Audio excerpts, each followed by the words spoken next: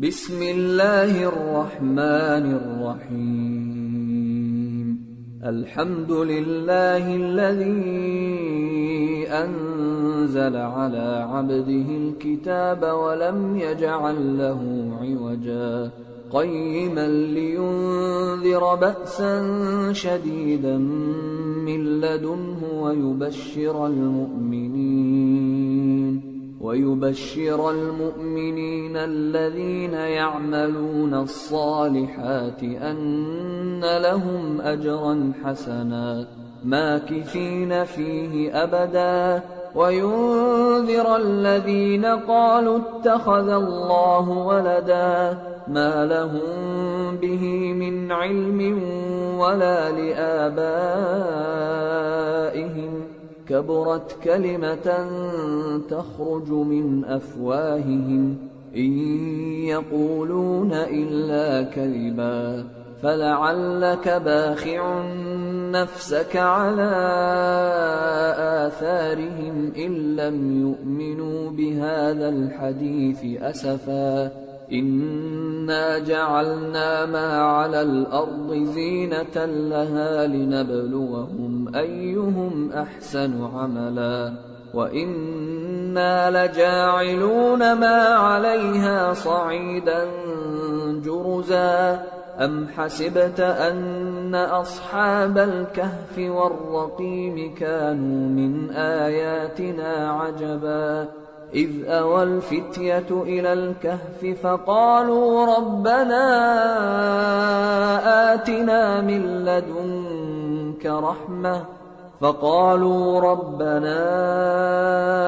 آتنا من لدنك رحمة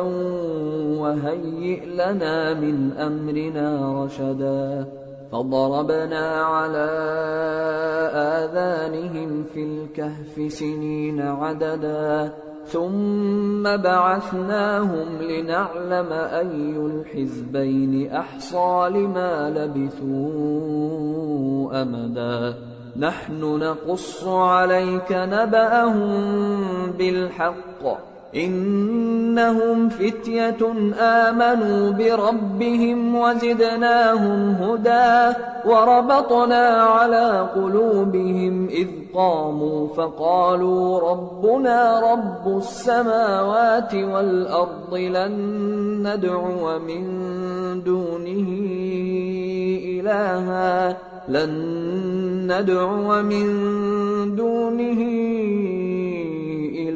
لقد قلنا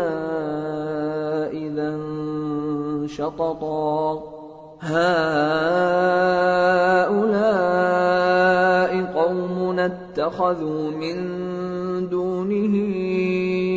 آلهة لولا يأتون عليهم بسلطان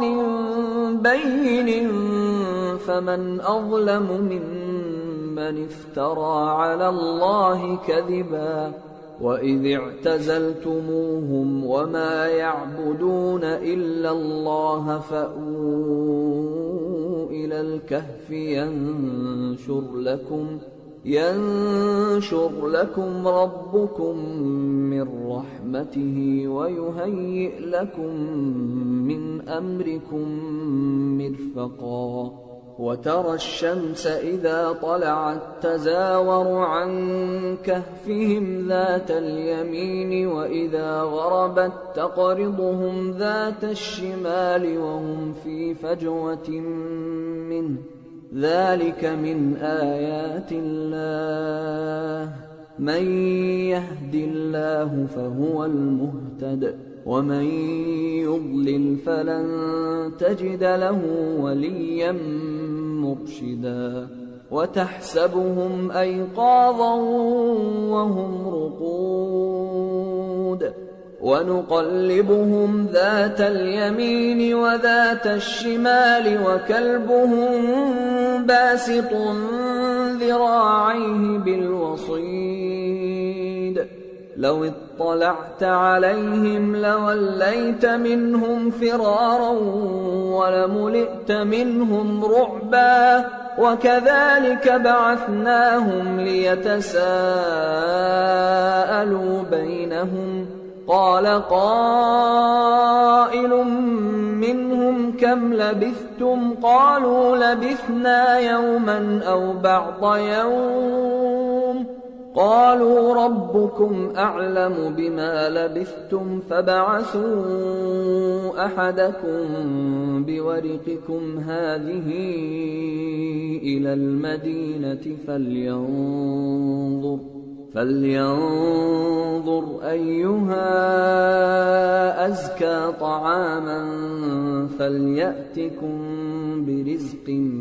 منه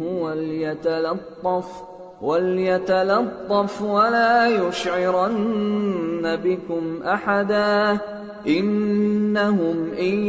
يظهروا عليكم يرجموكم أو يعيدوكم في ملتهم ولن تفلحوا إذا أبدا وكذلك أعثرنا عليهم ليعلموا أن وعد الله حق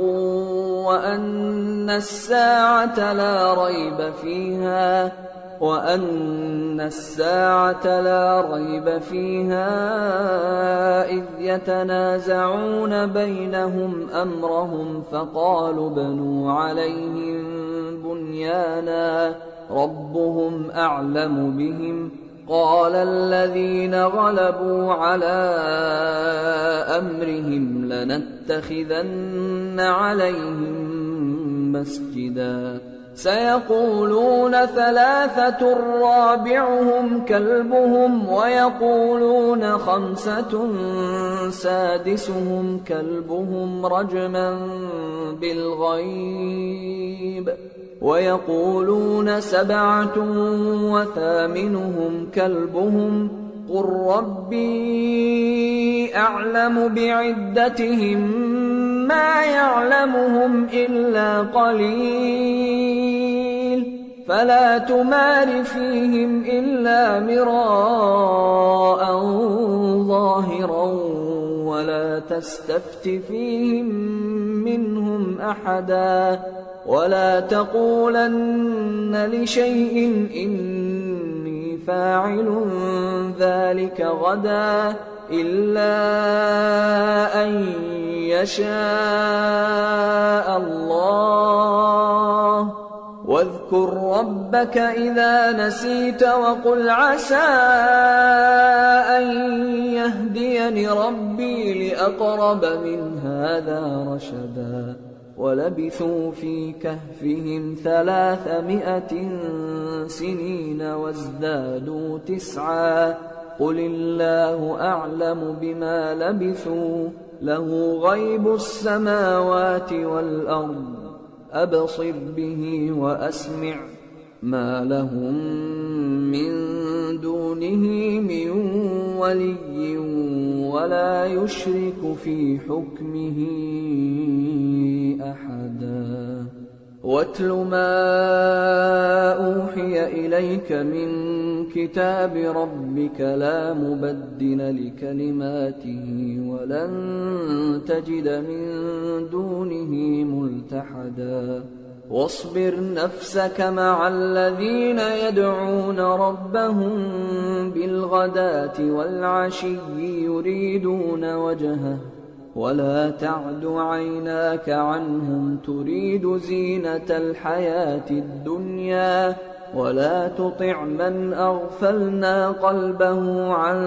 ذكرنا واتبع هواه وكان أمره فرطا وقل الحق من ربكم فمن شاء فليؤمن ومن شاء فليكفر إنا أعتدنا للظالمين نارا أحاط بهم سرادقها وإن يستغيثوا يغاثوا بماء كالمهل يشوي الوجوه بئس الشراب وساءت مرتفقا إن الذين آمنوا وعملوا الصالحات إن إنا لا نضيع أجر من أحسن عملا أولئك لهم جنات عدن تجري من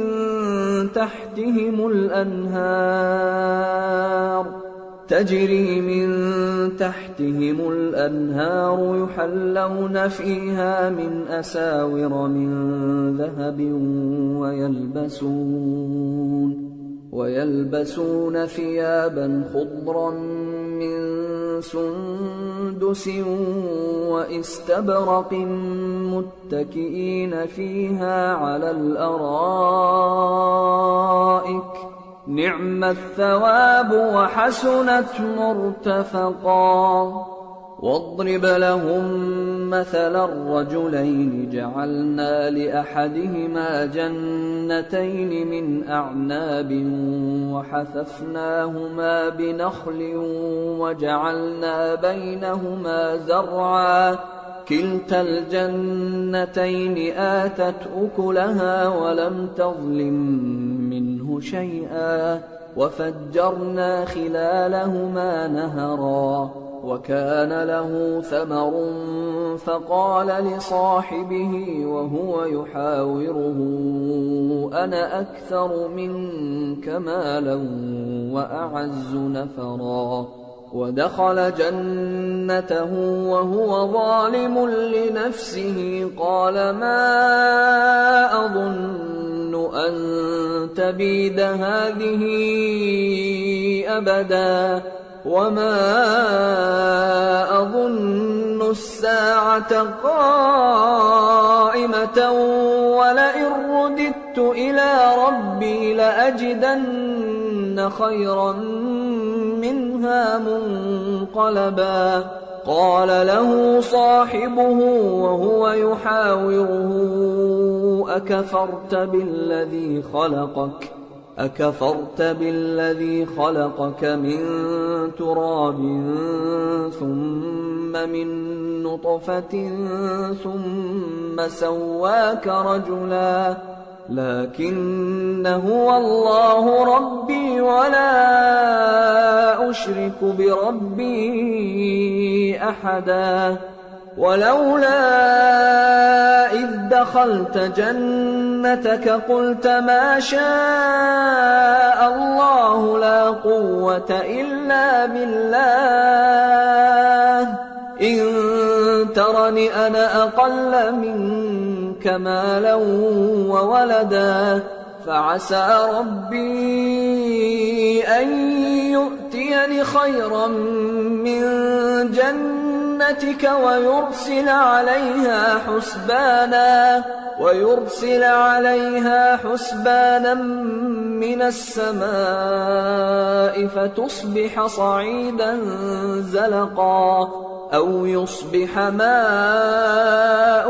غورا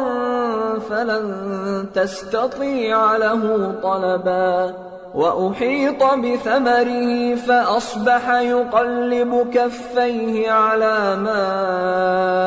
أنفق فيها وهي خاوية على عروشها ويقول يا ليتني لم أشرك بربي أحدا ولم تكن له فئة ينصرونه من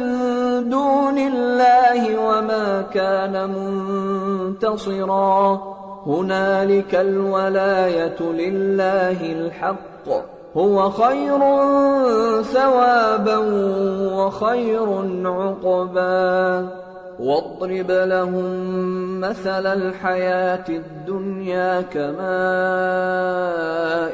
أنزلناه من السماء فاختلط به نبات الأرض فأصبح هشيما تذروه الرياح وكان الله على كل شيء مقتدرا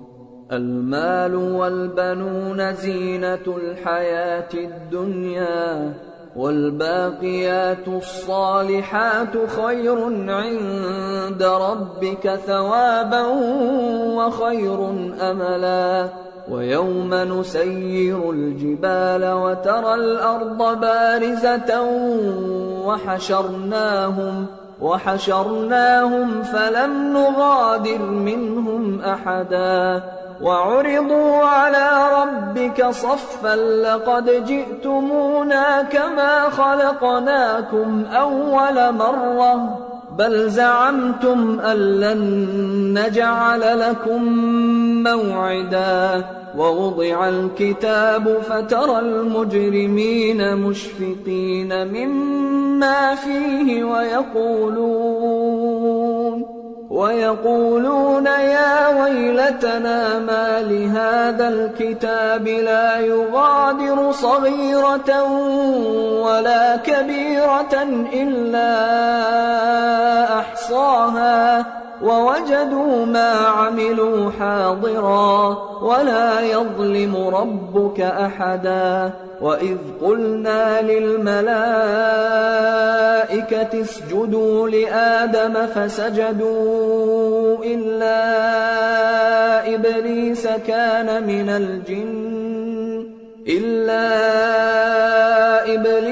كان من الجن ففسق عن أمر ربه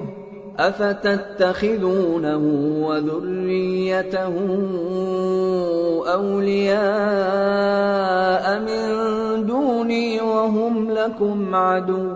بئس للظالمين بدلا ما أشهدتهم خلق السماوات والأرض ولا خلق أنفسهم وما كنت متخذ المضلين عضدا ويوم يقول نادوا شركائي الذين زعمتم فدعوهم فلم يستجيبوا لهم وجعلنا بينهم موبقا ورأى المجرمون النار فظنوا أنهم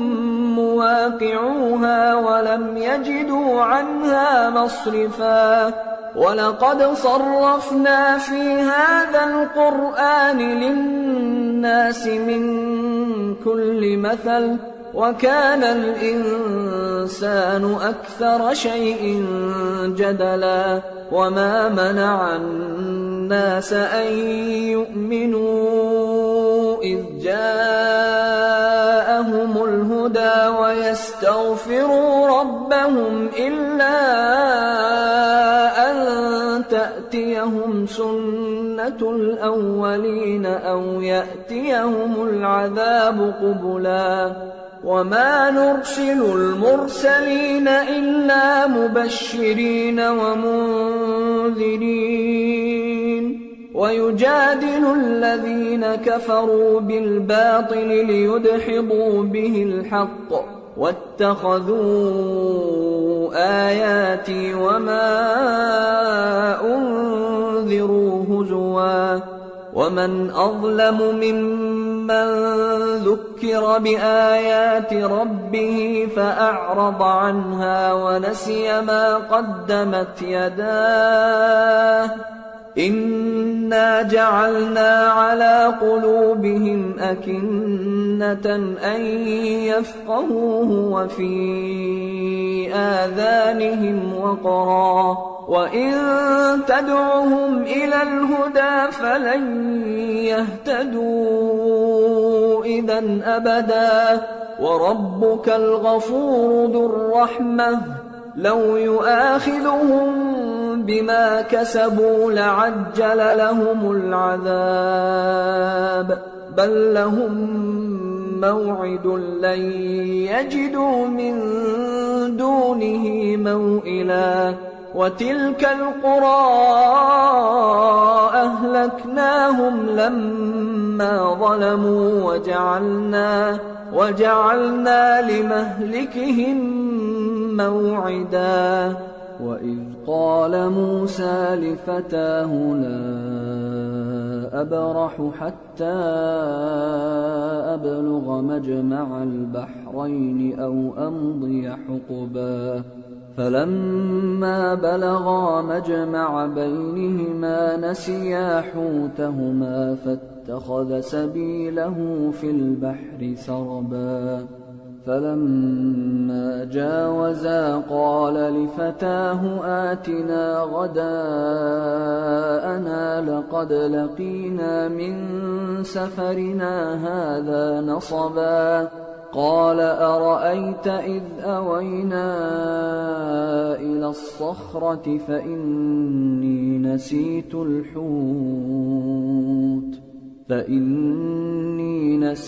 الحوت وما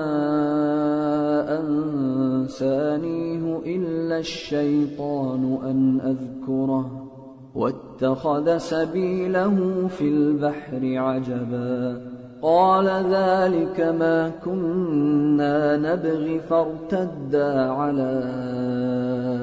آثارهما قصصا فوجدا عبدا من عبادنا آتيناه رحمة من عندنا وعلمناه من لدنا علما قال له موسى هل أتبعك على أن تعلمني مما علمت رشدا قال إنك لن تستطيع معي صبرا وكيف تصبر على ما لم تحط به خبرا قال ستجدني إن شاء الله صابرا ولا أعصي لك أمرا قال فإن اتبعتني فلا تسألني عن شيء حتى أحدث لك منه ذكرا فانطلقا حتى إذا ركبا في السفينة خرقها قال أخرقتها لتغرق أهلها لقد جئت شيئا إمرا قال ألم أقل إنك لن تستطيع معي صبرا قال لا تؤاخذني بما نسيت ولا ترهقني من أمري عسرا فانطلقا حتى إذا لقيا غلاما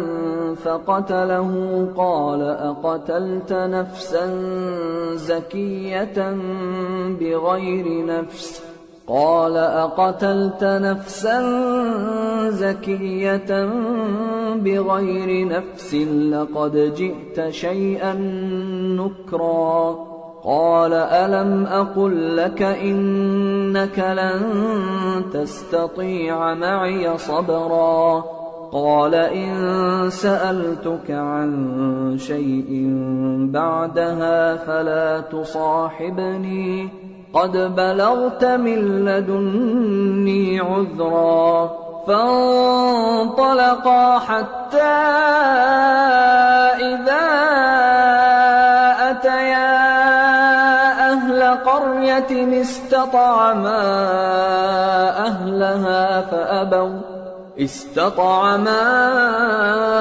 أهلها فأبوا أن يضيفوهما فوجدا فيها جدارا يريد أن ينقض فأقامه قال لو شئت لاتخذت عليه أجرا قال هذا فراق بيني وبينك سأنبئك بتأويل ما لم تستطع عليه صبرا أما السفينة فكانت لمساكين يعملون في البحر فأردت أن أعيبها وكان وراءهم ملك يأخذ كل سفينة غصبا وأما الغلام فكان أبواه مؤمنين فخشينا أن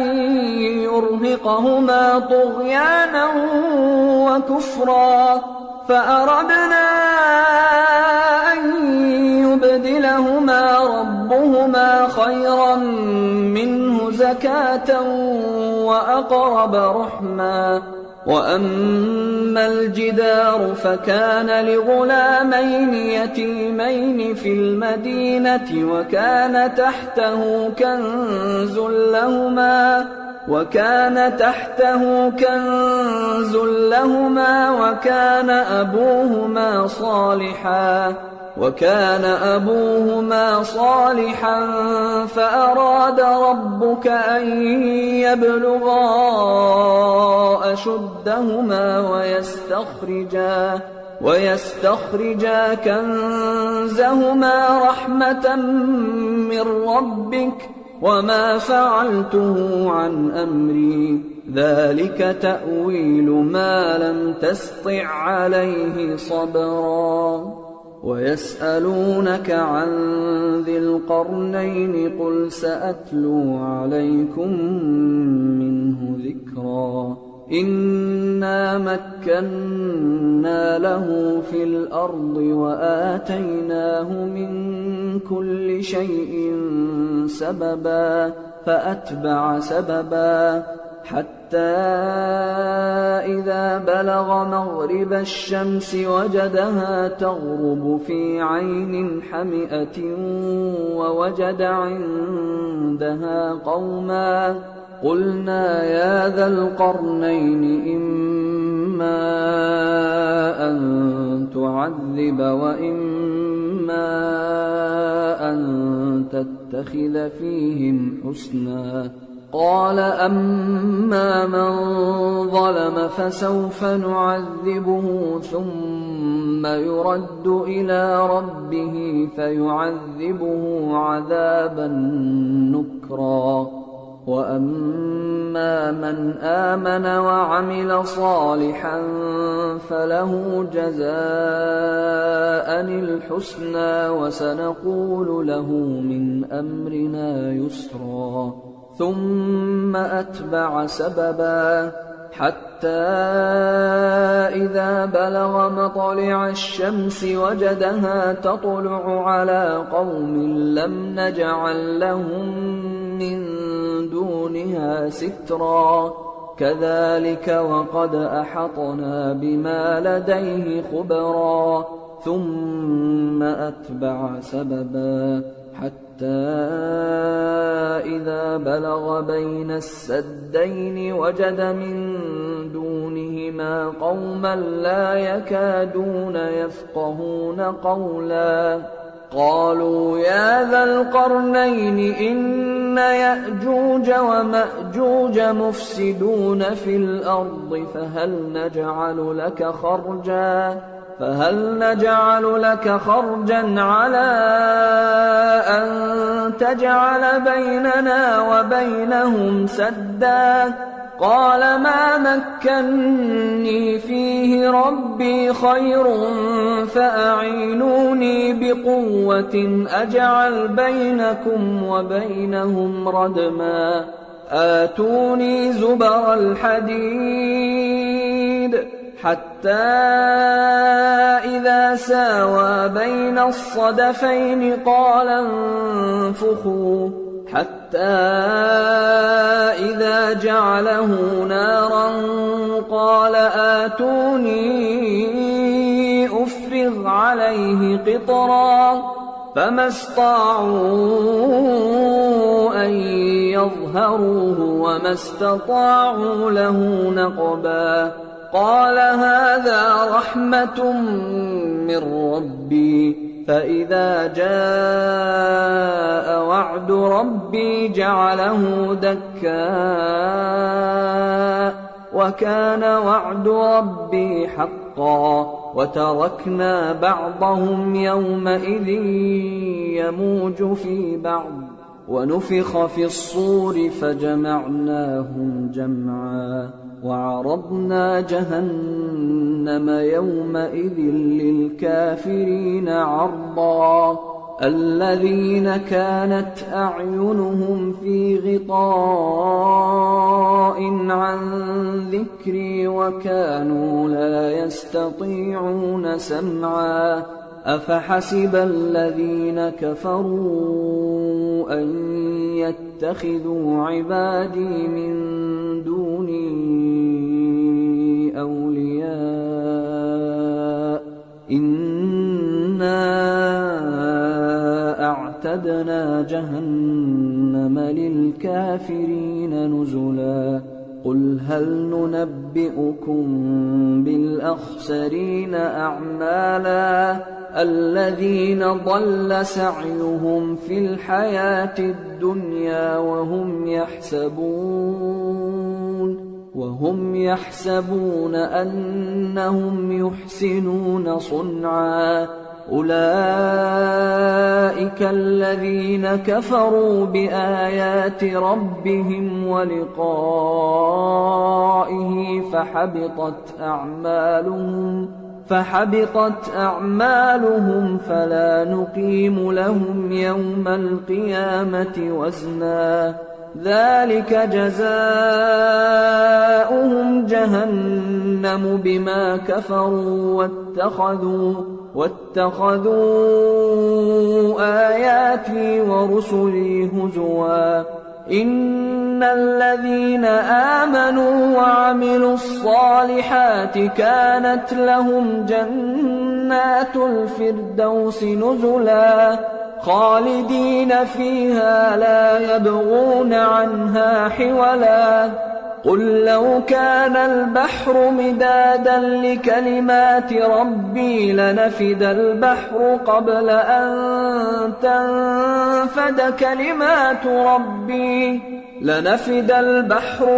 أن تنفد كلمات ربي ولو جئنا بمثله مددا قل إنما أنا بشر مثلكم يوحى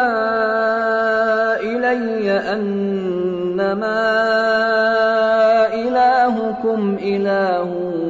واحد فمن كان يرجو لقاء ربه فليعمل عملا صالحا ولا يشرك بعبادة ربه أحدا بسم الله الرحمن الرحيم الحمد لله الذي أنزل على عبده الكتاب ولم يجعل له عوجا قيما لينذر بأسا شديدا من لدنه ويبشر المؤمنين الذين يعملون الصالحات أن لهم أجرا حسنا ماكثين فيه أبدا وينذر الذين قالوا اتخذ الله ولدا ما لهم به من علم ولا لآبائهم كبرت كلمة تخرج من أفواههم إن يقولون إلا كذبا فلعلك باخع نفسك على آثارهم إن لم يؤمنوا بهذا الحديث أسفا إنا جعلنا ما على الأرض زينة لها لنبلوهم أيهم أحسن عملا وإنا لجاعلون ما عليها صعيدا جرزا أم حسبت أن أصحاب الكهف والرقيم كانوا من آياتنا عجبا إذ أوى الفتية إلى الكهف فقالوا ربنا آتنا من لدنك لدنك رحمة فقالوا ربنا آتنا من لدنك رحمة وهيئ لنا من أمرنا رشدا فضربنا على آذانهم في الكهف سنين عددا ثم بعثناهم لنعلم أي الحزبين أحصى لما لبثوا أمدا نحن نقص عليك نبأهم بالحق إنهم فتية آمنوا بربهم وزدناهم هدى وربطنا على قلوبهم إذ قاموا فقالوا ربنا رب السماوات والأرض لن ندعو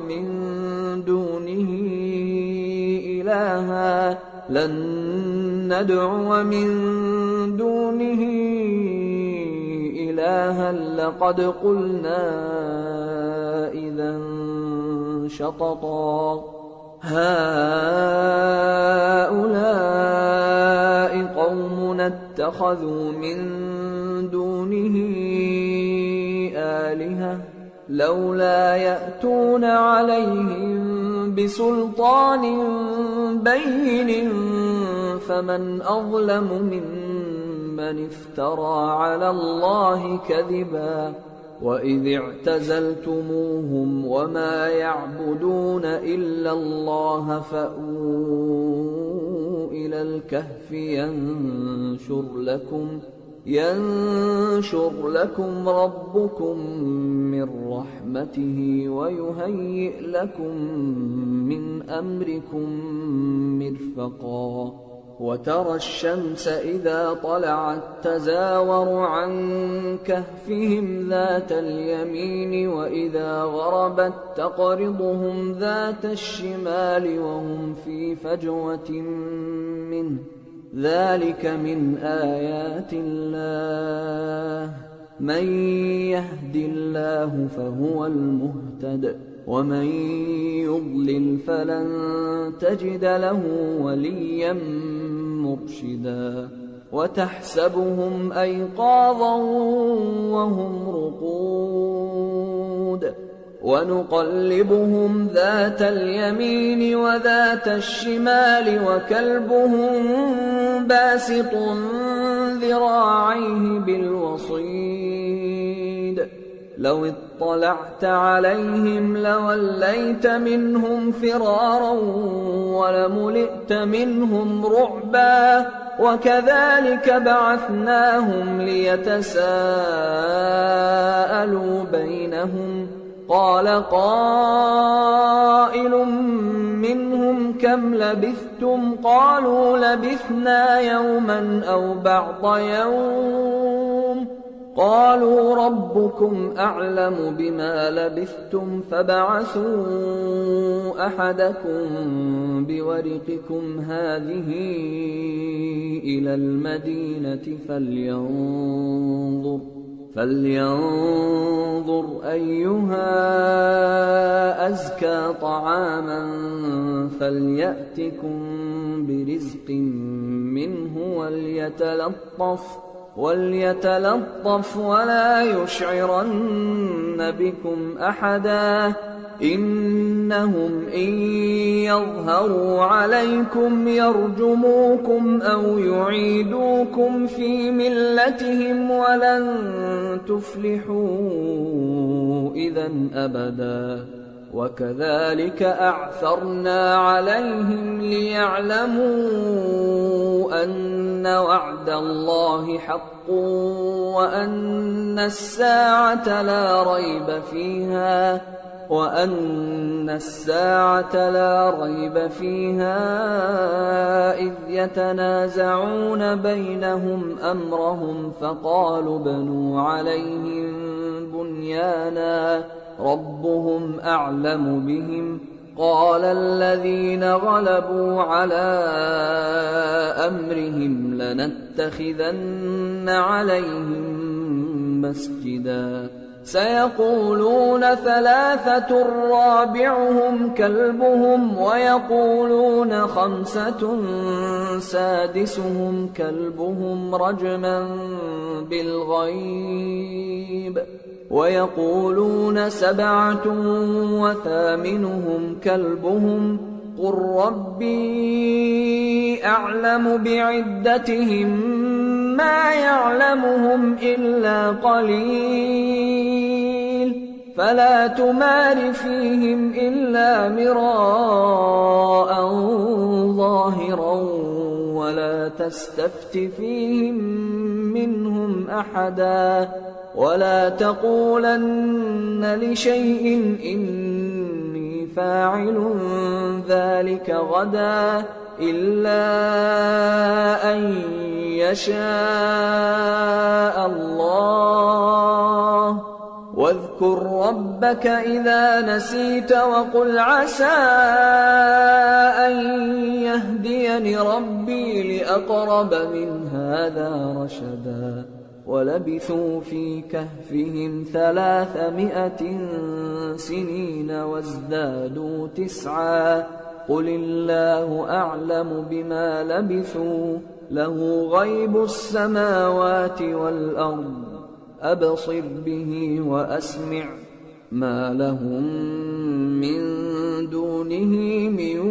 ولي ولا يشرك في حكمه أحدا واتل ما أوحي إليك من كتاب ربك لا مبدل لكلماته ولن تجد من دونه ملتحدا واصبر نفسك مع الذين يدعون ربهم بالغداة والعشي يريدون وجهه ولا تعد عيناك عنهم تريد زينة الحياة الدنيا ولا تطع من أغفلنا قلبه عن ذكرنا واتبع هواه وكان أمره فرطا وقل الحق من ربكم فمن شاء فليؤمن ومن شاء فليكفر إنا أعتدنا للظالمين نارا أحاط بهم سرادقها وإن يستغيثوا يغاثوا بماء كالمهل يشوي الوجوه بئس الشراب وساءت مرتفقا إن الذين آمنوا وعملوا الصالحات إنا لا نضيع أجر من أحسن عملا أولئك لهم جنات عدن تجري من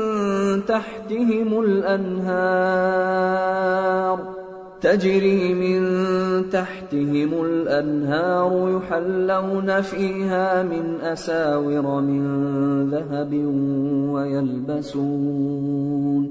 ويلبسون ثيابا خضرا من سندس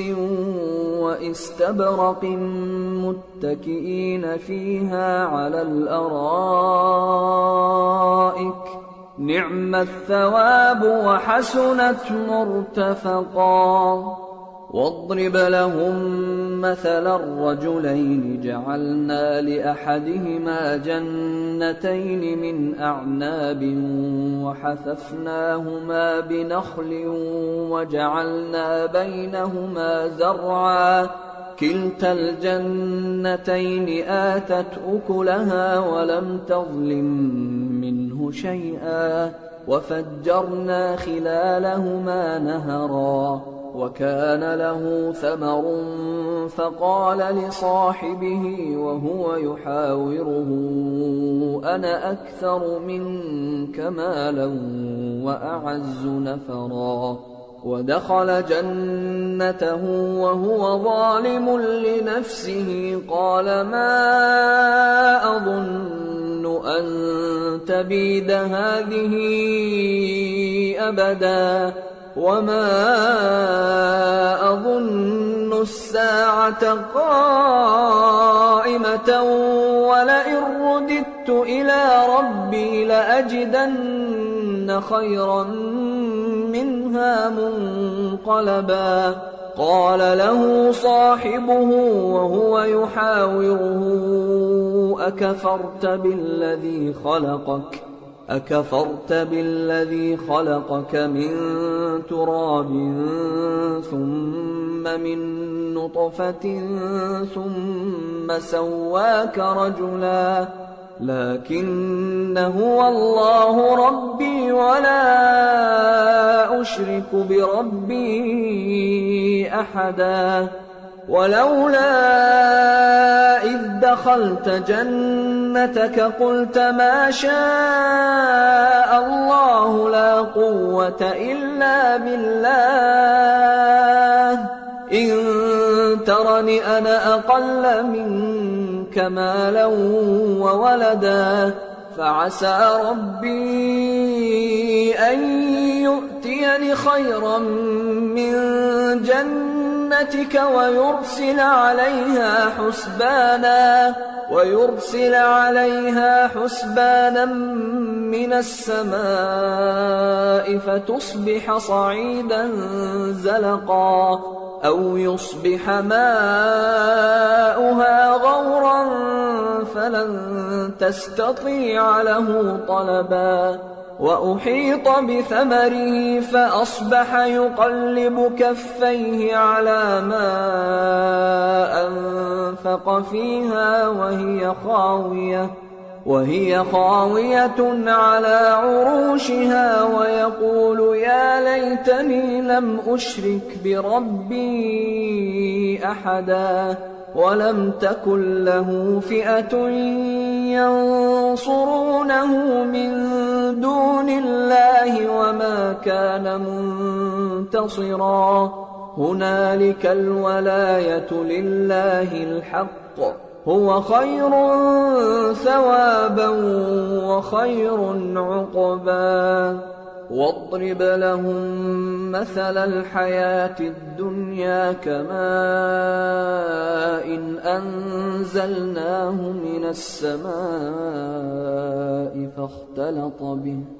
فاختلط به نبات الأرض فأصبح هشيما تذروه الرياح وكان الله على كل شيء مقتدرا المال والبنون زينة الحياة الدنيا والباقيات الصالحات خير عند ربك ثوابا وخير أملا ويوم نسير الجبال وترى الأرض بارزة وحشرناهم فلم نغادر منهم أحدا وعرضوا على ربك صفا لقد جئتمونا كما خلقناكم أول مرة بل زعمتم أن لن نجعل لكم موعدا ووضع الكتاب فترى المجرمين مشفقين مما فيه ويقولون يا ويلتنا ما لهذا الكتاب لا يغادر صغيرة ولا كبيرة إلا أحصاها ووجدوا ما عملوا حاضرا ولا يظلم ربك أحدا وإذ قلنا للملائكة اسجدوا لآدم فسجدوا إلا إبليس كان من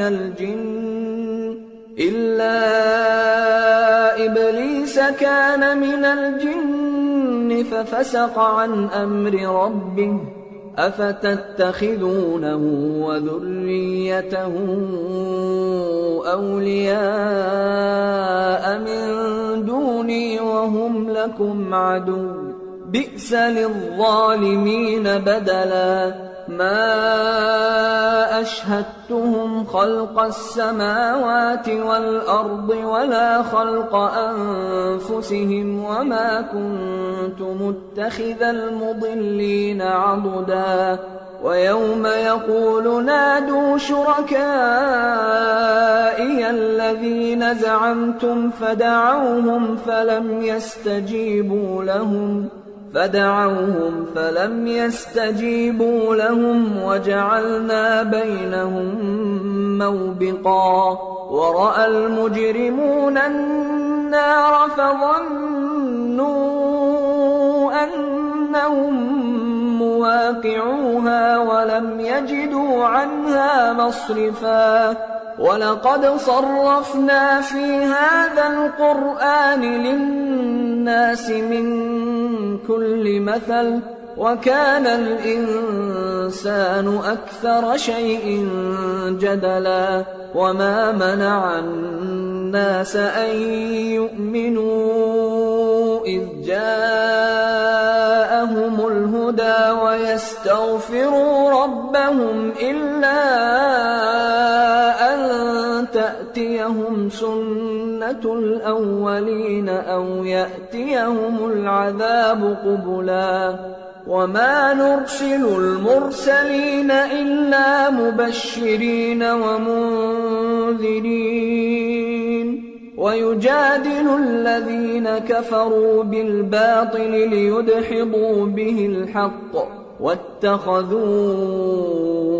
آياتي وما أنذروا هزوا ومن أظلم ممن ذكر بآيات ربه فأعرض عنها ونسي ما قدمت يداه إنا جعلنا على قلوبهم أكنة أن يفقهوه وفي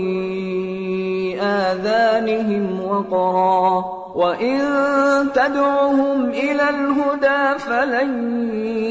يهتدوا إذا أبدا وربك الغفور ذو الرحمة لو يؤاخذهم بما كسبوا لعجل لهم العذاب بل لهم موعد لن يجدوا من دونه موئلا وتلك القرى أهلكناهم لما ظلموا وجعلنا لمهلكهم موعدا وإذ قال موسى لفتاه لا أبرح حتى أبلغ مجمع البحرين أو أمضي حقبا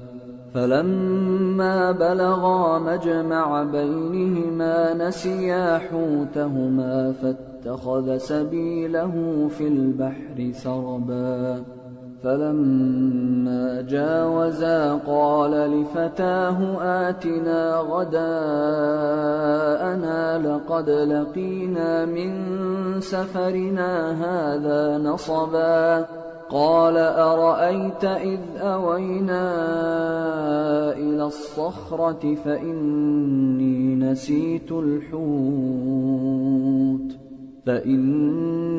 نسيت الحوت وما أنسانيه إلا الشيطان أن أذكره واتخذ سبيله في البحر عجبا قال ذلك ما كنا نبغي فارتدا على آثارهما قصصا فوجدا عبدا من عبادنا آتيناه رحمة من عندنا وعلمناه من لدنا علما قال له موسى هل أتبعك على أن تعلمني مما علمت رشدا قال إنك لن تستطيع معي صبرا وكيف تصبر على ما لم تحط به خبرا قال ستجدني إن شاء الله صابرا ولا أعصي لك أمرا قال فإن اتبعتني فلا تسألني عن شيء حتى أحدث لك منه ذكرا فانطلقا حتى إذا ركبا في السفينة خرقها قال أخرقتها لتغرق أهلها لقد جئت شيئا إمرا قال ألم أقل إنك لن تستطيع معي صبرا قال لا تؤاخذني بما نسيت ولا ترهقني من أمري عسرا فانطلقا حتى إذا لقيا غلاما فقتله قال أقتلت نفسا زكية بغير نفس قال أقتلت نفسا زكية بغير نفس لقد جئت شيئا نكرا قال ألم أقل لك إنك لن تستطيع معي صبرا قال إن سألتك عن شيء بعدها فلا تصاحبني قد بلغت من لدني عذرا فانطلقا حتى إذا أتيا أهل قرية استطعما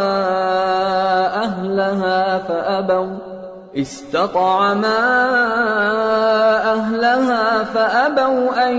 يضيفوهما فوجدا فيها جدارا يريد أن ينقض فأقامه قال لو شئت لاتخذت عليه أجرا قال هذا فراق بيني وبينك سأنبئك بتأويل ما لم تستطع عليه صبرا أما السفينة فكانت لمساكين يعملون في البحر فأردت أن أعيبها وكان وراءهم ملك يأخذ كل سفينة غصبا وأما الغلام فكان أبواه مؤمنين فخشينا أن يرهقهما طغيانا وكفرا فأردنا أن يبدلهما ربهما خيرا منه زكاة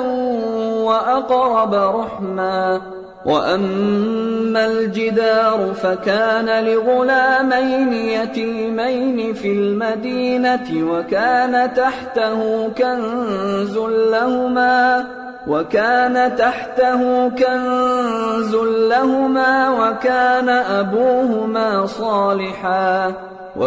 أبوهما صالحا فأراد ربك أن يبلغا أشدهما ويستخرجا كنزهما رحمة من ربك وما فعلته عن أمري ذلك تأويل ما لم تسطع عليه صبرا ويسألونك عن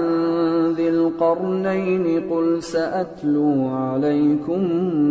منه ذكرا إنا مكنا له في الأرض وآتيناه من كل شيء سببا فأتبع سببا حتى إذا بلغ مغرب الشمس وجدها تغرب في عين حمئة ووجد عندها قلنا يا ذا القرنين إما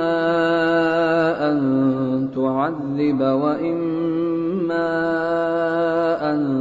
تتخذ فيهم حسنا. قال أما من ظلم فسوف نعذبه ثم يرد إلى ربه فيعذبه عذابا نكرا. وأما من آمن وعمل صالحا فله جزاء الحسنى وسنقول له من أمرنا يسرا. ثم أتبع سببا حتى إذا بلغ مطلع الشمس وجدها تطلع على قوم لم نجعل لهم من دونها سترا. كذلك وقد أحطنا بما لديه خبرا. ثم أتبع سببا حتى إذا بلغ بين السدين وجد من دونهما قوما لا يكادون يفقهون قولا. قالوا يا ذا القرنين إن يأجوج ومأجوج مفسدون في الأرض فهل نجعل لك خرجا على أن تجعل بيننا وبينهم سدا. قال ما مكني فيه ربي خير فأعينوني بقوة أجعل بينكم وبينهم ردما. آتوني زبر الحديد حتى إذا ساوى بين الصدفين قال انفخوا حتى إذا جعله نارا قال آتوني أفرغ عليه قطرا. فما استطاعوا أن يظهروه وما استطاعوا له نقبا. قال هذا رحمة من ربي فإذا جاء وعد ربي جعله دكا وكان وعد ربي حقا. وتركنا بعضهم يومئذ يموج في بعض ونفخ في الصور فجمعناهم جمعا. وعرضنا جهنم يومئذ للكافرين عرضا. الذين كانت أعينهم في غطاء عن ذكري وكانوا لا يستطيعون سمعا. أفحسب الذين كفروا أن يتخذوا عبادي من دوني أولياء إنا أعتدنا جهنم للكافرين نزلا. قل هل ننبئكم بالأخسرين أعمالا الذين ضل سعيهم في الحياة الدنيا وهم يحسبون أنهم يحسنون صنعا. أولئك الذين كفروا بآيات ربهم ولقائه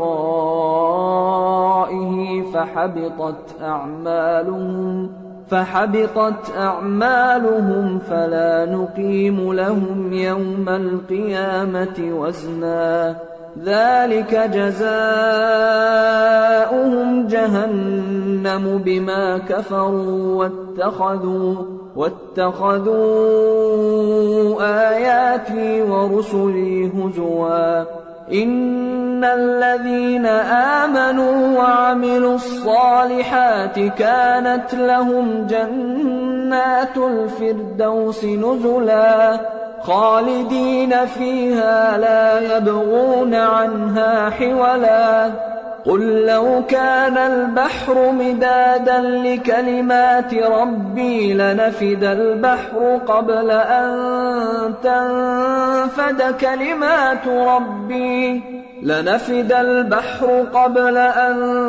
تنفد كلمات ربي ولو جئنا بمثله مددا قل إنما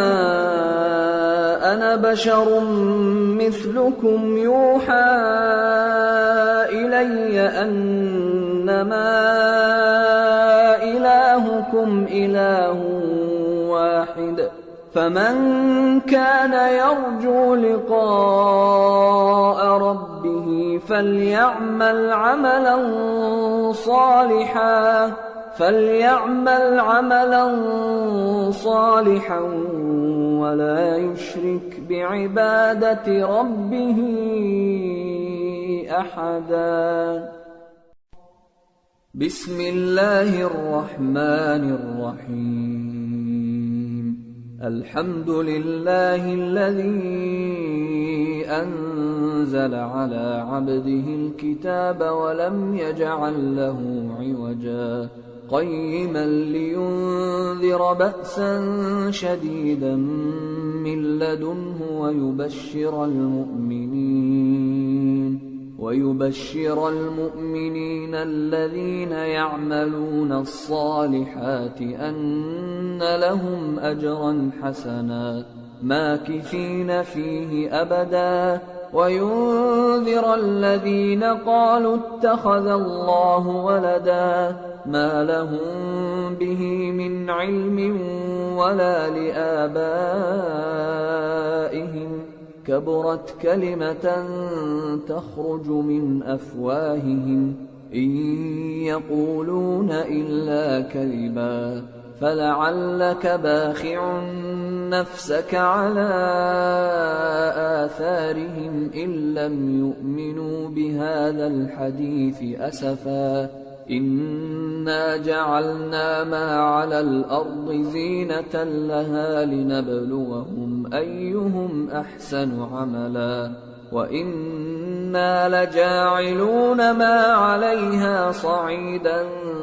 جرزا أم حسبت أن أصحاب الكهف والرقيم كانوا من آياتنا عجبا إذ أوى الفتية إلى الكهف فقالوا ربنا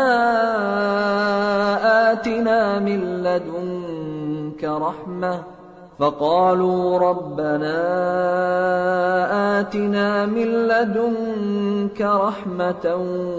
وهيئ لنا من أمرنا رشدا فضربنا على آذانهم في الكهف سنين عددا ثم بعثناهم لنعلم أي الحزبين أحصى لما لبثوا أمدا نحن نقص عليك نبأهم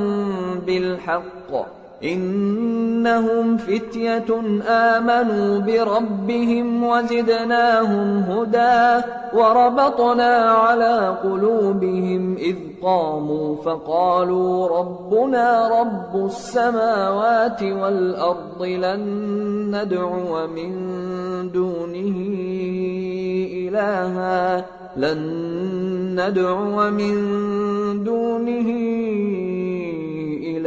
لقد قلنا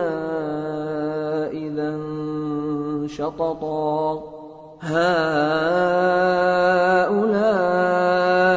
قومنا اتخذوا من دونه آلهة لولا يأتون عليهم بسلطان بين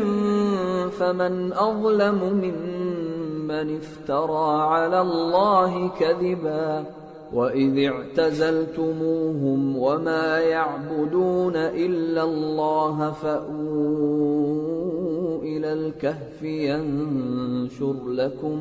ينشر لكم ربكم من رحمته ويهيئ لكم من أمركم مرفقا وترى الشمس إذا طلعت تزاور عن كهفهم ذات اليمين وإذا غربت تقرضهم ذات الشمال وهم في فجوة منه ذلك من آيات الله من يهد الله فهو المهتد ومن يضلل فلن تجد له وليا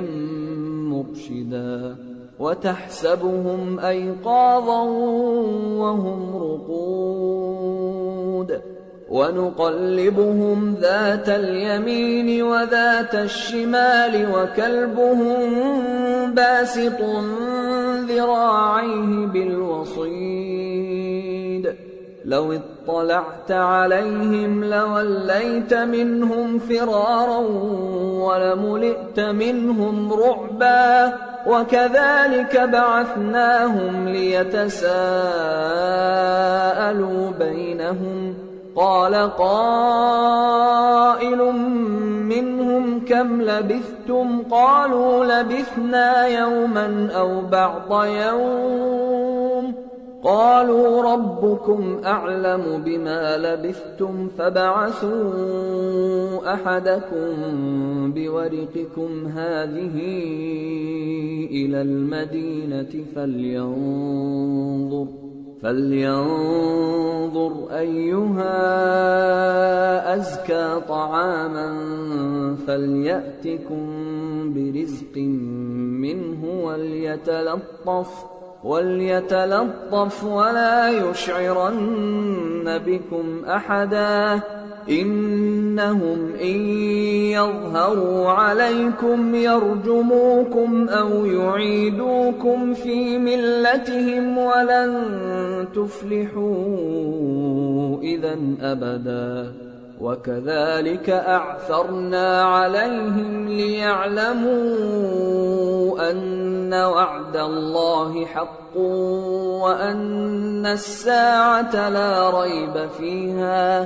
وأن الساعة لا ريب فيها إذ يتنازعون بينهم أمرهم فقالوا بنوا عليهم بنيانا ربهم أعلم بهم قال الذين غلبوا على أمرهم لنتخذن عليهم مسجدا سيقولون ثلاثة رابعهم كلبهم ويقولون خمسة سادسهم كلبهم رجما بالغيب ويقولون سبعة وثامنهم كلبهم قل ربي أعلم بعدتهم ما يعلمهم إلا قليل فلا تمار فيهم إلا مراء ظاهرا ولا تستفت فيهم منهم أحدا ولا تقولن لشيء إني فاعل ذلك غدا إلا أن يشاء الله واذكر ربك إذا نسيت وقل عسى أن يهديني ربي لأقرب من هذا رشدا ولبثوا في كهفهم 300 سنين وازدادوا 9 قل الله أعلم بما لبثوا له غيب السماوات والأرض أبصر به وأسمع ما لهم من دونه من ولي ولا يشرك في حكمه أحدا واتل ما أوحي إليك من كتاب ربك لا مبدل لكلماته ولن تجد من دونه ملتحدا واصبر نفسك مع الذين يدعون ربهم بالغداة والعشي يريدون وجهه ولا تعد عيناك عنهم تريد زينة الحياة الدنيا ولا تطع من أغفلنا قلبه عن ذكرنا واتبع هواه وكان أمره فرطا وقل الحق من ربكم فمن شاء فليؤمن ومن شاء فليكفر إنا أعتدنا للظالمين نارا أحاط بهم سرادقها وإن يستغيثوا يغاثوا بماء كالمهل يشوي الوجوه بئس الشراب وساءت مرتفقا إن الذين آمنوا وعملوا الصالحات إنا لا نضيع أجر من أحسن عملا أولئك لهم جنات عدن تجري من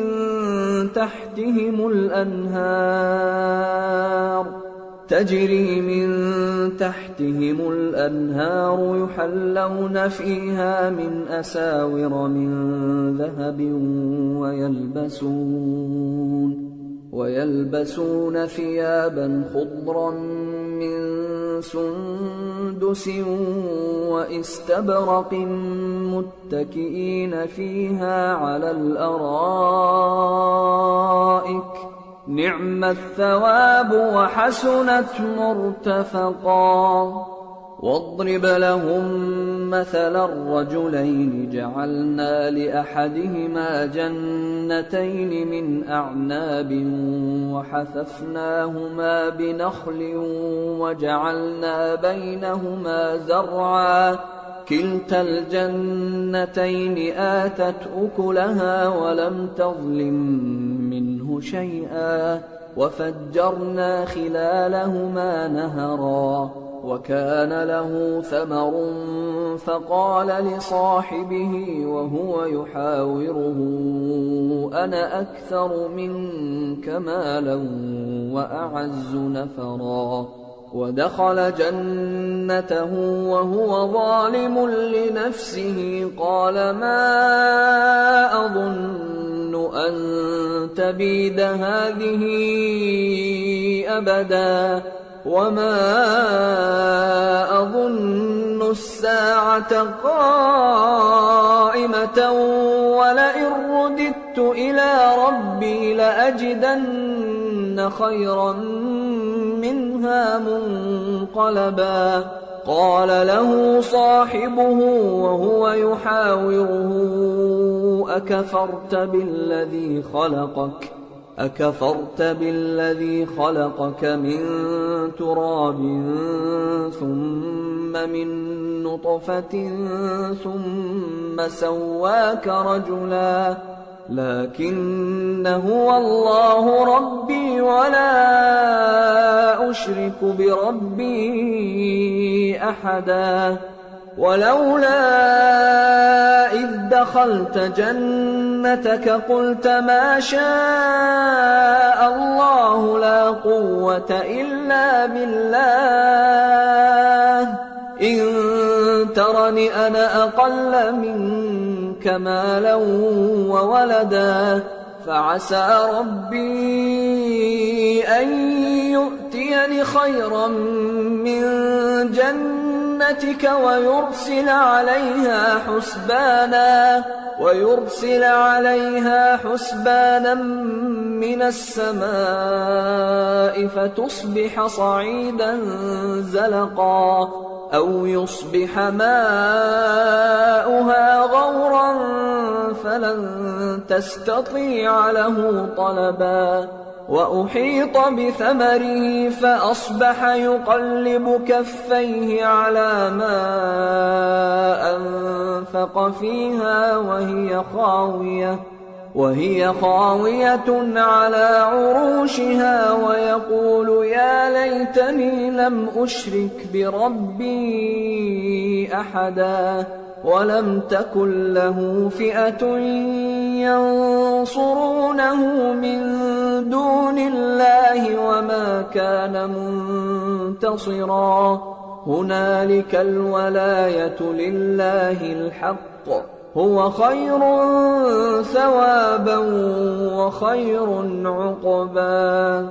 واضرب لهم مثل الحياة الدنيا كماء أنزلناه من السماء فاختلط به نبات الأرض فأصبح هشيما تذروه الرياح وكان الله على كل شيء مقتدرا المال والبنون زينة الحياة الدنيا والباقيات الصالحات خير عند ربك ثوابا وخير أملا ويوم نسير الجبال وترى الأرض بارزة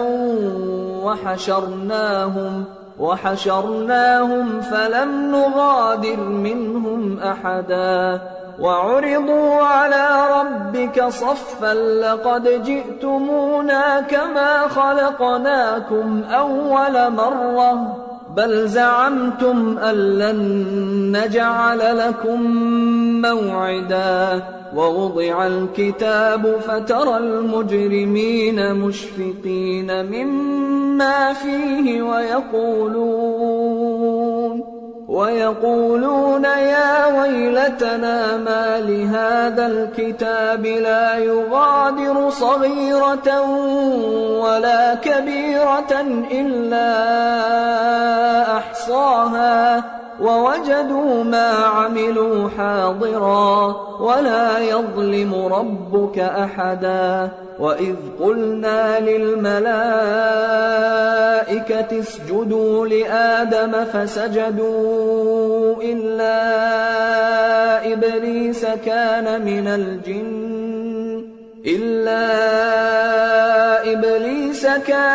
الجن ففسق عن أمر ربه أفتتخذونه وذريته أولياء من دوني وهم لكم عدو بئس للظالمين بدلا ما أشهدتهم خلق السماوات والأرض ولا خلق أنفسهم وما كنت متخذ المضلين عضدا ويوم يقول نادوا شركائي الذين زعمتم فدعوهم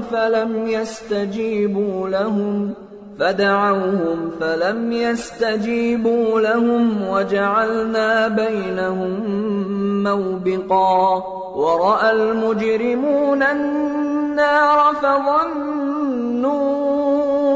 أنهم مواقعوها ولم يجدوا عنها مصرفا ولقد صرفنا في هذا القرآن للناس من كل مثل وكان الإنسان أكثر شيء جدلا وما منع الناس أن يؤمنوا إذ جاءهم الهدى ويستغفروا ربهم إلا أن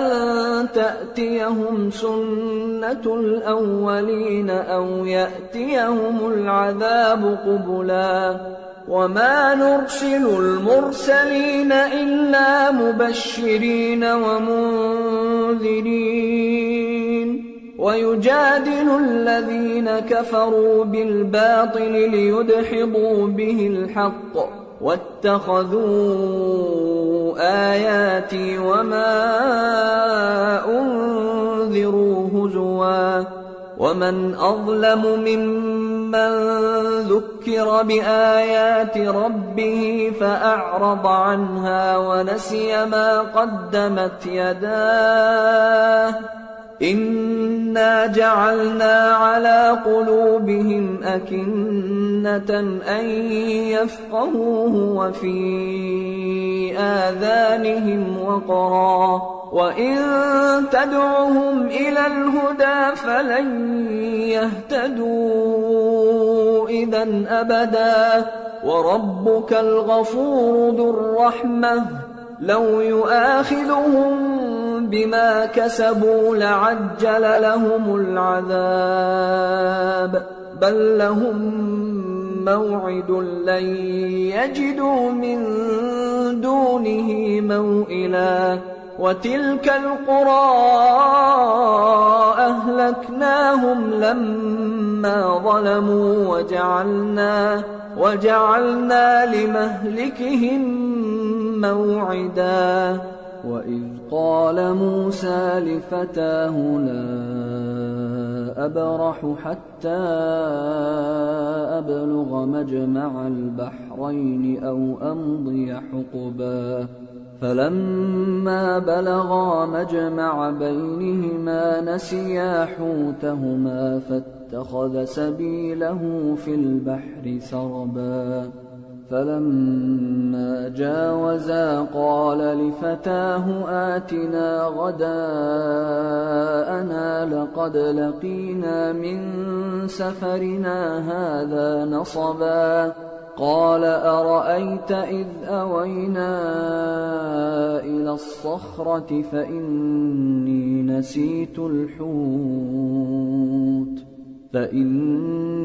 نسيت الحوت وما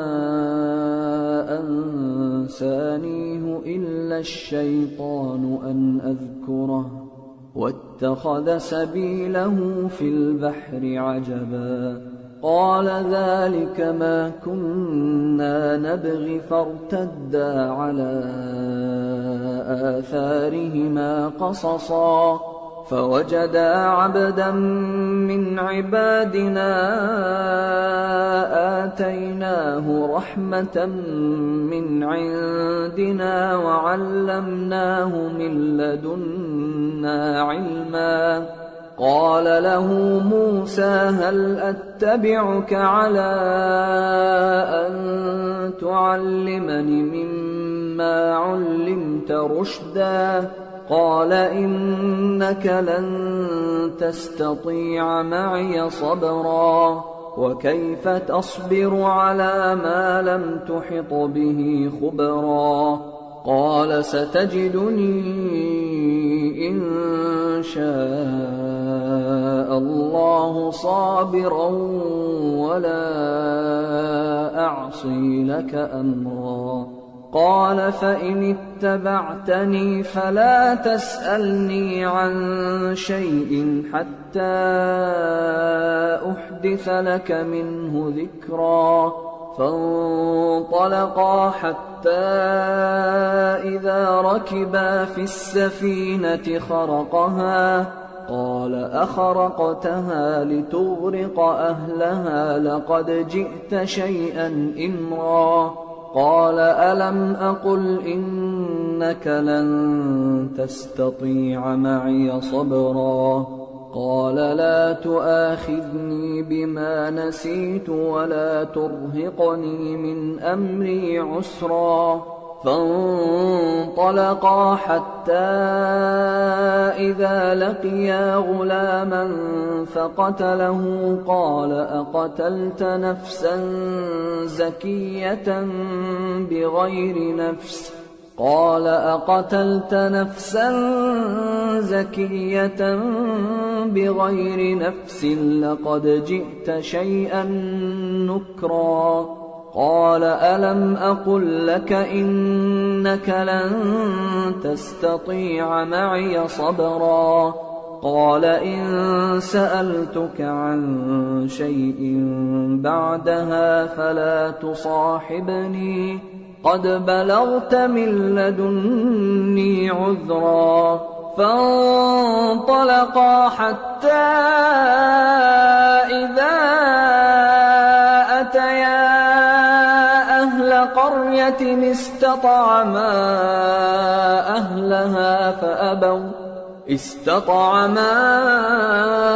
أهلها فأبوا أن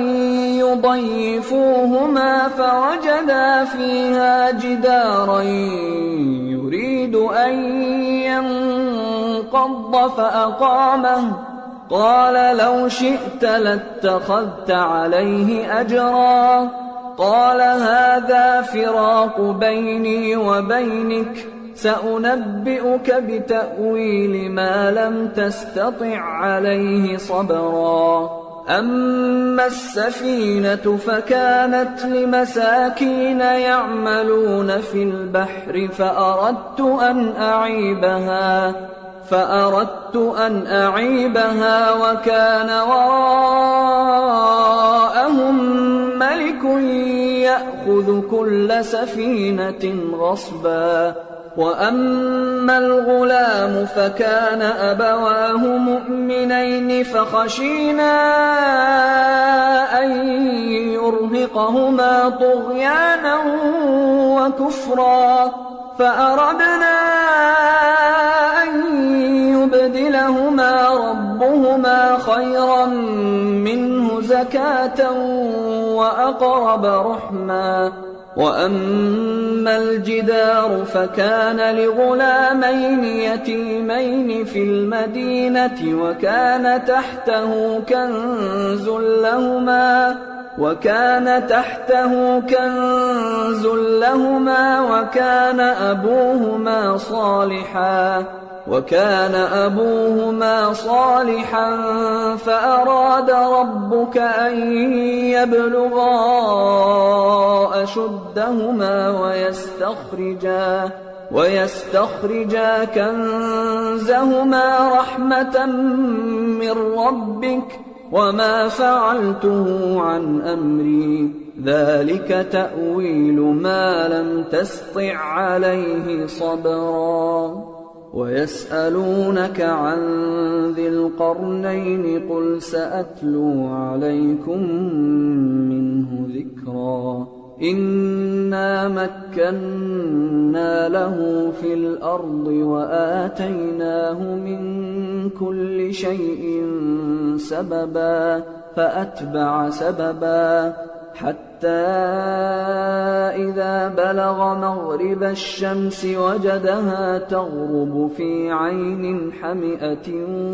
ووجد عندها قوما. قلنا يا ذا القرنين إما أن تعذب وإما أن تتخذ فيهم حسنا. قال أما من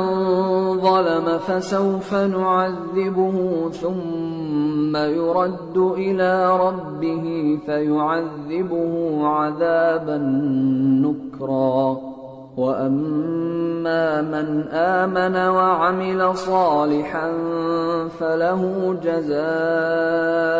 الحسنى وسنقول له من أمرنا يسرا. ثم أتبع سببا حتى إذا بلغ مطلع الشمس وجدها تطلع على قوم لم نجعل لهم من دونها سترا. كذلك وقد أحطنا بما لديه خبرا. ثم أتبع سببا حتى إذا بلغ بين السدين وجد من دونهما قوما لا يكادون يفقهون قولا. قالوا يا ذا القرنين إن يأجوج ومأجوج مفسدون في الأرض فهل نجعل لك خرجا فهل نجعل لك خرجا على أن تجعل بيننا وبينهم سدا؟ قال ما مكني فيه ربي خير فأعينوني بقوة أجعل بينكم وبينهم ردما آتوني زبر الحديد حتى إذا ساوى بين الصدفين قال انفخوا حتى إذا جعله نارا قال آتوني أفرغ عليه قطرا فما استطاعوا أن يظهروه وما استطاعوا له نقبا قال هذا رحمة من ربي فإذا جاء وعد ربي جعله دكا وكان وعد ربي حقا وتركنا بعضهم يومئذ يموج في بعض ونفخ في الصور فجمعناهم جمعا وعرضنا جهنم يومئذ للكافرين عرضا الذين كانت أعينهم في غطاء عن ذكري وكانوا لا يستطيعون سمعا أفحسب الذين كفروا أن يتخذوا عبادي من دوني أولياء إنا أعتدنا جهنم للكافرين نزلا قل هل ننبئكم بالأخسرين أعمالا الذين ضل سعيهم في الحياة الدنيا وهم يحسبون أنهم يحسنون صنعا أولئك الذين كفروا بآيات ربهم ولقائه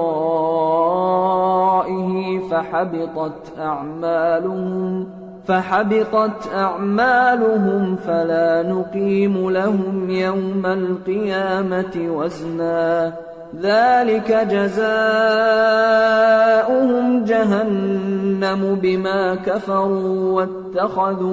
واتخذوا آياتي ورسلي هزوا إن الذين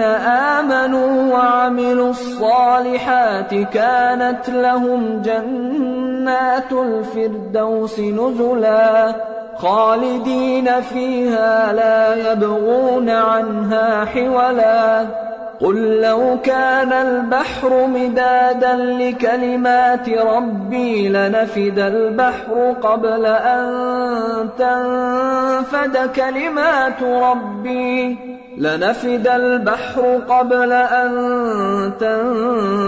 كلمات ربي ولو جئنا بمثله مددا قل إنما أنا بشر مثلكم يوحى إلي أنما إلهكم إله واحد فمن كان يرجو لقاء ربه فليعمل عملا صالحا ولا يشرك بعبادة ربه أحدا بسم الله الرحمن الرحيم الحمد لله الذي أنزل على عبده الكتاب ولم يجعل له عوجا قيما لينذر بأسا شديدا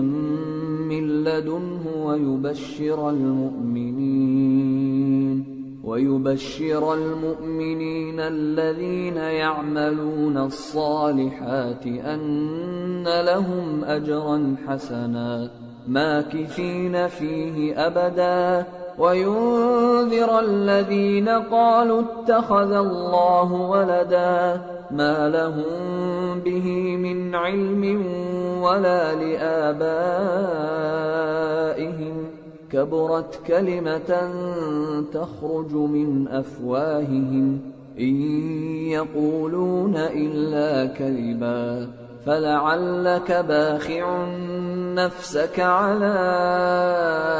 آثارهم إن لم يؤمنوا بهذا الحديث أسفا، إنا جعلنا ما على الأرض زينة لها لنبلوهم أيهم أحسن عملا، وإنا لجاعلون ما عليها صعيدا جرزا. أم حسبت أن أصحاب الكهف والرقيم كانوا من آياتنا عجبا، إذ أوى الفتية إلى الكهف فقالوا ربنا آتنا من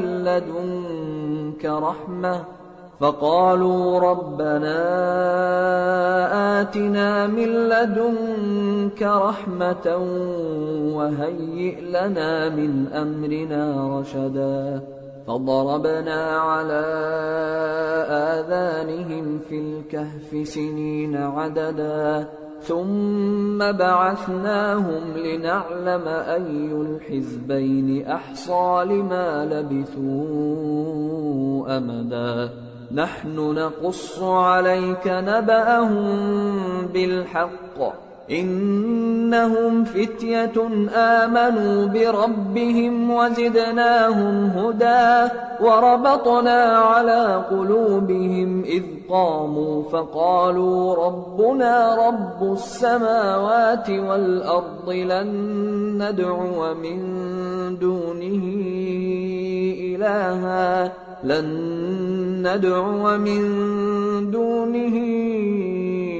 إلها لقد قلنا إذا شططا،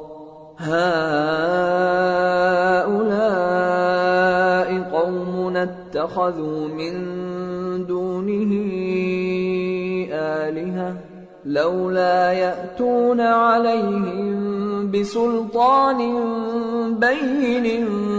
فمن أظلم ممن افترى على الله كذبا. وإذ اعتزلتموهم وما يعبدون إلا الله فأووا إلى الكهف ينشر لكم ربكم من رحمته ويهيئ لكم من أمركم مرفقا. وترى الشمس إذا طلعت تزاور عن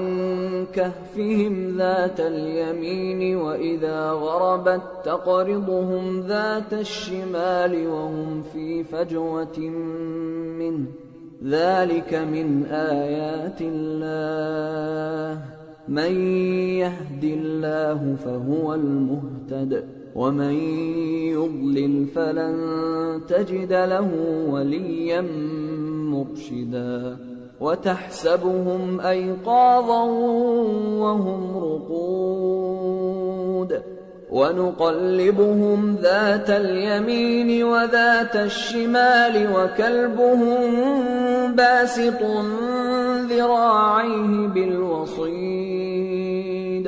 لو اطلعت عليهم لوليت منهم فرارا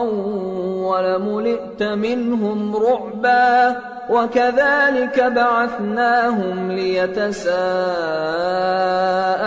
بينهم، قال قائل منهم كم لبثتم؟ قالوا لبثنا يوما أو بعض يوم، قالوا ربكم أعلم بما لبثتم فابعثوا أحدكم بورقكم هذه إلى المدينة فلينظر أيها أزكى طعاما فليأتكم برزق منه وليتلطف ولا يشعرن بكم أحدا إنهم إن يظهروا عليكم يرجموكم أو يعيدوكم في ملتهم ولن تفلحوا إذا أبدا وكذلك أعثرنا عليهم ليعلموا أن وعد الله حق وأن الساعة لا ريب فيها إذ يتنازعون بينهم أمرهم فقالوا ابنوا عليهم بنيانا ربهم أعلم بهم قال الذين غلبوا على أمرهم لنتخذن عليهم مسجدا سيقولون 3 رابعهم كلبهم ويقولون 5 سادسهم كلبهم رجما بالغيب ويقولون 7 وثامنهم كلبهم قل ربي أعلم بعدتهم ما يعلمهم إلا قليل فلا تمار فيهم إلا مراء ظاهرا ولا تستفت فيهم منهم أحدا ولا تقولن لشيء إني فاعل ذلك غدا إلا أن يشاء الله واذكر ربك إذا نسيت وقل عسى أن يهديني ربي لأقرب من هذا رشدا ولبثوا في كهفهم 300 سنين وازدادوا 9 قل الله أعلم بما لبثوا له غيب السماوات والأرض أبصر به وأسمع ما لهم من دونه من ولي ولا يشرك في حكمه أحدا واتل ما أوحي إليك من كتاب ربك لا مبدل لكلماته ولن تجد من دونه ملتحدا واصبر نفسك مع الذين يدعون ربهم بالغداة والعشي يريدون وجهه ولا تعد عيناك عنهم تريد زينة الحياة الدنيا ولا تطع من أغفلنا قلبه عن ذكرنا واتبع هواه وكان أمره فرطا وقل الحق من ربكم فمن شاء فليؤمن ومن شاء فليكفر إنا أعتدنا للظالمين نارا أحاط بهم سرادقها وإن يستغيثوا يغاثوا بماء كالمهل يشوي الوجوه بئس الشراب وساءت مرتفقا إن الذين آمنوا وعملوا الصالحات إنا لا نضيع أجر من أحسن عملا أولئك لهم جنات عدن تجري من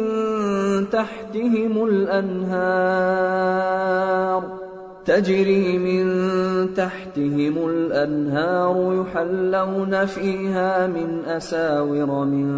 ذهب ويلبسون ثيابا خضرا من سندس واستبرق متكئين فيها على الأرائك نعم الثواب وحسنت مرتفقا. واضرب لهم مثلا الرجلين جعلنا لأحدهما جنتين من أعناب وحففناهما بنخل وجعلنا بينهما زرعا كلتا الجنتين آتت أكلها ولم تظلم منه شيئا وفجرنا خلالهما نهرا وكان له ثمر فقال لصاحبه وهو يحاوره أنا أكثر منك مالا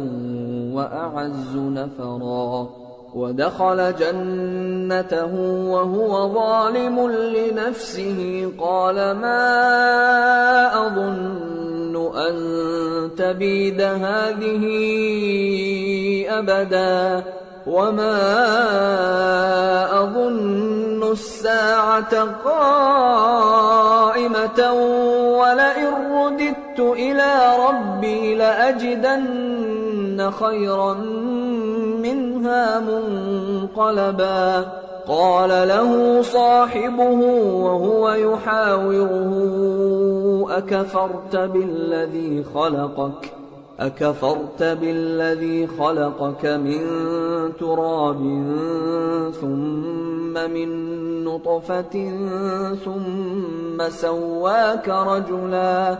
لكن هو الله ربي ولا أشرك بربي أحدا. ولولا إذ دخلت جنتك قلت ما شاء الله لا قوة إلا بالله إن ترني أنا أقل منك مالا وولدا فعسى ربي أن يؤتيني خيرا من جنتك ويرسل عليها حسبانا من السماء فتصبح صعيدا زلقا أو يصبح ماؤها غورا فلن تستطيع له طلبا. وأحيط بثمره فأصبح يقلب كفيه على ما أنفق فيها وهي خاوية على عروشها ويقول يا ليتني لم أشرك بربي أحدا ولم تكن له فئة ينصرونه من دون الله وما كان منتصرا. هنالك الولاية لله الحق هو خير ثوابا وخير عقبا. واضرب لهم مثل الحياة الدنيا كماء أنزلناه من السماء فاختلط به نبات الأرض فأصبح هشيما تذروه الرياح وكان الله على كل شيء مقتدرا. المال والبنون زينة الحياة الدنيا والباقيات الصالحات خير عند ربك ثوابا وخير أملا. ويوم نسير الجبال وترى الأرض بارزة وحشرناهم فلم نغادر منهم أحدا وعرضوا على ربك صفا لقد جئتمونا كما خلقناكم أول مرة بل زعمتم أن لن نجعل لكم موعدا ووضع الكتاب فترى المجرمين مشفقين مما فيه ويقولون يا ويلتنا ما لهذا الكتاب لا يغادر صغيرة ولا كبيرة إلا أحصاها ووجدوا ما عملوا حاضرا ولا يظلم ربك أحدا وإذ قلنا للملائكة اسجدوا لآدم فسجدوا إلا إبليس كان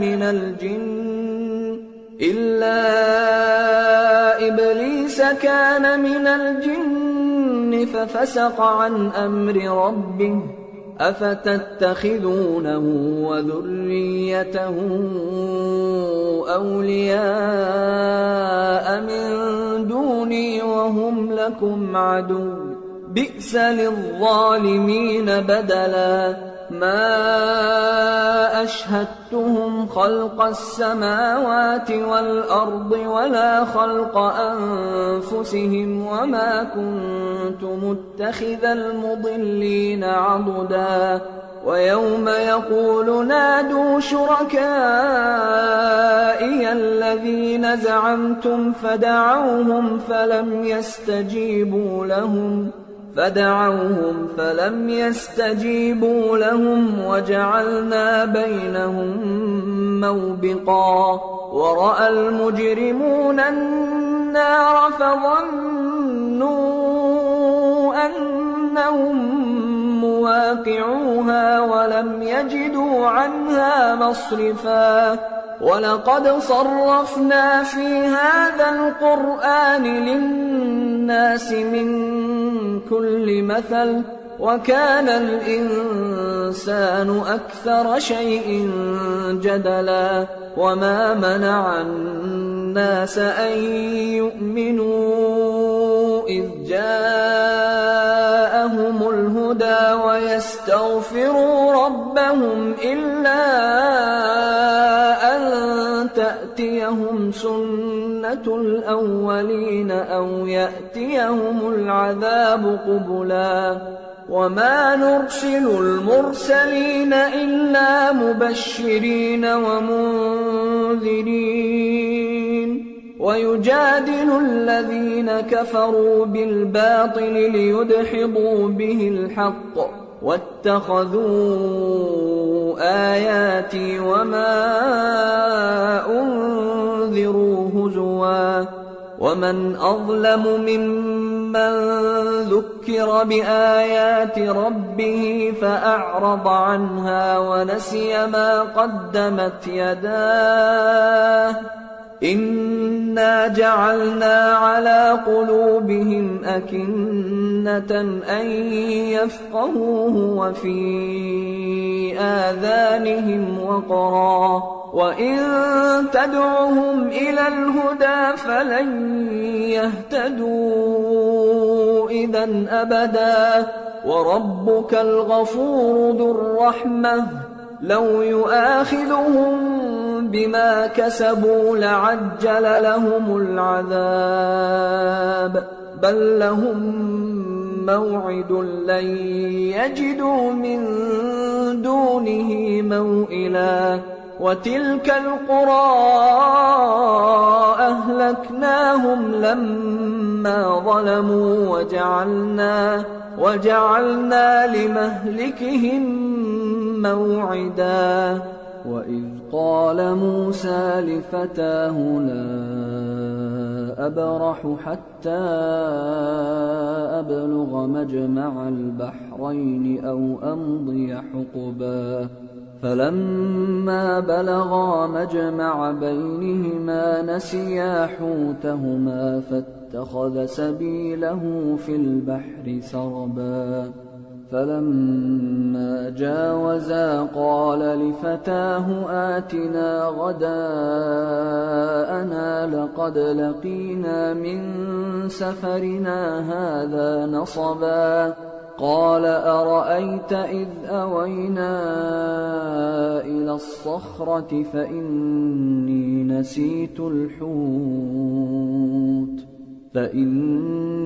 نسيت الحوت وما أنسانيه إلا الشيطان أن أذكره واتخذ سبيله في البحر عجبا قال ذلك ما كنا نبغي فارتدا على آثارهما قصصا فوجدا عبدا من عبادنا آتيناه رحمة من عندنا وعلمناه من لدنا علما قال له موسى هل أتبعك على أن تعلمني مما علمت رشدا قال إنك لن تستطيع معي صبرا وكيف تصبر على ما لم تحط به خبرا قال ستجدني إن شاء الله صابرا ولا أعصي لك أمرا قال فإن اتبعتني فلا تسألني عن شيء حتى أحدث لك منه ذكرا فانطلقا حتى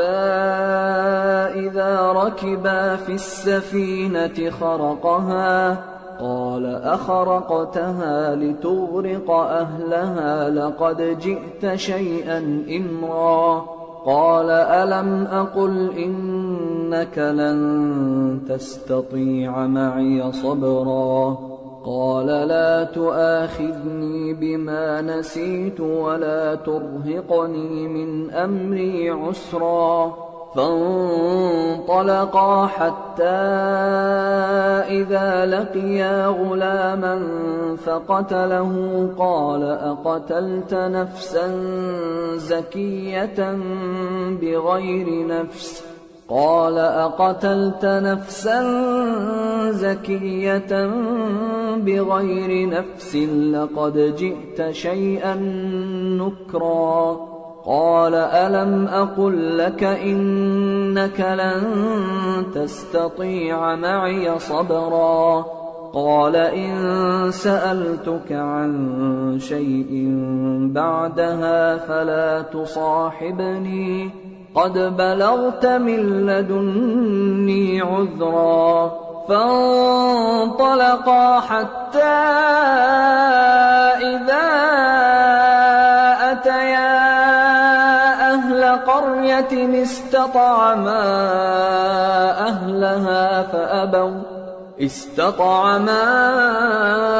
أهلها فأبوا أن يضيفوهما فوجدا فيها جدارا يريد أن ينقض فأقامه قال لو شئت لاتخذت عليه أجرا قال هذا فراق بيني وبينك سأنبئك بتأويل ما لم تستطع عليه صبرا أما السفينة فكانت لمساكين يعملون في البحر فأردت أن أعيبها وكان وراءهم ملك يأخذ كل سفينة غصبا وأما الغلام فكان أبواه مؤمنين فخشينا أن يرهقهما طغيانا وكفرا فأردنا أن يبدلهما ربهما خيرا منه زكاة وأقرب رحما وأما الجدار فكان لغلامين يتيمين في المدينة وكان تحته كنز لهما وكان تحته كنز لهما وكان أبوهما صالحا فأراد ربك أن يبلغا أشدهما ويستخرجا كنزهما رحمة من ربك وما فعلته عن أمري ذلك تأويل ما لم تسطع عليه صبرا ويسألونك عن ذي القرنين قل سأتلو عليكم منه ذكرا إنا مكنا له في الأرض وآتيناه من كل شيء سببا فأتبع سببا حتى إذا بلغ مغرب الشمس وجدها تغرب في عين حمئة ووجد عندها قوما قلنا يا ذا القرنين إما أن تعذب وإما أن تتخذ فيهم حسنا قال أما من ظلم فسوف نعذبه ثم يرد إلى ربه فيعذبه عذابا نكرا وأما من آمن وعمل صالحا فله جزاء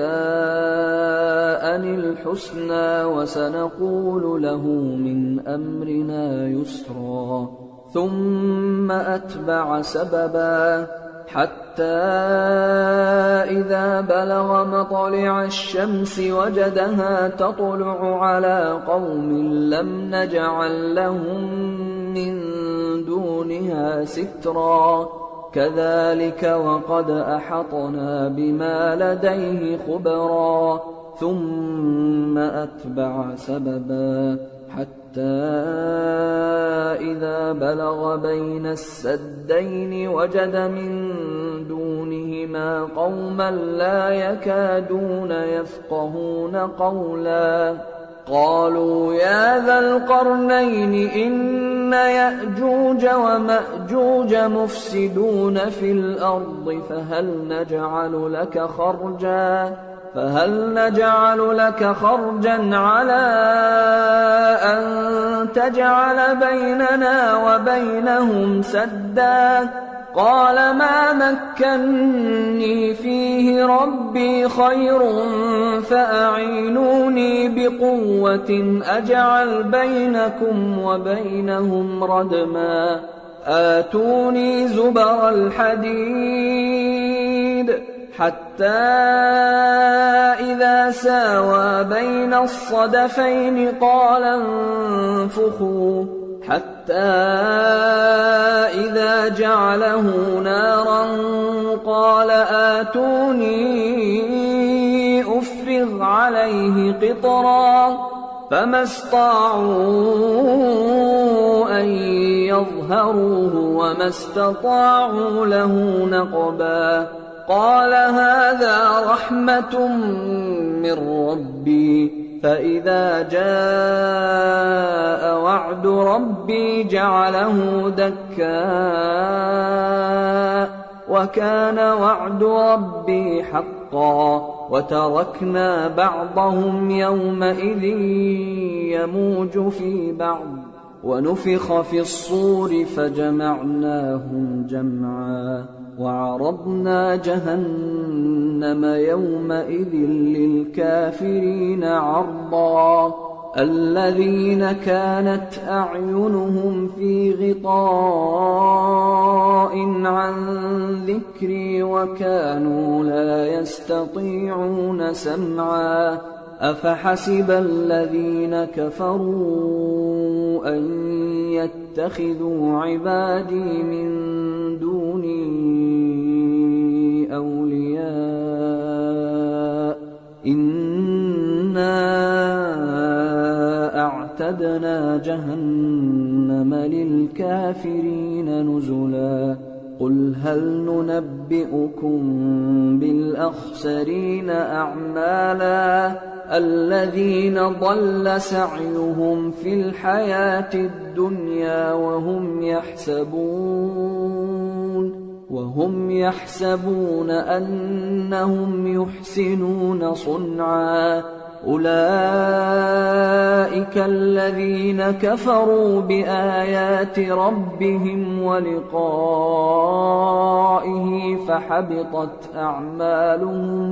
فحبطت أعمالهم فلا نقيم لهم يوم القيامة وزنا ذلك جزاؤهم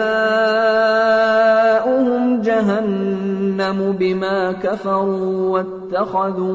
واتخذوا آياتي ورسلي هزوا إن الذين آمنوا وعملوا الصالحات كانت لهم جنات الفردوس نزلا خالدين فيها لا يبغون عنها حولا قل لو كان البحر مدادا لكلمات ربي لنفد البحر قبل أن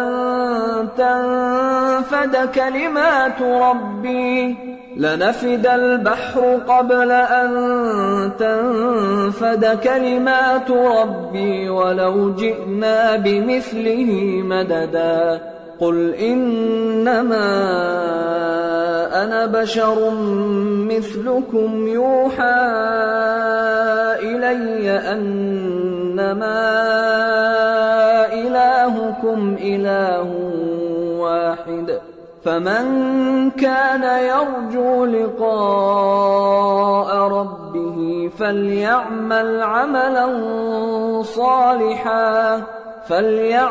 عملا صالحا ولا يشرك بعبادة ربه أحدا بسم الله الرحمن الرحيم الحمد لله الذي أنزل على عبده الكتاب ولم يجعل له عوجا قيما لينذر بأسا شديدا من لدنه ويبشر المؤمنين الذين يعملون الصالحات أن لهم أجرا حسنا ماكثين فيه أبدا وينذر الذين قالوا اتخذ الله ولدا ما لهم به من علم ولا لآبائهم كبرت كلمة تخرج من أفواههم إن يقولون إلا كذبا فلعلك باخع نفسك على آثارهم إن لم يؤمنوا بهذا الحديث أسفا إنا جعلنا ما على الأرض زينة لها لنبلوهم أيهم أحسن عملا وإنا لجاعلون ما عليها صعيدا جرزا أم حسبت أن أصحاب الكهف والرقيم كانوا من آياتنا عجبا إذ أوى الفتية إلى الكهف فقالوا ربنا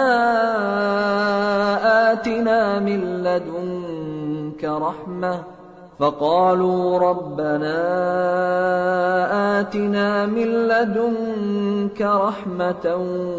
وهيئ لنا من أمرنا رشدا فضربنا على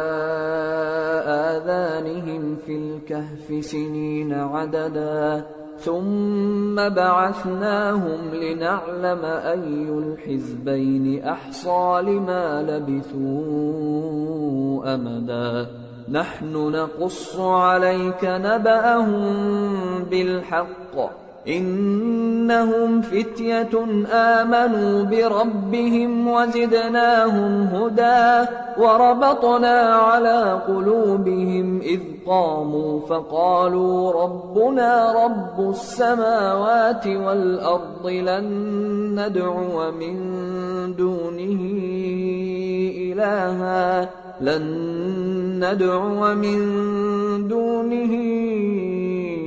إلها لقد قلنا إذا شططا هؤلاء قومنا اتخذوا من دونه آلهة لولا يأتون عليهم بسلطان بين فمن أظلم ممن افترى على الله كذبا وإذ اعتزلتموهم وما يعبدون إلا الله فأووا إلى الكهف ينشر لكم ربكم من رحمته ويهيئ لكم من أمركم مرفقا وترى الشمس إذا طلعت تزاور عن كهفهم ذات اليمين وإذا غربت تقرضهم ذات الشمال وهم في فجوة منه ذلك من آيات الله من يهد الله فهو المهتد ومن يضلل فلن تجد له وليا مرشدا وتحسبهم أيقاظا وهم رقود ونقلبهم ذات اليمين وذات الشمال وكلبهم باسط ذراعيه بالوصيد لو اطلعت عليهم لوليت منهم فرارا ولملئت منهم رعبا وكذلك بعثناهم ليتساءلوا بينهم قال قائل منهم كم لبثتم قالوا لبثنا يوما أو بعض يوم قالوا ربكم أعلم بما لبثتم فابعثوا أحدكم بورقكم هذه إلى المدينة فلينظر أيها أزكى طعاما فليأتكم برزق منه وليتلطف ولا يشعرن بكم أحدا إنهم إن يظهروا عليكم يرجموكم أو يعيدوكم في ملتهم ولن تفلحوا إذا أبدا وكذلك أعثرنا عليهم ليعلموا أن وعد الله حق وأن الساعة لا ريب فيها إذ يتنازعون بينهم أمرهم فقالوا بنوا عليهم بنيانا ربهم أعلم بهم قال الذين غلبوا على أمرهم لنتخذن عليهم مسجدا سيقولون ثلاثة رابعهم كلبهم ويقولون خمسة سادسهم كلبهم رجما بالغيب ويقولون سبعة وثامنهم كلبهم قل ربي أعلم بعدتهم ما يعلمهم إلا قليل فلا تمار فيهم إلا مراء ظاهرا ولا تستفت فيهم منهم أحدا ولا تقولن لشيء إني فاعل ذلك غدا إلا أن يشاء الله واذكر ربك إذا نسيت وقل عسى أن يهديني ربي لأقرب من هذا رشدا ولبثوا في كهفهم 300 سنين وازدادوا 9 قل الله أعلم بما لبثوا له غيب السماوات والأرض أبصر به وأسمع ما لهم من دونه من ولي ولا يشرك في حكمه أحدا واتل ما أوحي إليك من كتاب ربك لا مبدل لكلماته ولن تجد من دونه ملتحدا واصبر نفسك مع الذين يدعون ربهم بالغداة والعشي يريدون وجهه ولا تعد عيناك عنهم تريد زينة الحياة الدنيا ولا تطع من أغفلنا قلبه عن ذكرنا واتبع هواه وكان أمره فرطا وقل الحق من ربكم فمن شاء فليؤمن ومن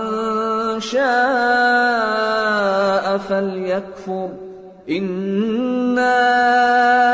أعتدنا للظالمين نارا أحاط بهم سرادقها وإن يستغيثوا يغاثوا بماء كالمهل يشوي الوجوه بئس الشراب وساءت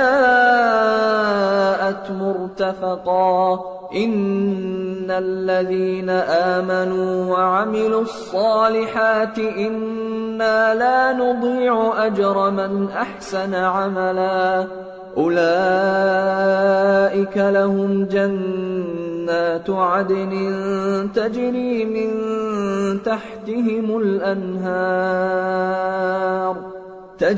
من تحتهم الأنهار يحلون فيها من أساور من ذهب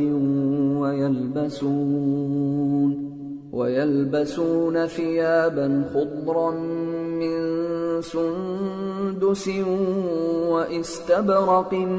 متكئين فيها على الأرائك نعم الثواب وحسنت مرتفقا واضرب لهم مثل الرجلين جعلنا لأحدهما جنتين من أعناب وحففناهما بنخل وجعلنا بينهما زرعا كلتا الجنتين آتت أكلها ولم تظلم منه شيئا وفجرنا خلالهما نهرا وكان له ثمر فقال لصاحبه وهو يحاوره أنا أكثر منك مالا وأعز نفرا ودخل جنته وهو ظالم لنفسه قال ما أظن أن تبيد هذه أبدا وما أظن الساعة قائمة ولئن رددت إلى ربي لأجدن خيرا منها منقلبا قال له صاحبه وهو يحاوره أكفرت بالذي خلقك أكفرت بالذي خلقك من تراب ثم من نطفة ثم سواك رجلا لكن هو الله ربي ولا أشرك بربي أحدا ولولا إذ دخلت جنتك قلت ما شاء الله لا قوة إلا بالله إن ترني أنا أقل منك مالا وولدا فعسى ربي أن يؤتيني خيرا من جنتك ويرسل عليها حسبانا من السماء فتصبح صعيدا زلقا أو يصبح ماؤها غورا فلن تستطيع له طلبا وأحيط بثمره فأصبح يقلب كفيه على ما أنفق فيها وهي خاوية على عروشها ويقول يا ليتني لم أشرك بربي أحدا ولم تكن له فئة ينصرونه من دون الله وما كان منتصرا هنالك الولاية لله الحق هو خير ثوابا وخير عقبا واضرب لهم مثل الحياة الدنيا كماء أنزلناه من السماء فاختلط به نبات الأرض فأصبح هشيما تذروه الرياح وكان الله على كل شيء مقتدرا المال والبنون زينة الحياة الدنيا والباقيات الصالحات خير عند ربك ثوابا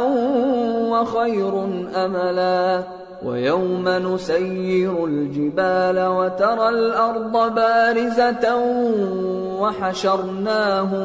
وحشرناهم فلم نغادر منهم أحدا وعرضوا على ربك صفا لقد جئتمونا كما خلقناكم أول مرة بل زعمتم أن لن نجعل لكم موعدا ووضع الكتاب فترى المجرمين مشفقين مما فيه ويقولون يا ويلتنا ما لهذا الكتاب لا يغادر صغيرة ولا كبيرة إلا أحصاها ووجدوا ما عملوا حاضرا ولا يظلم ربك أحدا وإذ قلنا للملائكة اسجدوا لآدم فسجدوا إلا إبليس كان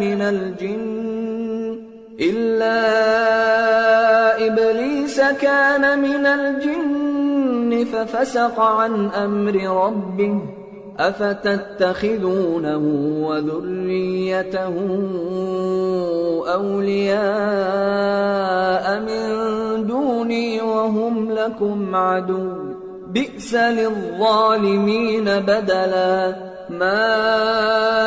أشهدتهم خلق السماوات والأرض ولا خلق أنفسهم وما كنت متخذ المضلين عضدا ويوم يقول نادوا شركائي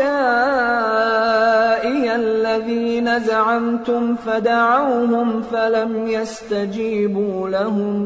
فدعوهم فلم يستجيبوا لهم وجعلنا بينهم موبقا ورأى المجرمون النار فظنوا أنهم مواقعوها ولم يجدوا عنها مصرفا ولقد صرفنا في هذا القرآن للناس من كل مثل وكان الإنسان أكثر شيء جدلا وما منع الناس أن يؤمنوا إذ جاءهم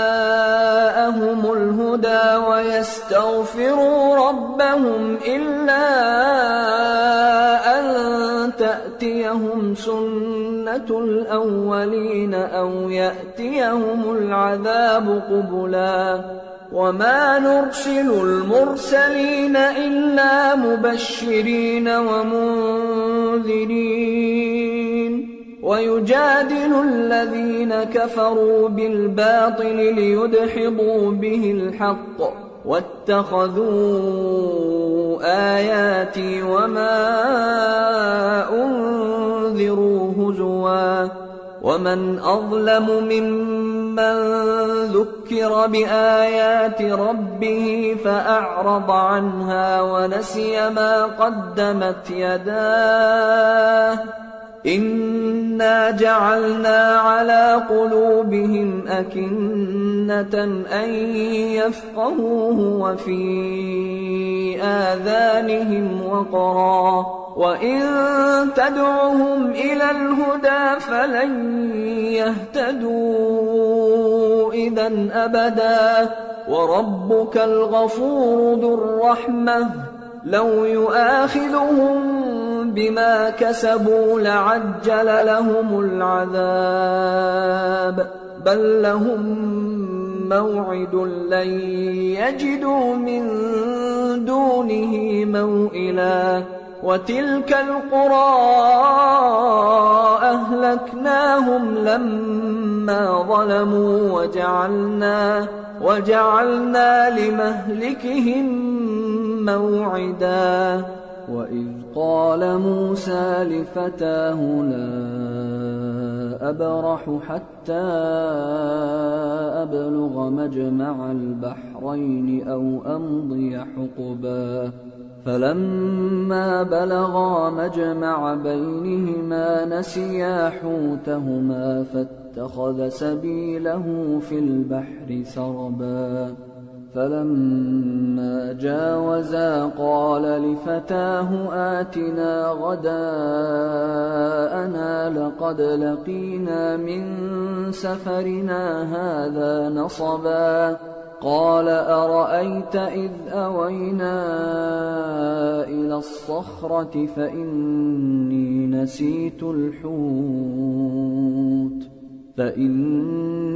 نسيت الحوت وما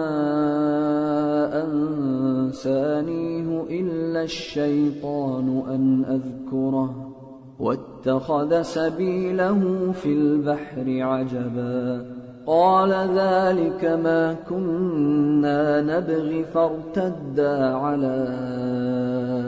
آثارهما قصصا فوجدا عبدا من عبادنا آتيناه رحمة من عندنا وعلمناه من لدنا علما قال له موسى هل أتبعك على أن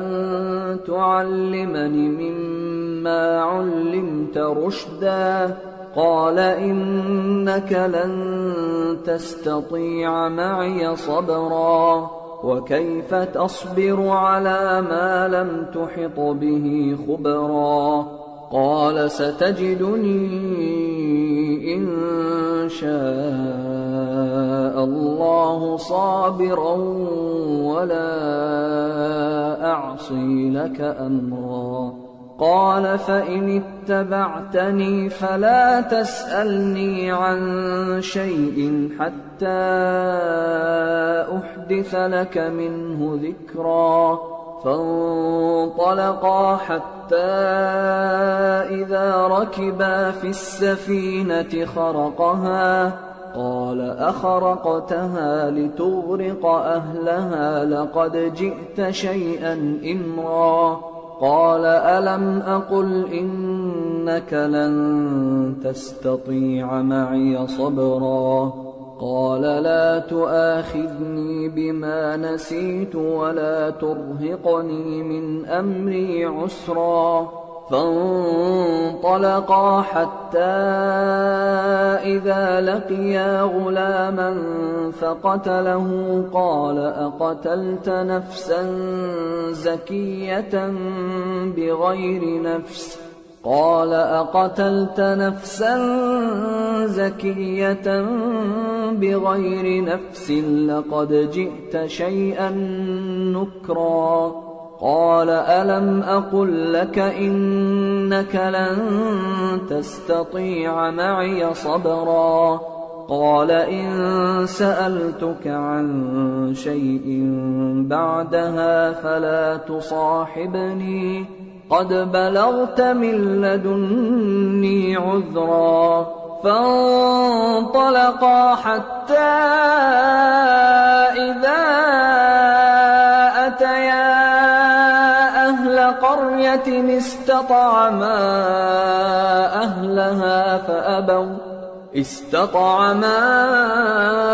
أهلها فأبوا أن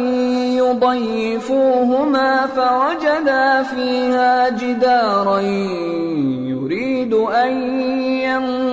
ينقض فأقامه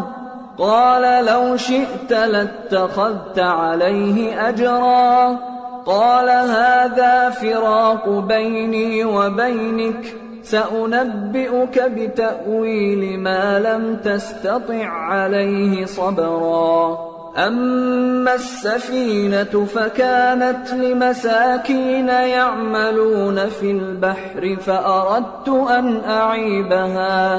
فأردت أن أعيبها وكان وراءهم ملك يأخذ كل سفينة غصبا وأما الغلام فكان أبواه مؤمنين فخشينا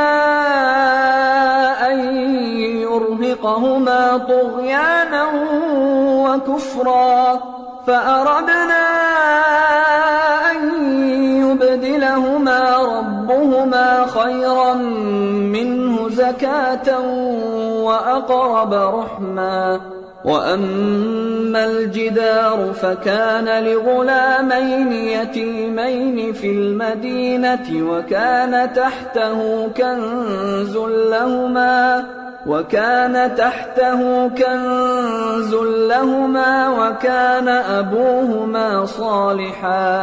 وكان أبوهما صالحا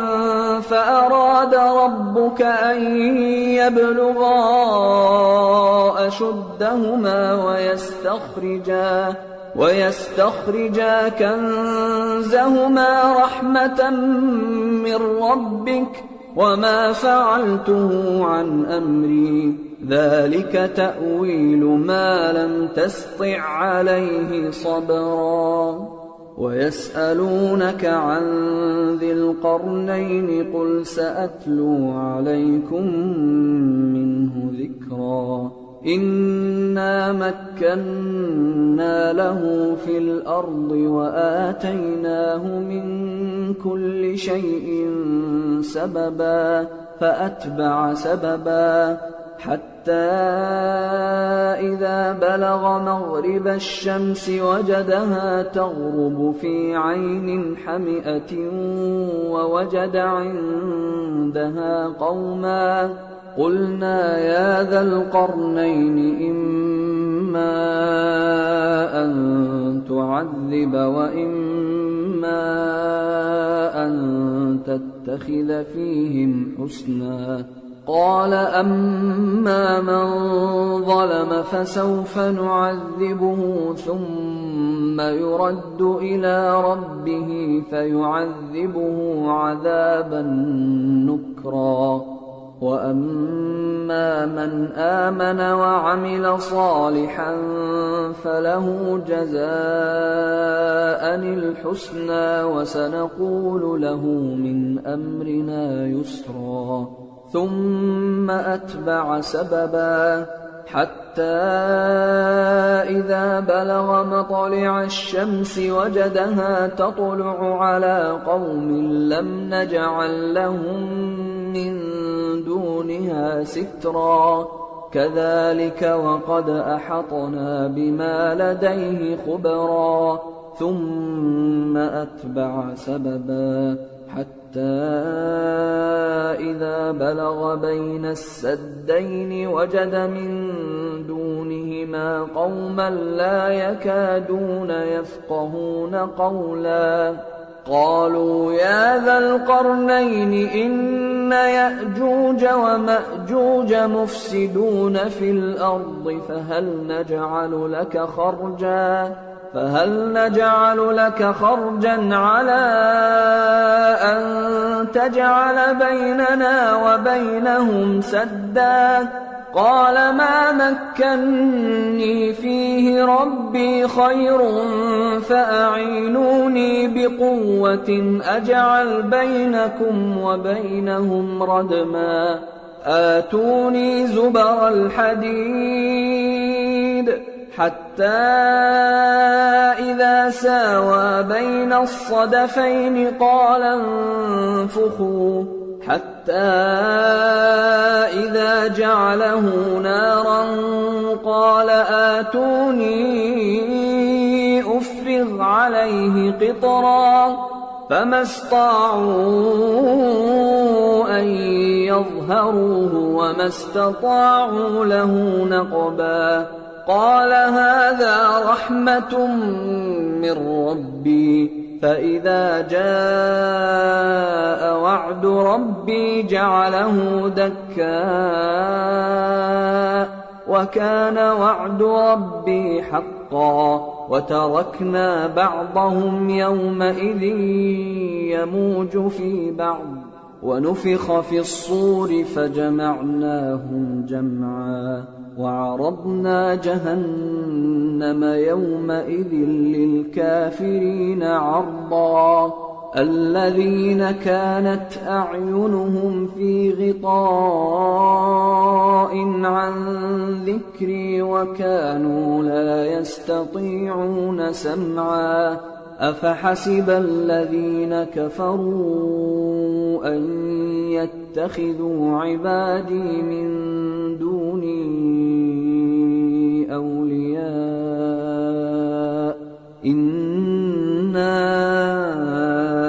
أعتدنا جهنم للكافرين نزلا قل هل ننبئكم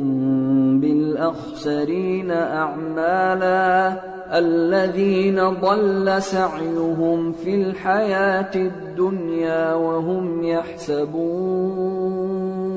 وهم يحسبون أنهم يحسنون صنعا أولئك الذين كفروا بآيات ربهم ولقائه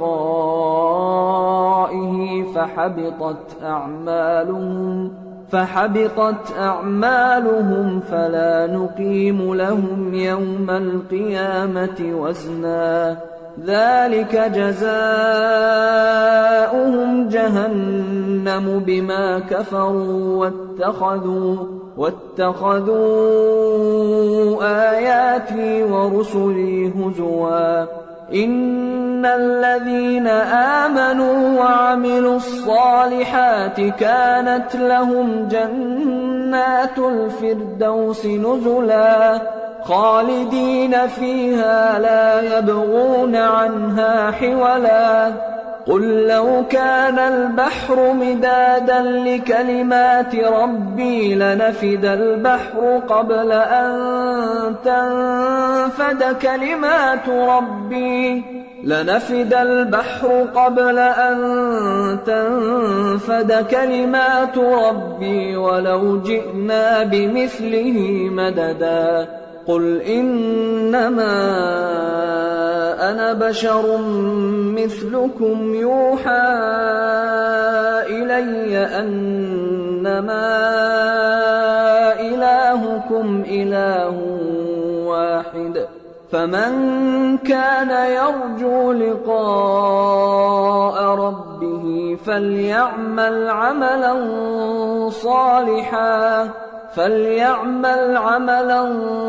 صالحا ولا يشرك بعبادة ربه أحدا. بسم الله الرحمن الرحيم. الحمد لله الذي أنزل على عبده الكتاب ولم يجعل له عوجا قيما لينذر بأسا شديدا من لدنه ويبشر المؤمنين الذين يعملون الصالحات أن لهم أجرا حسنا ماكثين فيه أبدا وينذر الذين قالوا اتخذ الله ولدا ما لهم به من علم ولا لآبائهم كبرت كلمة تخرج من أفواههم إن يقولون إلا كذبا فلعلك باخع نفسك على آثارهم إن لم يؤمنوا بهذا الحديث أسفا إنا جعلنا ما على الأرض زينة لها لنبلوهم أيهم أحسن عملا وإنا لجاعلون ما عليها صعيدا جرزا أم حسبت أن أصحاب الكهف والرقيم كانوا من آياتنا عجبا إذ أوى الفتية إلى الكهف فقالوا ربنا آتنا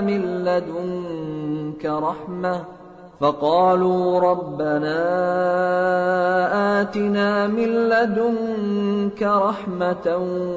وهيئ لنا من أمرنا رشدا فضربنا على آذانهم في الكهف سنين عددا ثم بعثناهم لنعلم أي الحزبين أحصى لما لبثوا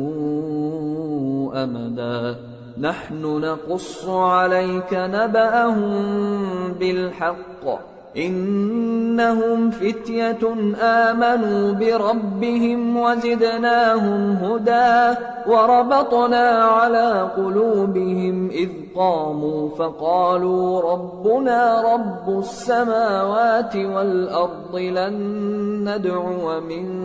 دونه إلها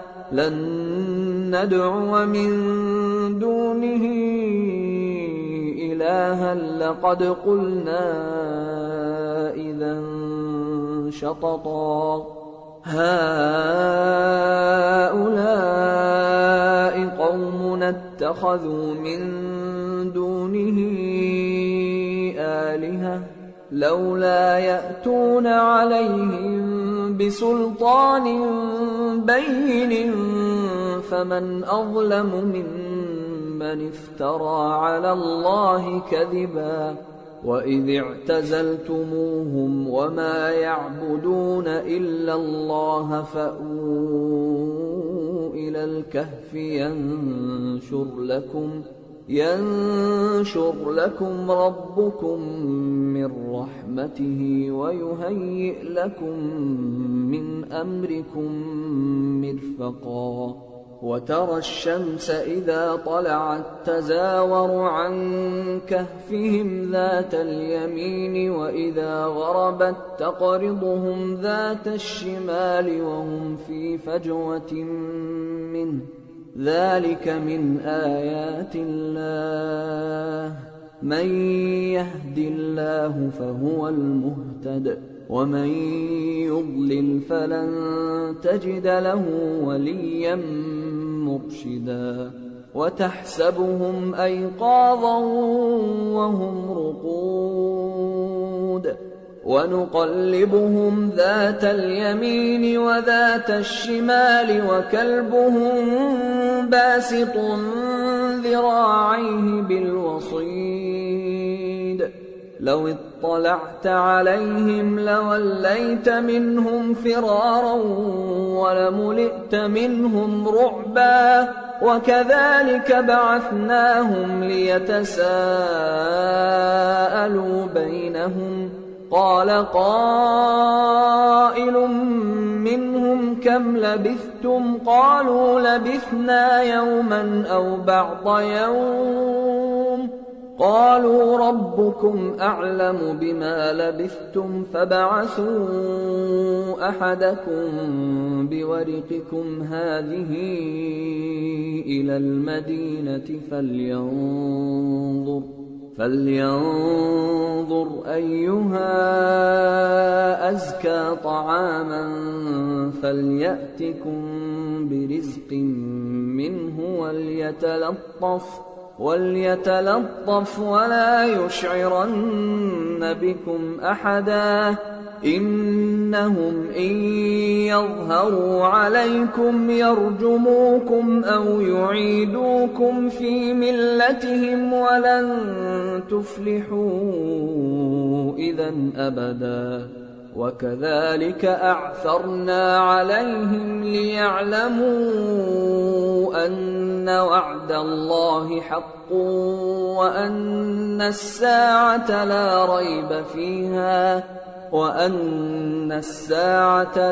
ريب فيها إذ يتنازعون بينهم أمرهم فقالوا ابنوا عليهم بنيانا ربهم أعلم بهم قال الذين غلبوا على أمرهم لنتخذن عليهم مسجدا. سيقولون ثلاثة رابعهم كلبهم ويقولون خمسة سادسهم كلبهم رجما بالغيب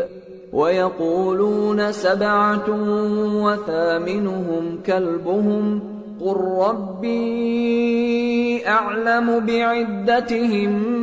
ما يعلمهم إلا قليل فلا تمار فيهم إلا مراء ظاهرا ولا تستفت فيهم منهم أحدا ولا تقولن لشيء إني فاعل ذلك غدا إلا أن يشاء الله واذكر ربك إذا نسيت وقل عسى أن يهديني ربي لأقرب من هذا رشدا. ولبثوا في كهفهم 300 سنين وازدادوا 9 قل الله أعلم بما لبثوا له غيب السماوات والأرض أبصر به وأسمع ما لهم من دونه من ولي ولا يشرك في حكمه أحدا. واتل ما أوحي إليك من كتاب ربك لا مبدل لكلماته ولن تجد من دونه ملتحدا. واصبر نفسك مع الذين يدعون ربهم بالغداة والعشي يريدون وجهه ولا تعد عيناك عنهم تريد زينة الحياة الدنيا ولا تطع من أغفلنا قلبه عن ذكرنا واتبع هواه وكان أمره فرطا وقل الحق من ربكم فمن شاء فليؤمن ومن شاء فليكفر إنا أعتدنا للظالمين نارا أحاط بهم سرادقها وإن يستغيثوا يغاثوا بماء كالمهل يشوي الوجوه بئس الشراب وساءت مرتفقا إن الذين آمنوا وعملوا الصالحات إنا لا نضيع أجر من أحسن عملا أولئك لهم جنات عدن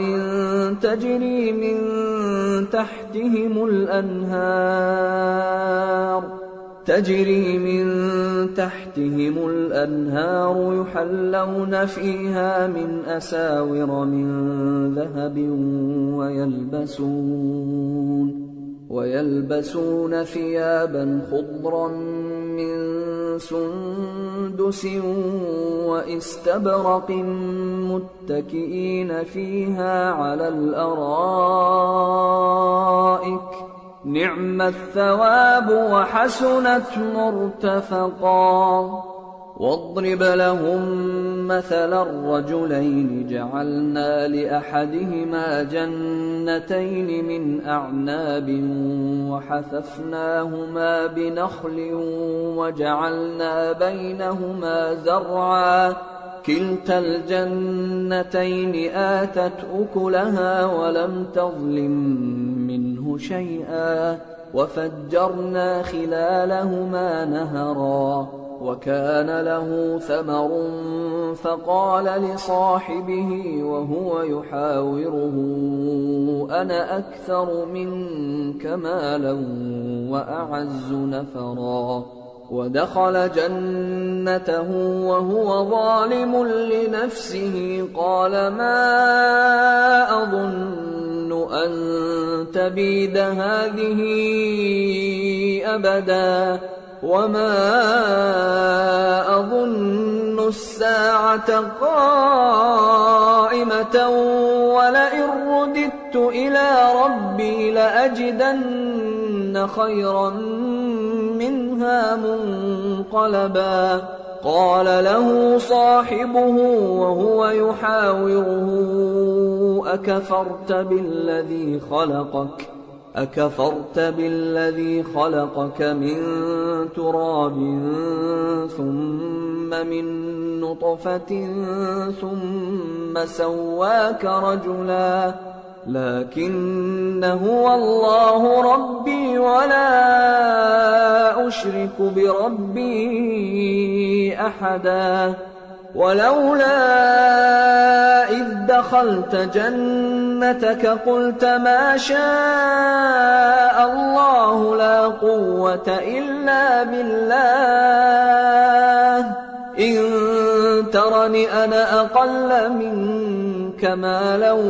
وولدا فعسى ربي أن يؤتيني خيرا من جنتك ويرسل عليها حسبانا من السماء فتصبح صعيدا زلقا أو يصبح ماؤها غورا فلن تستطيع له طلبا وأحيط بثمره فأصبح يقلب كفيه على ما أنفق فيها وهي خاوية على عروشها ويقول يا ليتني لم أشرك بربي أحدا ولم تكن له فئة ينصرونه من دون الله وما كان منتصرا منتصرا هنالك الولاية لله الحق هو خير ثوابا وخير عقبا واضرب لهم مثل الحياة الدنيا كماء أنزلناه من السماء فاختلط به نبات الأرض فأصبح هشيما تذروه الرياح وكان الله على كل شيء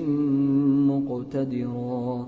المال والبنون زينة الحياة الدنيا والباقيات الصالحات خير عند ربك ثوابا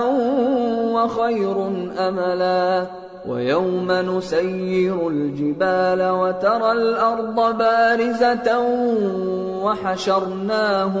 وحشرناهم فلم نغادر منهم أحدا وعرضوا على ربك صفا لقد جئتمونا كما خلقناكم أول مرة بل زعمتم أن لن نجعل لكم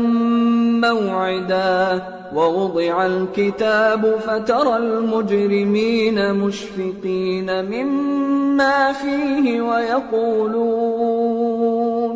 ويقولون يا ويلتنا ما لهذا الكتاب لا يغادر صغيرة ولا كبيرة إلا أحصاها ووجدوا ما عملوا حاضرا ولا يظلم ربك أحدا وإذ قلنا للملائكة اسجدوا لآدم فسجدوا إلا إبليس كان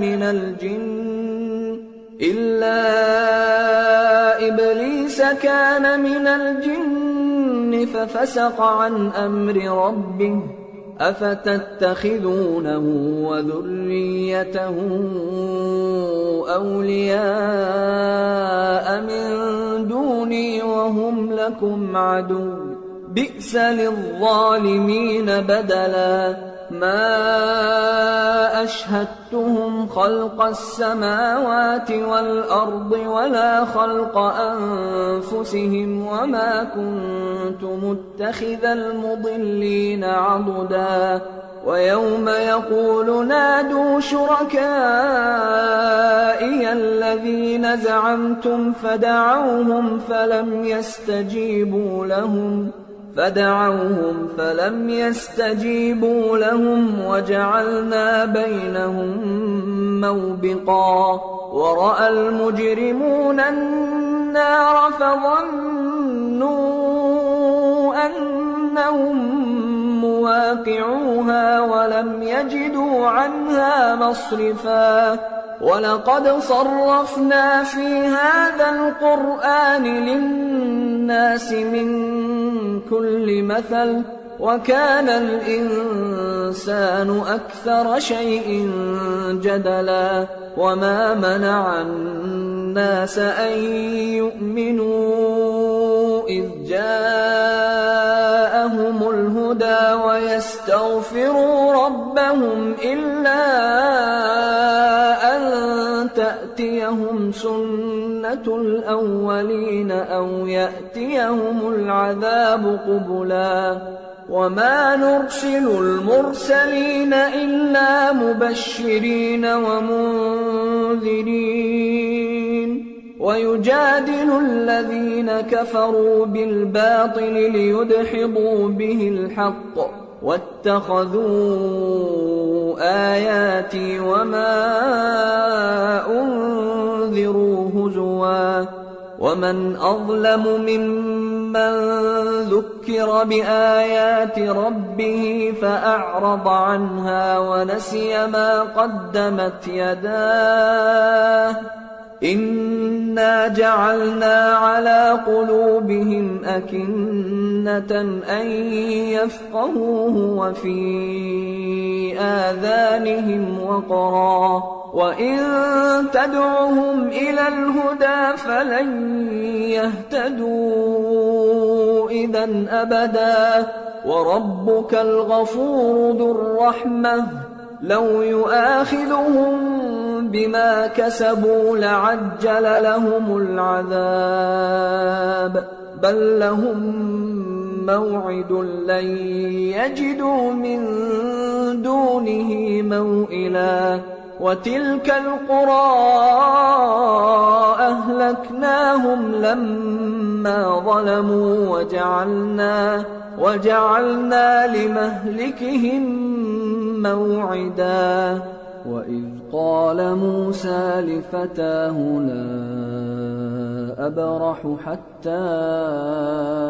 أبلغ مجمع البحرين أو أمضي حقبا فلما بلغا مجمع بينهما نسيا حوتهما فاتخذ سبيله في البحر سربا فلما جاوزا قال لفتاه آتنا غداءنا لقد لقينا من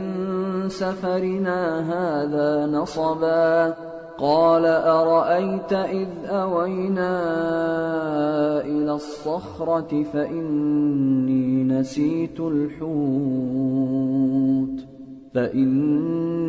نسيت الحوت وما أنسانيه إلا الشيطان أن أذكره واتخذ سبيله في البحر عجبا قال ذلك ما كنا نبغي فارتدا على آثارهما قصصا فوجدا عبدا من عبادنا آتيناه رحمة من عندنا وعلمناه من لدنا علما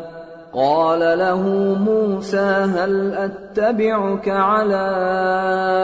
أن تعلمني مما علمت رشدا قال إنك لن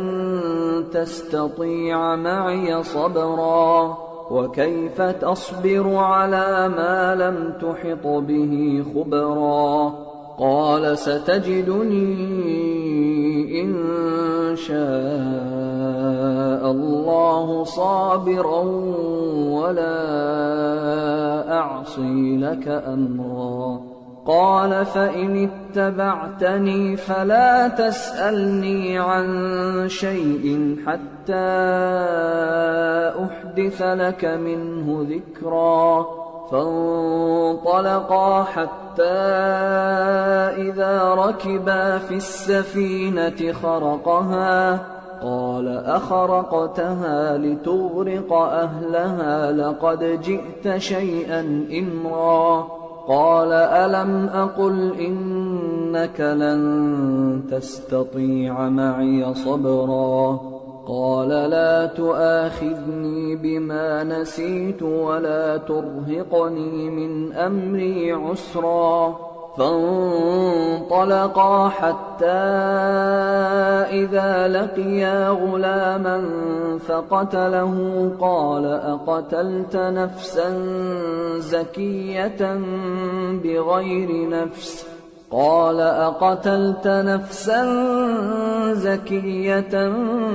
بغير نفس لقد جئت شيئا نكرا قال ألم أقل لك إنك لن تستطيع معي صبرا قال إن سألتك عن شيء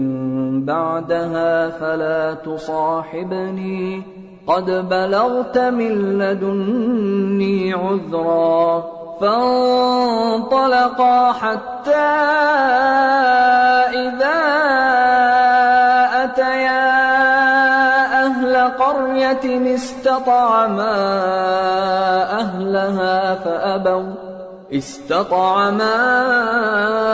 أهلها فأبوا أن يضيفوهما فوجدا فيها جدارا يريد أن انقض فأقامه قال لو شئت لاتخذت عليه أجرا قال هذا فراق بيني وبينك سأنبئك بتأويل ما لم تستطع عليه صبرا أما السفينة فكانت لمساكين يعملون في البحر فأردت أن أعيبها وكان وراءهم ملك يأخذ كل سفينة غصبا وأما الغلام فكان أبواه مؤمنين فخشينا أن يرهقهما طغيانا وكفرا فأردنا أن يبدلهما ربهما خيرا منه زكاة وأقرب رحما وأما الجدار فكان لغلامين يتيمين في المدينة وكان تحته كنز لهما وكان أبوهما صالحا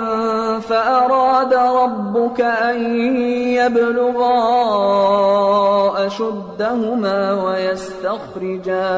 ويستخرجا كنزهما رحمة من ربك وما فعلته عن أمري ذلك تأويل ما لم تسطع عليه صبرا ويسألونك عن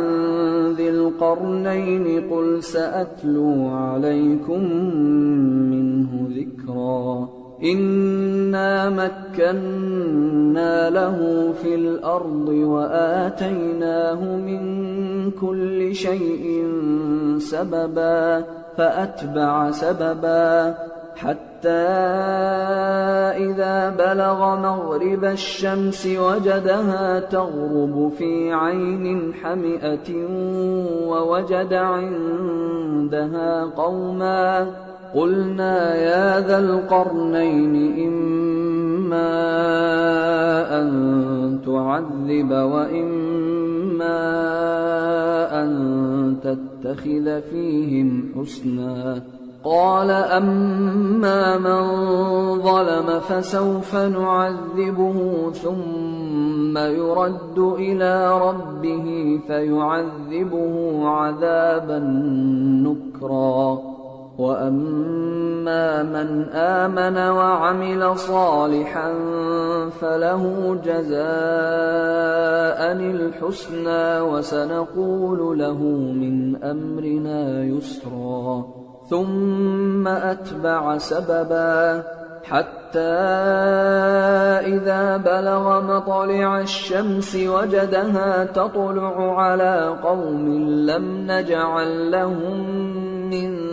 دونها سترا كذلك وقد أحطنا بما لديه خبرا ثم أتبع سببا حتى إذا بلغ بين السدين وجد من دونهما قوما لا يكادون يفقهون قولا قالوا يا ذا القرنين إن يأجوج ومأجوج مفسدون في الأرض فهل نجعل لك خرجا على أن تجعل بيننا وبينهم سدا قال ما مكني فيه ربي خير فأعينوني بقوة أجعل بينكم وبينهم ردما آتوني زبر الحديد حتى إذا ساوى بين الصدفين قال انفخوا حتى إذا جعله نارا قال آتوني أفرغ عليه قطرا فما استطاعوا أن يظهروه وما استطاعوا له نقبا قال هذا رحمة من ربي فإذا جاء وعد ربي جعله دكا وكان وعد ربي حقا وتركنا بعضهم يومئذ يموج في بعض ونفخ في الصور فجمعناهم جمعا وعرضنا جهنم يومئذ للكافرين عرضا الذين كانت أعينهم في غطاء عن ذكري وكانوا لا يستطيعون سمعا أفحسب الذين كفروا أن يتخذوا عبادي من دوني أولياء إنا أعتدنا جهنم للكافرين نزلا قل هل ننبئكم بالأخسرين أعمالا الذين ضل سعيهم في الحياة الدنيا وهم يحسبون أنهم يحسنون صنعا أولئك الذين كفروا بآيات ربهم ولقائه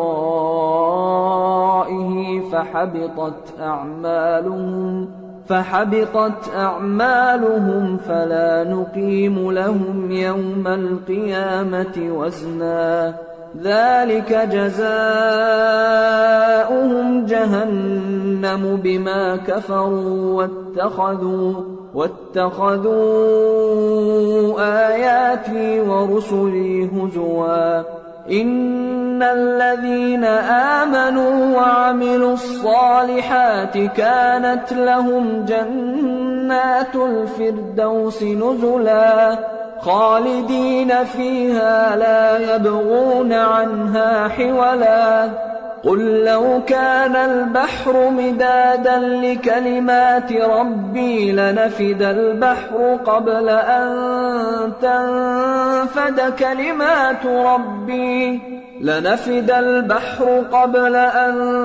تنفد كلمات ربي ولو جئنا بمثله مددا قل إنما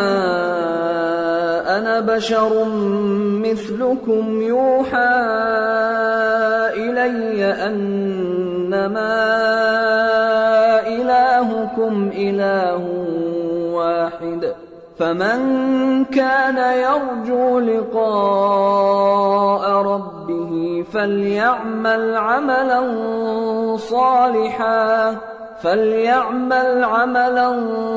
صالحا ولا يشرك بعبادة ربه أحدا بسم الله الرحمن الرحيم الحمد لله الذي أنزل على عبده الكتاب ولم يجعل له عوجا قيما لينذر بأسا شديدا من لدنه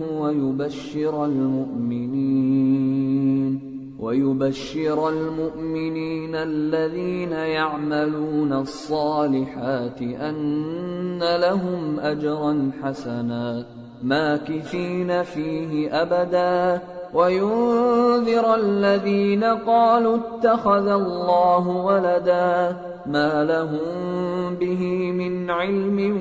ولا لآبائهم كبرت كلمة تخرج من أفواههم إن يقولون إلا كذبا فلعلك باخع نفسك على آثارهم إن لم يؤمنوا بهذا الحديث أسفا إنا جعلنا ما على الأرض زينة لها لنبلوهم أيهم أحسن عملا وإنا لجاعلون ما عليها صعيدا جرزا أم حسبت أن أصحاب الكهف والرقيم كانوا من آياتنا عجبا إذ أوى الفتية إلى الكهف فقالوا ربنا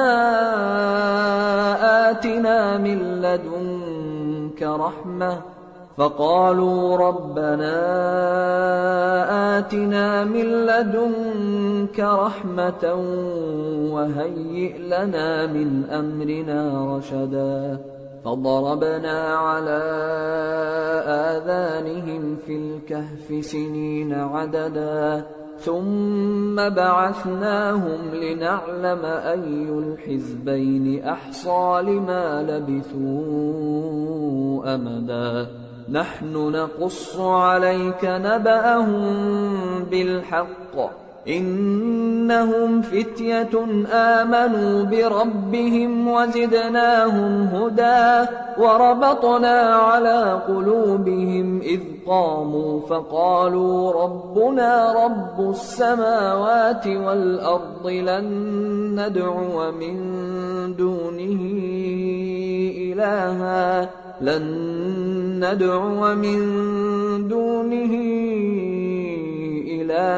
لقد قلنا إذا شططا هؤلاء قومنا اتخذوا من دونه آلهة لولا يأتون عليهم بسلطان بين فمن أظلم ممن افترى على الله كذبا وإذ اعتزلتموهم وما يعبدون إلا الله فأووا إلى الكهف ينشر لكم ربكم من رحمته ويهيئ لكم من أمركم مرفقا وترى الشمس إذا طلعت تزاور عن كهفهم ذات اليمين وإذا غربت تقرضهم ذات الشمال وهم في فجوة منه ذلك من آيات الله من يهد الله فهو المهتد ومن يضلل فلن تجد له وليا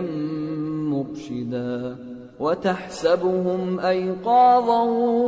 وهم رقود ونقلبهم ذات اليمين وذات الشمال وكلبهم باسط ذراعيه بالوصيد لو اطلعت عليهم لوليت منهم فرارا ولملئت منهم رعبا وكذلك بعثناهم ليتساءلوا بينهم قال قائل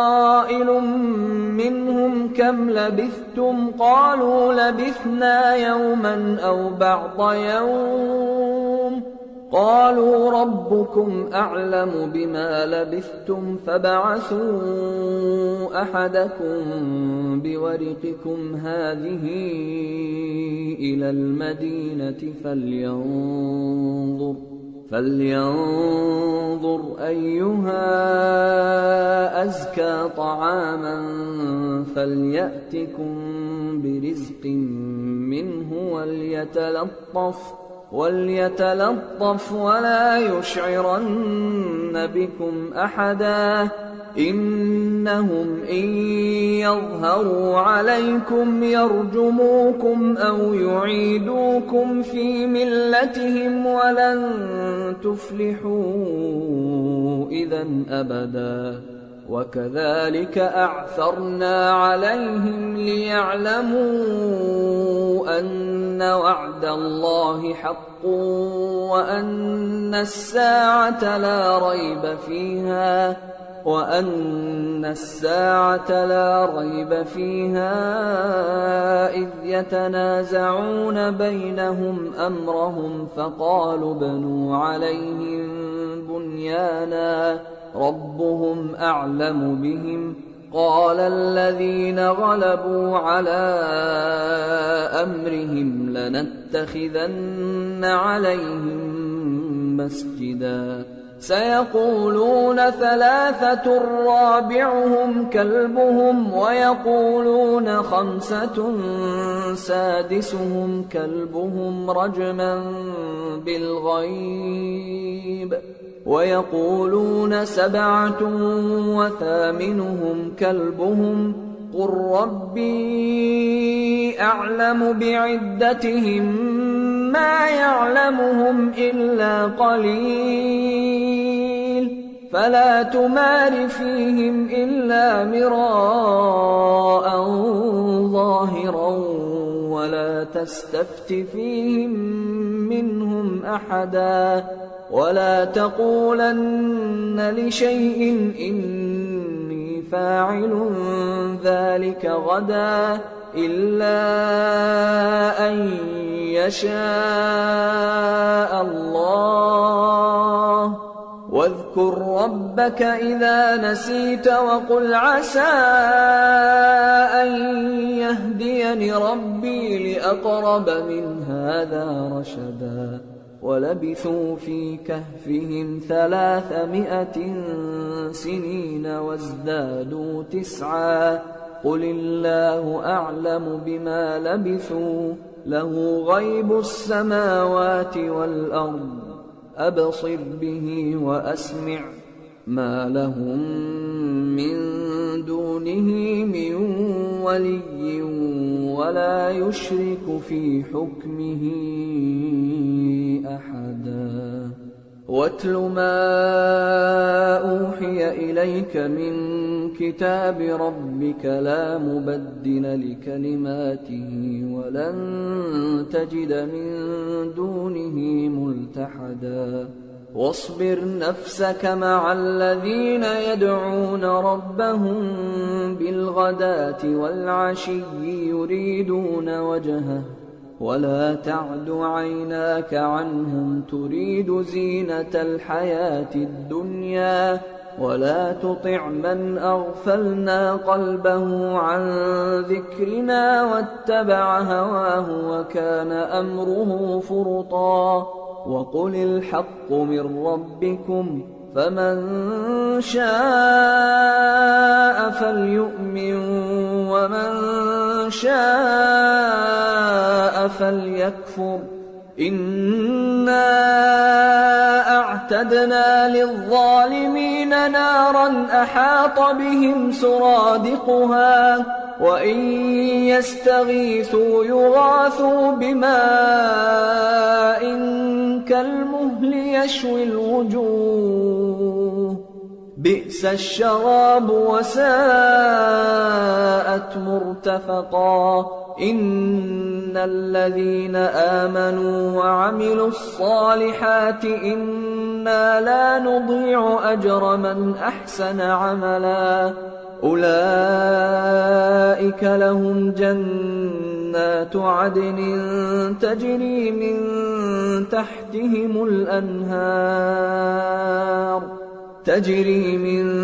تحتهم الأنهار يحلون فيها من أساور من ذهب ويلبسون ثيابا خضرا من سندس واستبرق متكئين فيها على الأرائك نعم الثواب وحسنت مرتفقا واضرب لهم مثلا الرجلين جعلنا لأحدهما جنتين من أعناب وحففناهما بنخل وجعلنا بينهما زرعا كلتا الجنتين آتت أكلها ولم تظلم منه شيئا وفجرنا خلالهما نهرا وكان له ثمر فقال لصاحبه وهو يحاوره أنا أكثر منك مالا وأعز نفرا ودخل جنته وهو ظالم لنفسه قال ما أظن أن تبيد هذه أبدا وما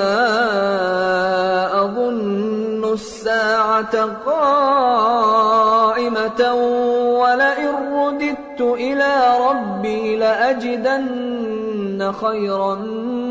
منها منقلبا قال له صاحبه وهو يحاوره أكفرت بالذي خلقك من تراب ثم من نطفة ثم سواك رجلا لكن هو الله ربي ولا أشرك بربي أحدا ولولا إذ دخلت جنتك قلت ما شاء الله لا قوة إلا بالله إن ترني أنا أقل منك مالا وولدا فعسى ربي أن يؤتيني خيرا من جنتك ويرسل عليها حسبانا من السماء فتصبح صعيدا زلقا أو يصبح ماؤها غورا فلن تستطيع له طلبا وأحيط بثمره فأصبح يقلب كفيه على ما أنفق فيها وهي خاوية على عروشها ويقول يا ليتني لم أشرك بربي أحدا ولم تكن له فئة ينصرونه من دون الله وما كان منتصرا هنالك الولاية لله الحق هو خير ثوابا وخير عقبا واضرب لهم مثل الحياة الدنيا كماء أنزلناه من السماء فاختلط به نبات الأرض فأصبح هشيما تذروه الرياح وكان الله على كل شيء مقتدرا المال والبنون زينة الحياة الدنيا والباقيات الصالحات خير عند ربك ثوابا وخير أملا ويوم نسير الجبال وترى الأرض بارزة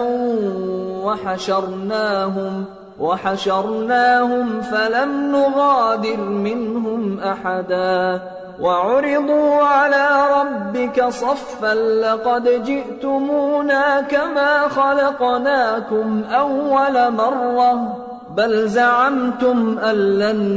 نجعل لكم موعدا ووضع الكتاب فترى المجرمين مشفقين مما فيه ويقولون يا ويلتنا ما لهذا الكتاب لا يغادر صغيرة ولا كبيرة إلا أحصاها ووجدوا ما عملوا حاضرا ولا يظلم ربك أحدا وإذ قلنا للملائكة اسجدوا لآدم فسجدوا إلا إبليس كان من الجن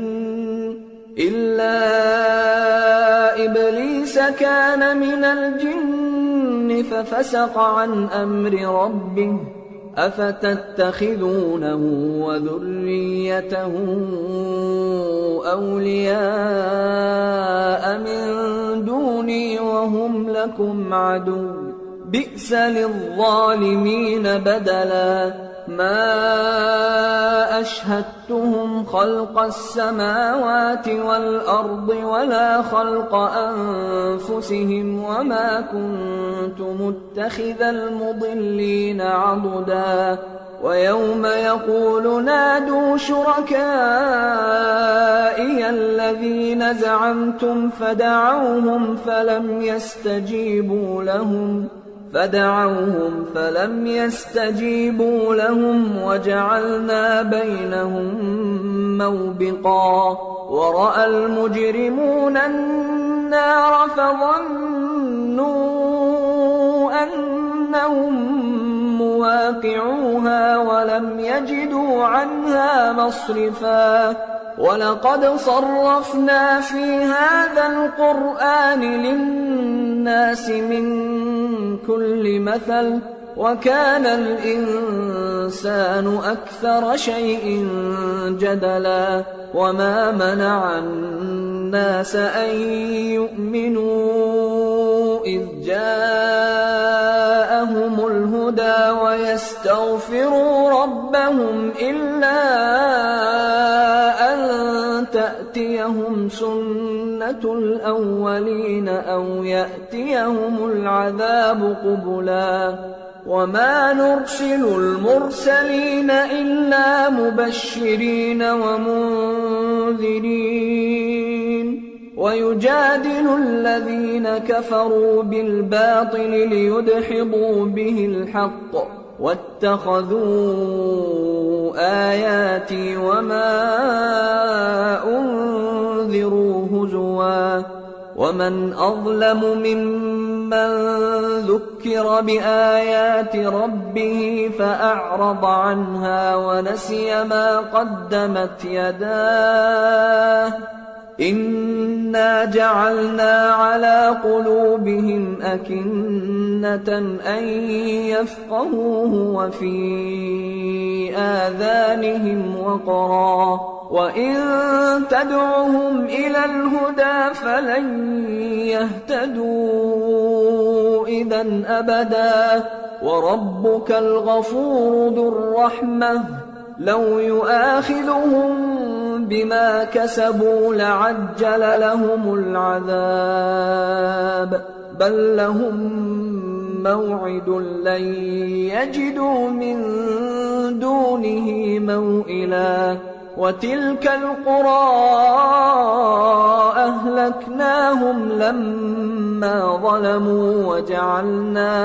وجعلنا لمهلكهم موعدا وإذ قال موسى لفتاه لا أبرح حتى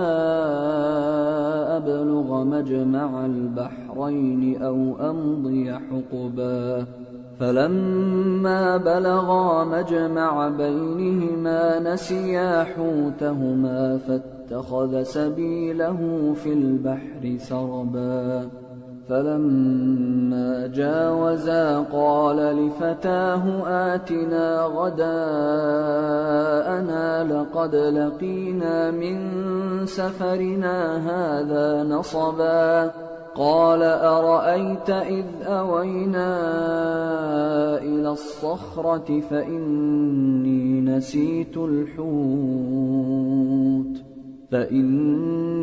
نسيت الحوت وما أنسانيه إلا الشيطان أن أذكره واتخذ سبيله في البحر عجبا قال ذلك ما كنا نبغي فارتدا على آثارهما قصصا فوجدا عبدا من عبادنا آتيناه رحمة من عندنا وعلمناه من لدنا علما. قال له موسى هل أتبعك على أن تعلمني مما علمت رشدا؟ قال إنك لن تستطيع معي صبرا وكيف تصبر على ما لم تحط به خبرا؟ قال ستجدني إن شاء الله صابرا ولا أعصي لك أمرا. قال فإن اتبعتني فلا تسألني عن شيء حتى أحدث لك منه ذكرا. فانطلقا حتى إذا ركبا في السفينة خرقها. قال أخرقتها لتغرق أهلها لقد جئت شيئا إمرا. قال ألم أقل إنك لن تستطيع معي صبرا؟ قال لا تؤاخذني بما نسيت ولا ترهقني من أمري عسرا. فانطلقا حتى إذا لقيا غلاما فقتله. قال أقتلت نفسا زكية بغير نفس؟ قال أقتلت نفسا زكية بغير نفس لقد جئت شيئا نكرا. قال ألم أقل لك إنك لن تستطيع معي صبرا؟ قال إن سألتك عن شيء بعدها فلا تصاحبني قد بلغت من لدني عذرا. فانطلقا حتى إذا أتيا أهل قرية استطعما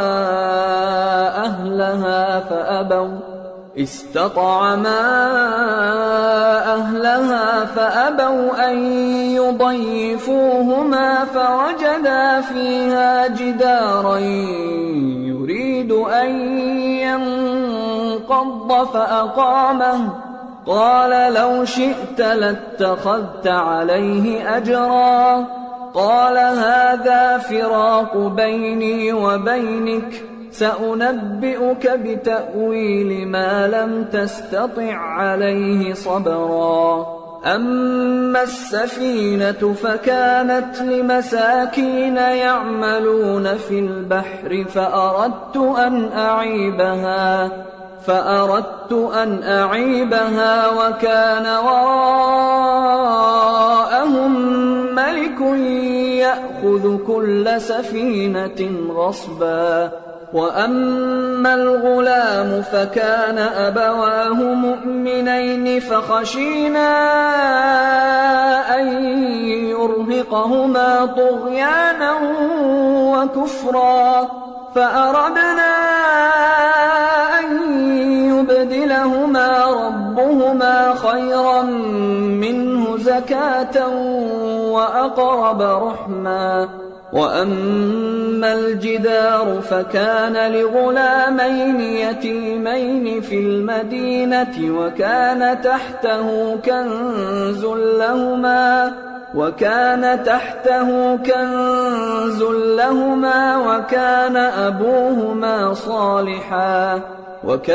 أبوهما صالحا فأراد ربك أن يبلغا أشدهما ويستخرجا كنزهما رحمة من ربك وما فعلته عن أمري ذلك تأويل ما لم تسطع عليه صبرا. ويسألونك عن ذي القرنين قل سأتلو عليكم منه ذكرا إنا مكنا له في الأرض وآتيناه من كل شيء سببا فأتبع سببا حتى إذا بلغ مغرب الشمس وجدها تغرب في عين حمئة ووجد عندها قوما قلنا يا ذا القرنين إما أن تعذب وإما أن تتخذ فيهم حسنا قال أما من ظلم فسوف نعذبه ثم يرد إلى ربه فيعذبه عذابا نكرا وأما من آمن وعمل صالحا فله جزاء الحسنى وسنقول له من أمرنا يسرا ثم أتبع سببا حتى إذا بلغ مطلع الشمس وجدها تطلع على قوم لم نجعل لهم من دونها سترا كذلك وقد أحطنا بما لديه خبرا ثم أتبع سببا حتى إذا بلغ بين السدين وجد من دونهما قوما لا يكادون يفقهون قولا قالوا يا ذا القرنين إن يأجوج ومأجوج مفسدون في الأرض فهل نجعل لك خرجا على أن تجعل بيننا وبينهم سدا قال ما مكني فيه ربي خير فأعينوني بقوة أجعل بينكم وبينهم ردما آتوني زبر الحديد حتى إذا ساوى بين الصدفين قال انفخوا حتى إذا جعله نارا قال آتوني أفرغ عليه قطرا فما استطاعوا أن يظهروه وما استطاعوا له نقبا قال هذا رحمة من ربي فإذا جاء وعد ربي جعله دكا وكان وعد ربي حقا وتركنا بعضهم يومئذ يموج في بعض ونفخ في الصور فجمعناهم جمعا وعرضنا جهنم يومئذ للكافرين عرضا الذين كانت أعينهم في غطاء عن ذكري وكانوا لا يستطيعون سمعا أفحسب الذين كفروا أن يتخذوا عبادي من دوني أولياء إنا أعتدنا جهنم للكافرين نزلا قل هل ننبئكم بالأخسرين أعمالا الذين ضل سعيهم في الحياة الدنيا وهم يحسبون أنهم يحسنون صنعا أولئك الذين كفروا بآيات ربهم ولقائه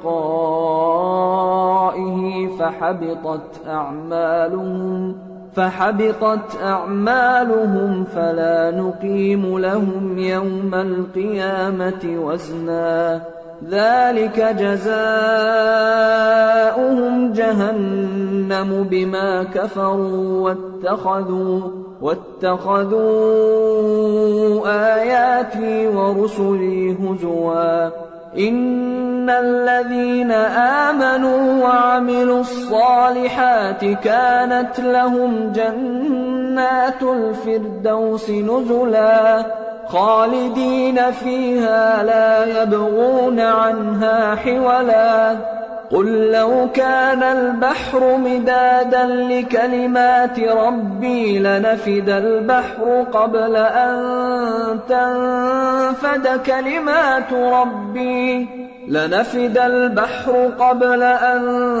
تنفد كلمات ربي ولو جئنا بمثله مددا قل إنما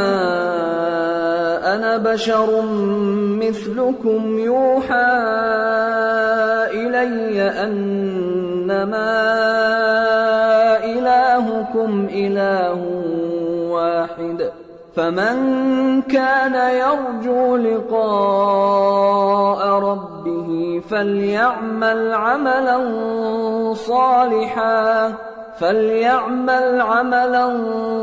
صالحا ولا يشرك بعبادة ربه أحدا بسم الله الرحمن الرحيم الحمد لله الذي أنزل على عبده الكتاب ولم يجعل له عوجا قيما لينذر بأسا شديدا من لدنه ويبشر المؤمنين الذين يعملون الصالحات أن لهم أجرا حسنا ماكثين فيه أبدا وينذر الذين قالوا اتخذ الله ولدا ما لهم به من علم ولا لآبائهم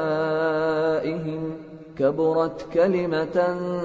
تخرج من أفواههم إن يقولون إلا كذبا فلعلك باخع نفسك على آثارهم إن لم يؤمنوا بهذا الحديث أسفا إنا جعلنا ما على الأرض زينة لها لنبلوهم أيهم أحسن عملا وإنا لجاعلون ما عليها صعيدا جرزا أم حسبت أن أصحاب الكهف والرقيم كانوا من آياتنا عجبا إذ أوى الفتية إلى الكهف فقالوا ربنا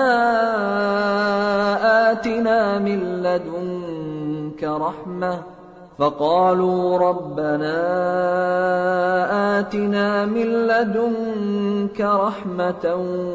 وهيئ لنا من أمرنا رشدا فضربنا على آذانهم في الكهف سنين عددا ثم بعثناهم لنعلم أي الحزبين أحصى لما لبثوا أمدا نحن نقص عليك نبأهم بالحق إنهم فتية آمنوا بربهم وزدناهم هدى وربطنا على قلوبهم إذ قاموا فقالوا ربنا رب السماوات والأرض لن ندعو من دونه إلها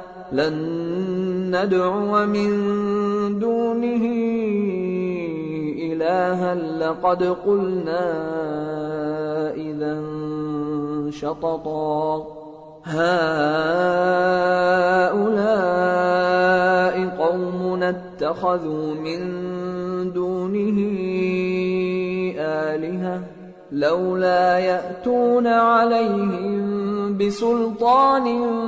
بين فمن أظلم ممن افترى على الله كذبا وإذ اعتزلتموهم وما يعبدون إلا الله فأووا إلى الكهف ينشر لكم ربكم من رحمته ويهيئ لكم من أمركم مرفقا وترى الشمس إذا طلعت تزاور عن كهفهم ذات اليمين وإذا غربت تقرضهم ذات الشمال وهم في فجوة منه ذلك من آيات الله من يهد الله فهو المهتد ومن يضلل فلن تجد له وليا مرشدا وتحسبهم أيقاظا وهم رقود ونقلبهم ذات اليمين وذات الشمال وكلبهم باسط ذراعيه بالوصيد لو اطلعت عليهم لوليت منهم فرارا ولملئت منهم رعبا وكذلك بعثناهم ليتساءلوا بينهم قال قائل منهم كم لبثتم قالوا لبثنا يوما أو بعض يوم قالوا ربكم أعلم بما لبثتم فابعثوا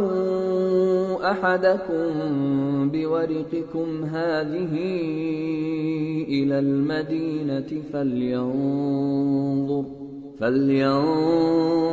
أيها أزكى طعاما فليأتكم برزق منه وليتلطف ولا يشعرن بكم أحدا إنهم إن يظهروا عليكم يرجموكم أو يعيدوكم في ملتهم ولن تفلحوا إذا أبدا وكذلك أعثرنا عليهم ليعلموا أن وعد الله حق وأن الساعة لا ريب فيها إذ يتنازعون بينهم أمرهم فقالوا بنوا عليهم بنيانا ربهم أعلم بهم قال الذين غلبوا على أمرهم لنتخذن عليهم مسجدا سيقولون ثلاثة رابعهم كلبهم ويقولون خمسة سادسهم كلبهم رجما بالغيب ويقولون سبعة وثامنهم كلبهم قل ربي أعلم بعدتهم ما يعلمهم إلا قليل فلا تمار فيهم إلا مراء ظاهرا ولا تستفت فيهم منهم أحدا ولا تقولن لشيء إني فاعل ذلك غدا إلا أن يشاء الله واذكر ربك إذا نسيت وقل عسى أن يهديني ربي لأقرب من هذا رشدا ولبثوا في كهفهم 300 سنين وازدادوا 9 قل الله أعلم بما لبثوا له غيب السماوات والأرض أبصر به وأسمع ما لهم من دونه من ولي ولا يشرك في حكمه أحدا واتل ما أوحي إليك من كتاب ربك لا مبدل لكلماته ولن تجد من دونه ملتحدا واصبر نفسك مع الذين يدعون ربهم بالغداة والعشي يريدون وجهه ولا تعد عيناك عنهم تريد زينة الحياة الدنيا ولا تطع من أغفلنا قلبه عن ذكرنا واتبع هواه وكان أمره فرطا وقل الحق من ربكم فمن شاء فليؤمن ومن شاء فليكفر إنا أعتدنا للظالمين نارا أحاط بهم سرادقها وإن يستغيثوا يغاثوا بماء كالمهل يشوي الوجوه بئس الشراب وساءت مرتفقا إن الذين آمنوا وعملوا الصالحات إنا لا نضيع أجر من أحسن عملا أولئك لهم جنات عدن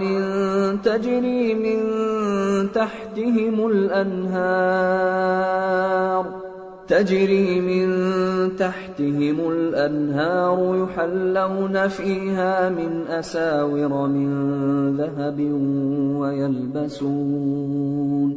ويلبسون ثيابا خضرا من سندس واستبرق متكئين فيها على الأرائك نعم الثواب وحسنت مرتفقا واضرب لهم مثلا الرجلين جعلنا لأحدهما جنتين من أعناب وحففناهما بنخل وجعلنا بينهما زرعا كلتا الجنتين آتت أكلها ولم تظلم منه شيئا وفجرنا خلالهما نهرا وكان له ثمر فقال لصاحبه وهو يحاوره أنا أكثر منك مالا وأعز نفرا ودخل جنته وهو ظالم لنفسه قال ما أظن أن تبيد هذه أبدا وما أظن الساعة قائمة ولئن رددت إلى ربي لأجدن خيرا منها منقلبا قال له صاحبه وهو يحاوره أكفرت بالذي خلقك من تراب ثم من نطفة ثم سواك رجلا لكن هو الله ربي ولا أشرك بربي أحدا ولولا إذ دخلت جنتك قلت ما شاء الله لا قوة إلا بالله إن ترني أنا أقل منك مالا وولدا فعسى ربي أن يؤتيني خيرا من جنتك جنتك ويرسل عليها حسبانا من السماء فتصبح صعيدا زلقا أو يصبح ماؤها غورا فلن تستطيع له طلبا وأحيط بثمره فأصبح يقلب كفيه على ما أنفق فيها وهي خاوية على عروشها ويقول يا ليتني لم أشرك بربي أحدا ولم تكن له فئة ينصرونه من دون الله وما كان منتصرا هنالك الولاية لله الحق هو خير ثوابا وخير عقبا واضرب لهم مثل الحياة الدنيا كماء أنزلناه من السماء فاختلط به نبات الأرض فأصبح هشيما تذروه الرياح وكان الله على كل شيء مقتدرا المال والبنون زينة الحياة الدنيا والباقيات الصالحات خير عند ربك ثوابا وخير أملا ويوم نسير الجبال وترى الأرض بارزة وحشرناهم فلم نغادر منهم أحدا وعرضوا على ربك صفا لقد جئتمونا كما خلقناكم أول مرة بل زعمتم أن لن نجعل لكم موعدا ووضع الكتاب فترى المجرمين مشفقين مما فيه ويقولون يا ويلتنا ما لهذا الكتاب لا يغادر صغيرة ولا كبيرة إلا أحصاها ووجدوا ما عملوا حاضرا ولا يظلم ربك أحدا وإذ قلنا للملائكة اسجدوا لآدم فسجدوا إلا إبليس كان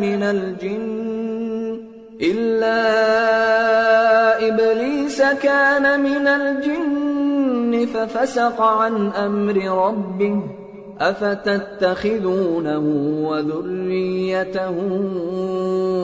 أولياء من دوني وهم لكم عدو بئس للظالمين بدلا ما أشهدتهم خلق السماوات والأرض ولا خلق أنفسهم وما كنت متخذ المضلين عضدا ويوم يقول نادوا شركائي الذين زعمتم فدعوهم فلم يستجيبوا لهم وجعلنا بينهم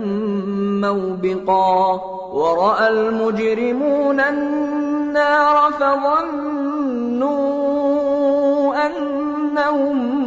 مواقعوها ولم يجدوا عنها مصرفا ولقد صرفنا في هذا القرآن للناس من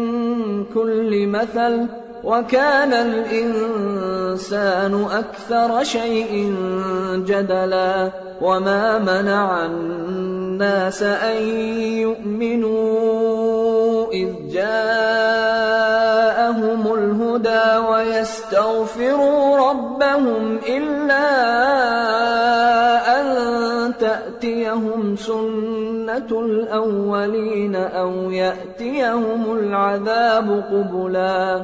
وَمَا نُرْسِلُ الْمُرْسَلِينَ إِلَّا مُبَشِّرِينَ وَمُنذِرِينَ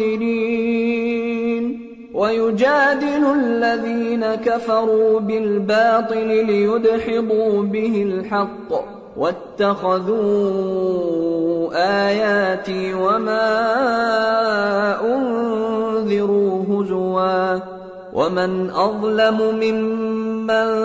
ذُكِّرَ بِآيَاتِ رَبِّهِ فَأَعْرَضَ عَنْهَا وَنَسِيَ مَا قَدَّمَتْ يَدَاهُ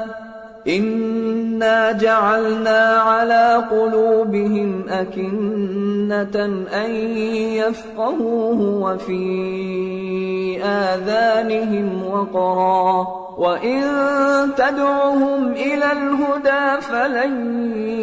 يَهْتَدُوا إِذًا أَبَدًا وَرَبُّكَ الْغَفُورُ ذُو الرَّحْمَةِ لَوْ يُؤَاخِذُهُم بِمَا كَسَبُوا لَعَجَّلَ لَهُمُ الْعَذَابَ بَل لَّهُم مَّوْعِدٌ لَّن يَجِدُوا مِن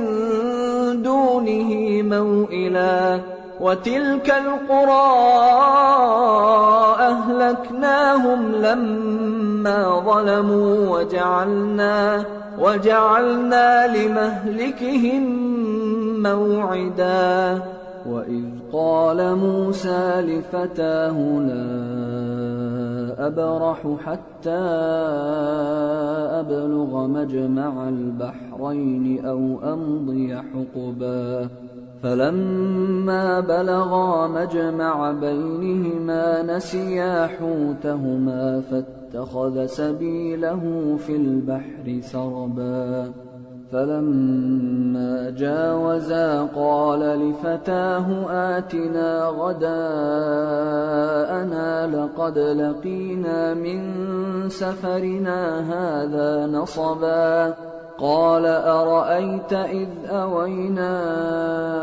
إِلَى الصَّخْرَةِ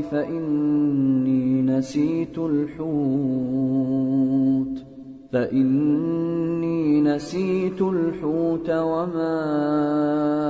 أنسانيه إلا الشيطان أن أذكره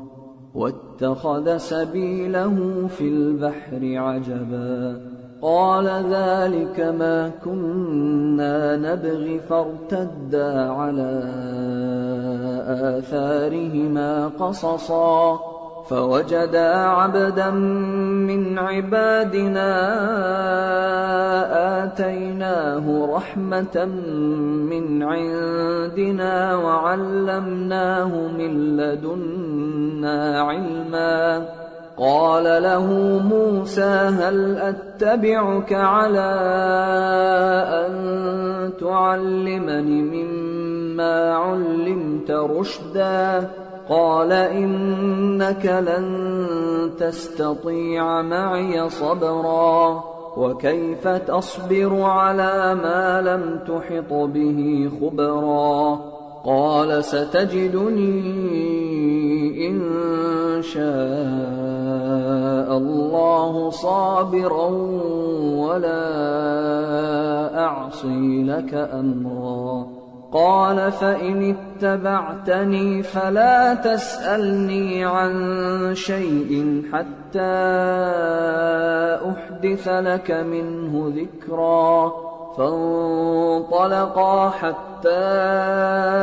إذا ركبا في السفينة خرقها قال أخرقتها لتغرق أهلها لقد جئت شيئا إمرا قال ألم أقل إنك لن تستطيع معي صبرا قال لا تؤاخذني بما نسيت ولا ترهقني من أمري عسرا فانطلقا حتى إذا لقيا غلاما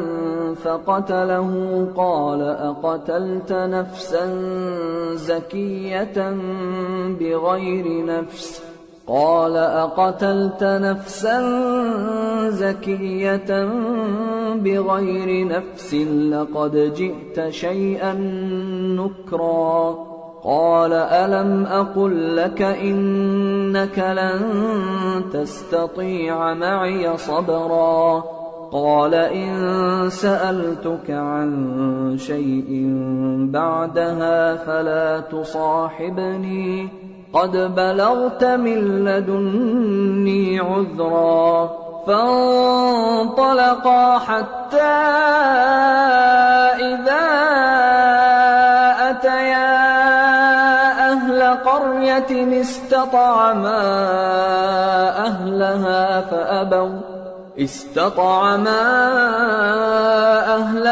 فأبوا أن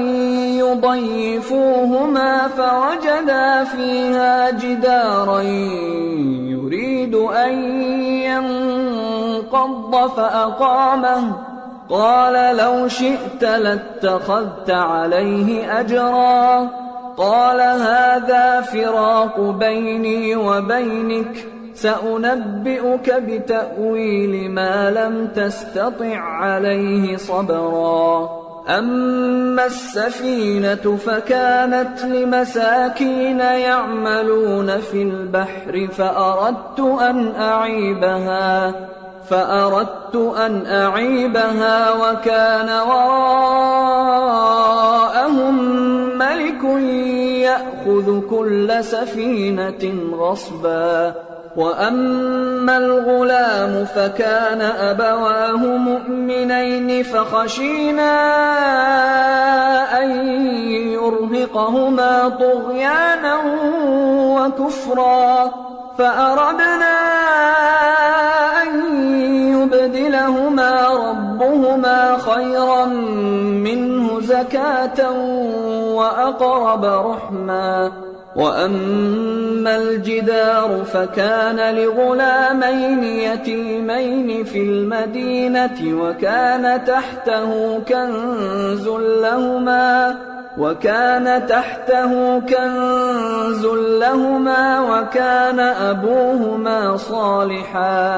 وكان أبوهما صالحا فأراد ربك أن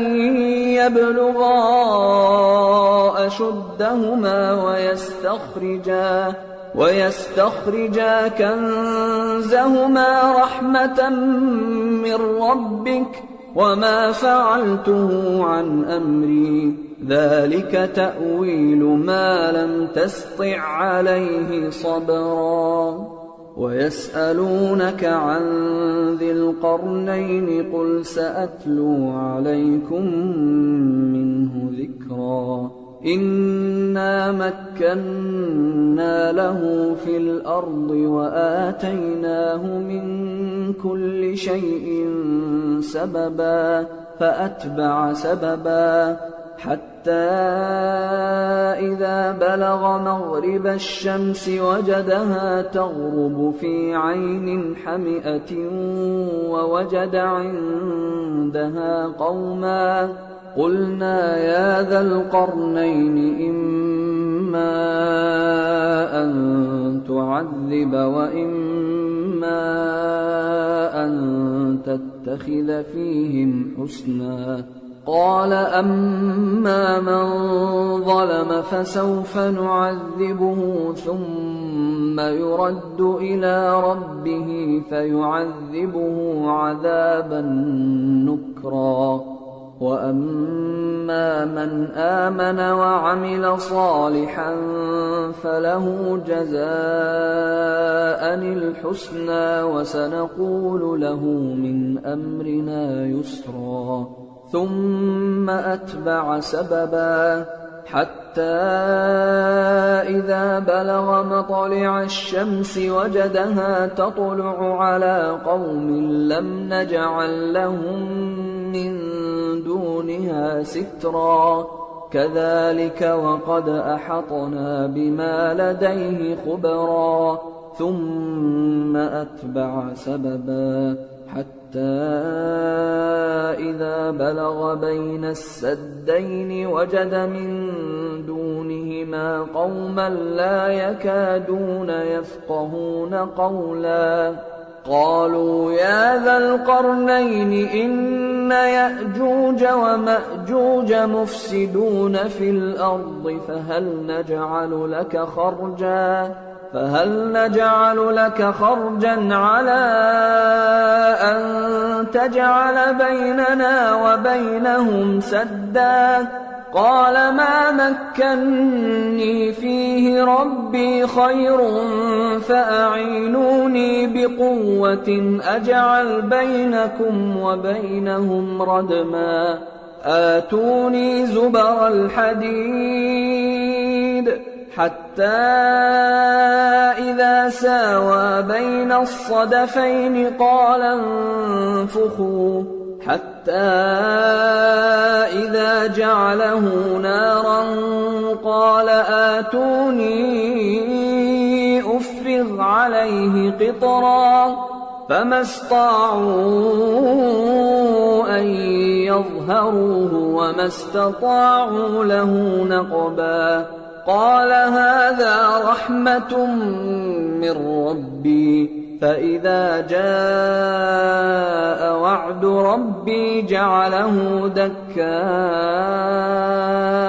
وكان وعد ربي حقا وتركنا بعضهم يومئذ يموج في بعض ونفخ في الصور فجمعناهم جمعا وعرضنا جهنم يومئذ للكافرين عرضا الذين كانت أعينهم في غطاء عن ذكري وكانوا لا يستطيعون سمعا أفحسب الذين كفروا أن يتخذوا عبادي من دوني أولياء إنا أعتدنا جهنم للكافرين نزلا قل هل ننبئكم بالأخسرين أعمالا الذين ضل سعيهم في الحياة الدنيا وهم يحسبون أنهم يحسنون صنعا أولئك الذين كفروا بآيات ربهم ولقائه فحبطت أعمالهم فلا نقيم لهم يوم القيامة وزنا ذلك جزاؤهم جهنم بما كفروا واتخذوا آياتي ورسلي هزوا إن الذين آمنوا وعملوا الصالحات كانت لهم جنات الفردوس نزلا خالدين فيها لا يبغون عنها حولا قل لو كان البحر مدادا لكلمات ربي لنفد البحر قبل أن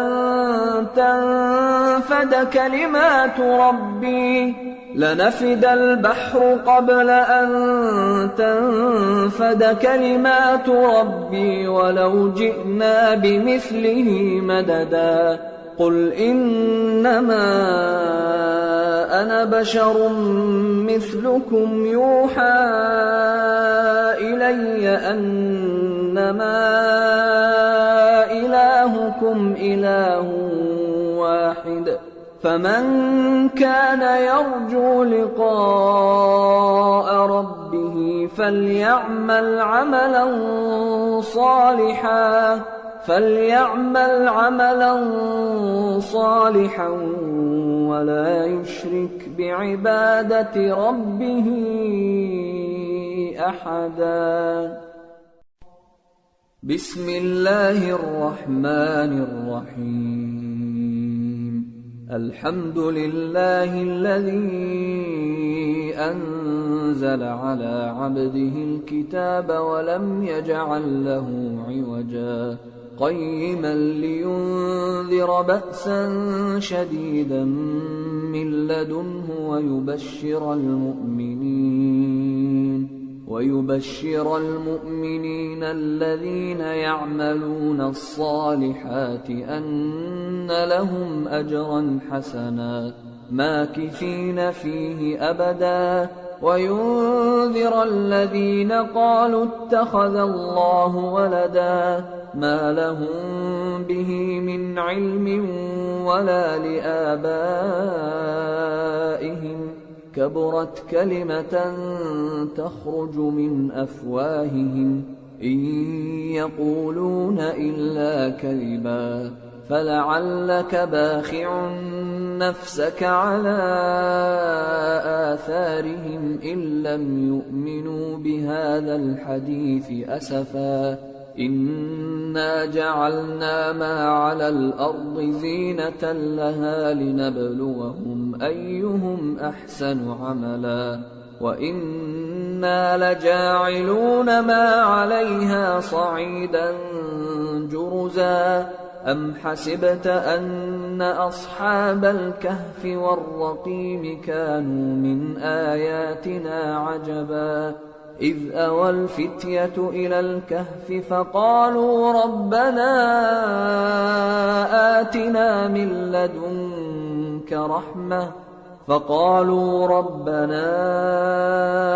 آتنا من لدنك رحمة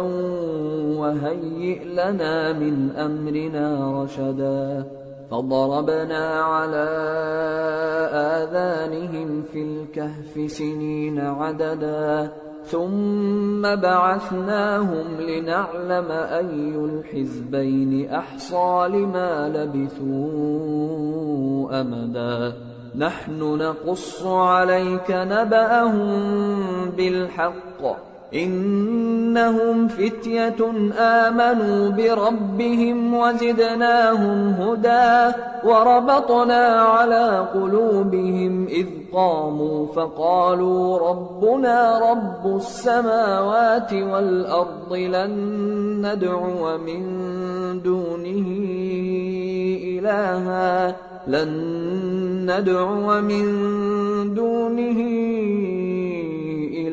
لقد قلنا إذا شططا هؤلاء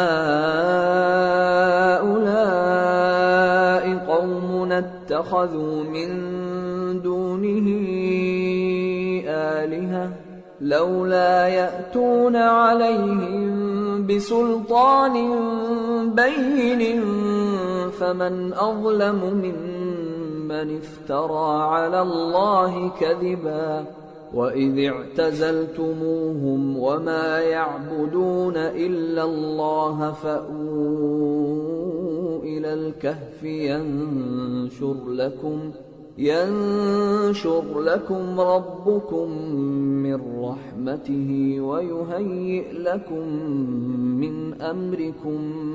مرفقا وترى الشمس إذا طلعت تزاور عن كهفهم ذات اليمين وإذا غربت تقرضهم ذات الشمال وهم في فجوة منه ذلك من آيات الله من يهد الله فهو المهتد ومن يضلل فلن تجد له وليا مرشدا وتحسبهم أيقاظا وهم رقود ونقلبهم ذات اليمين وذات الشمال وكلبهم باسط ذراعيه بالوصيد لو اطلعت عليهم لوليت منهم فرارا ولملئت منهم رعبا وكذلك بعثناهم ليتساءلوا بينهم قال قائل منهم كم لبثتم قالوا لبثنا يوما أو بعض يوم قالوا ربكم أعلم بما لبثتم فابعثوا أحدكم بورقكم هذه إلى المدينة فلينظر أيها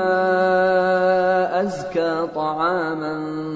فليأتكم برزق منه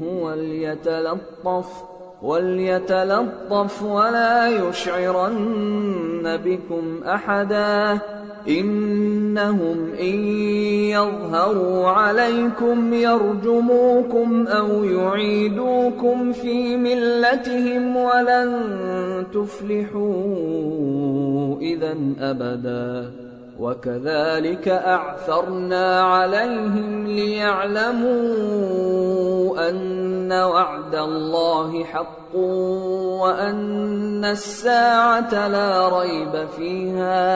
وأن الساعة لا ريب فيها إذ يتنازعون بينهم أمرهم فقالوا ابنوا عليهم بنيانا ربهم أعلم بهم قال الذين غلبوا على أمرهم لنتخذن عليهم مسجدا سيقولون ثلاثة رابعهم كلبهم ويقولون خمسة سادسهم كلبهم رجما بالغيب ويقولون سبعة وثامنهم كلبهم قل ربي أعلم بعدتهم ما يعلمهم إلا قليل فلا تمار فيهم إلا مراء ظاهرا ولا تستفت فيهم منهم أحدا ولا تقولن لشيء إني فاعل ذلك غدا إلا أن يشاء الله واذكر ربك إذا نسيت وقل عسى أن يهديني ربي لأقرب من هذا رشدا ولبثوا في كهفهم 300 سنين وازدادوا 9 قل الله أعلم بما لبثوا له غيب السماوات والأرض أبصر به وأسمع ما لهم من دونه من ولي ولا يشرك في حكمه أحدا واتل ما أوحي إليك من كتاب ربك لا مبدل لكلماته ولن تجد من دونه ملتحدا واصبر نفسك مع الذين يدعون ربهم بالغداة والعشي يريدون وجهه ولا تعد عيناك عنهم تريد زينة الحياة الدنيا ولا تطع من أغفلنا قلبه عن ذكرنا واتبع هواه وكان أمره فرطا وقل الحق من ربكم فمن شاء فليؤمن ومن شاء فليكفر إنا أعتدنا للظالمين نارا أحاط بهم سرادقها وإن يستغيثوا يغاثوا بماء كالمهل يشوي الوجوه بئس الشراب وساءت مرتفقا إن الذين آمنوا وعملوا الصالحات إنا لا نضيع أجر من أحسن عملا أولئك لهم جنات عدن تجري من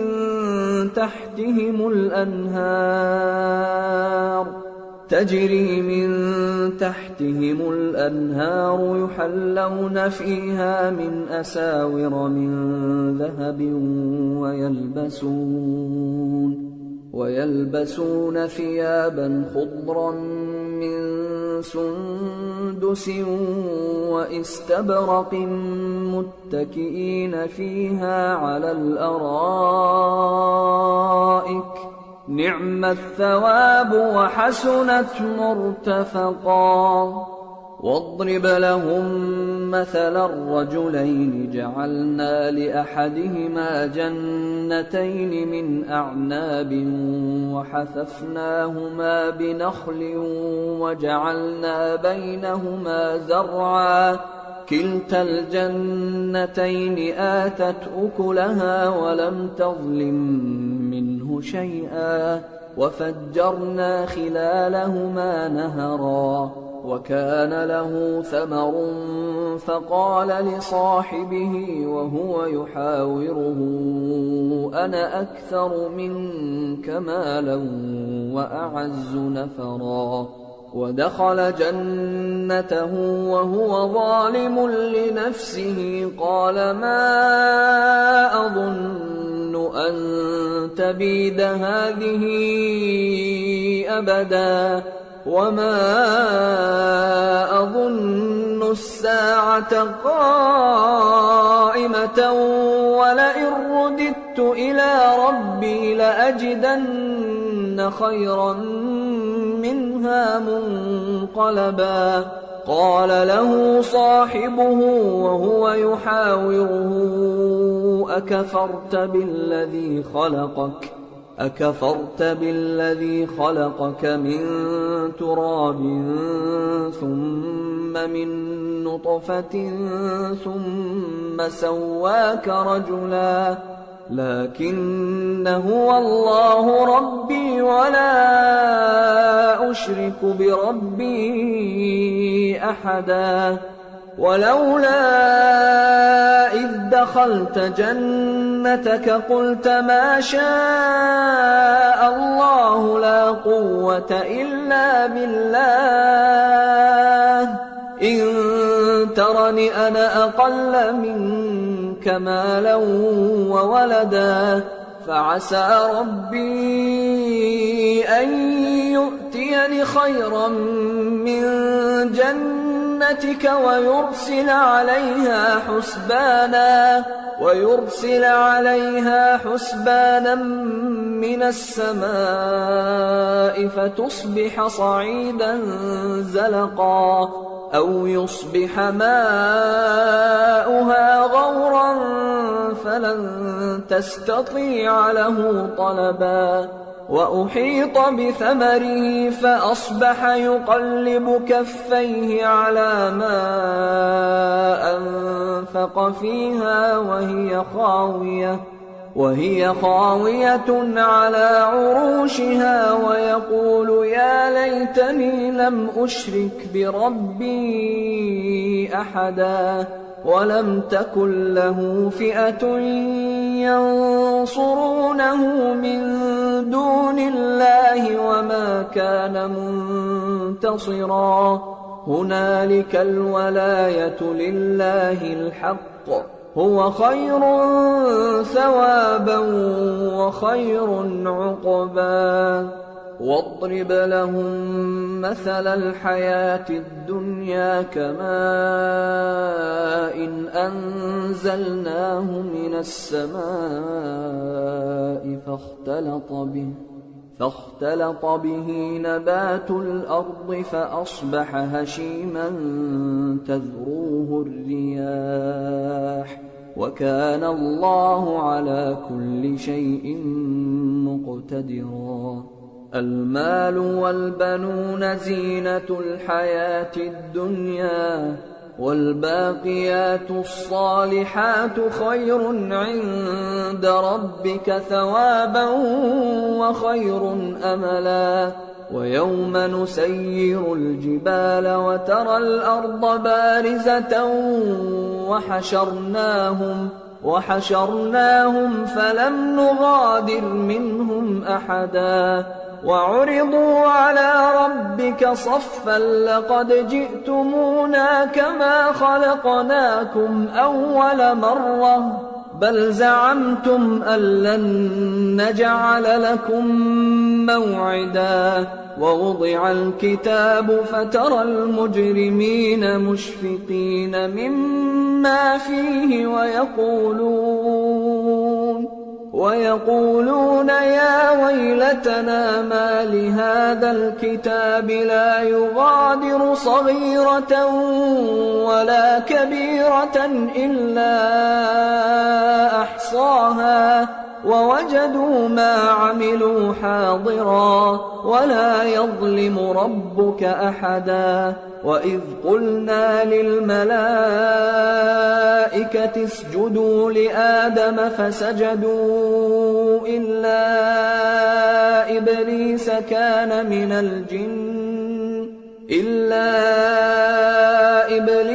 كان من الجن ففسق عن أمر ربه أفتتخذونه وذريته أولياء من دوني وهم لكم عدو بئس للظالمين بدلا ما أشهدتهم خلق السماوات والأرض ولا خلق أنفسهم وما كنت متخذ المضلين عضدا ويوم يقول نادوا شركائي الذين زعمتم فدعوهم فلم يستجيبوا لهم وجعلنا بينهم موبقا ورأى المجرمون النار فظنوا أنهم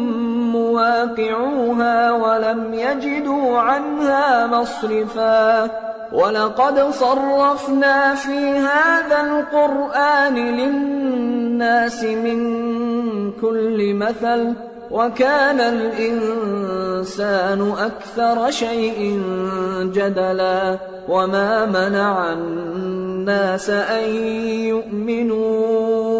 إذ جاءهم الهدى ويستغفروا ربهم إلا أن تأتيهم سنة الأولين أو يأتيهم العذاب قبلا وما نرسل المرسلين إلا مبشرين ومنذرين ويجادل الذين كفروا بالباطل ليدحضوا به الحق واتخذوا آياتي وما أنذروا هزوا ومن أظلم ممن ذكر بآيات ربه فأعرض عنها ونسي ما قدمت يداه إنا جعلنا على قلوبهم أكنة أن يفقهوه وفي آذانهم وقرا وإن تدعهم إلى الهدى فلن يهتدوا إذا أبدا وربك الغفور ذو الرحمة لو يؤاخذهم بما كسبوا لعجل لهم العذاب بل لهم موعد لن يجدوا من دونه موئلا وتلك القرى أهلكناهم لما ظلموا وجعلنا لمهلكهم موعدا وإذ قال موسى لفتاه لا أبرح حتى أبلغ مجمع البحرين أو أمضي حقبا فلما بلغا مجمع بينهما نسيا حوتهما فاتخذ سبيله في البحر سربا فلما جاوزا قال لفتاه آتنا غداءنا لقد لقينا من سفرنا هذا نصبا قال أرأيت إذ أوينا إلى الصخرة فإني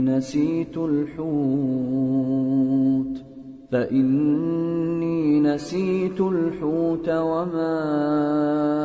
أنسانيه إلا الشيطان أن أذكره واتخذ سبيله في البحر عجبا قال ذلك ما كنا نبغي فارتدا على آثارهما قصصا فوجدا عبدا من عبادنا آتيناه رحمة من عندنا وعلمناه من لدنا علما قال له موسى هل أتبعك على أن تعلمني مما علمت رشدا قال إنك لن تستطيع معي صبرا وكيف تصبر على ما لم تحط به خبرا قال ستجدني إن شاء الله صابرا ولا أعصي لك أمرا قال فإن اتبعتني فلا تسألني عن شيء حتى أحدث لك منه ذكرا فانطلقا حتى إذا ركبا في السفينة خرقها قال أخرقتها لتغرق أهلها لقد جئت شيئا إمرا قال ألم أقل إنك لن تستطيع معي صبرا قال لا تؤاخذني بما نسيت ولا ترهقني من أمري عسرا فانطلقا حتى إذا لقيا غلاما فقتله قال أقتلت نفسا زكية بغير نفس قال أقتلت نفسا زكية بغير نفس لقد جئت شيئا نكرا قال ألم أقل لك إنك لن تستطيع معي صبرا قال إن سألتك عن شيء بعدها فلا تصاحبني قد بلغت من لدني عذرا فانطلقا حتى إذا أتيا أهل قرية استطعما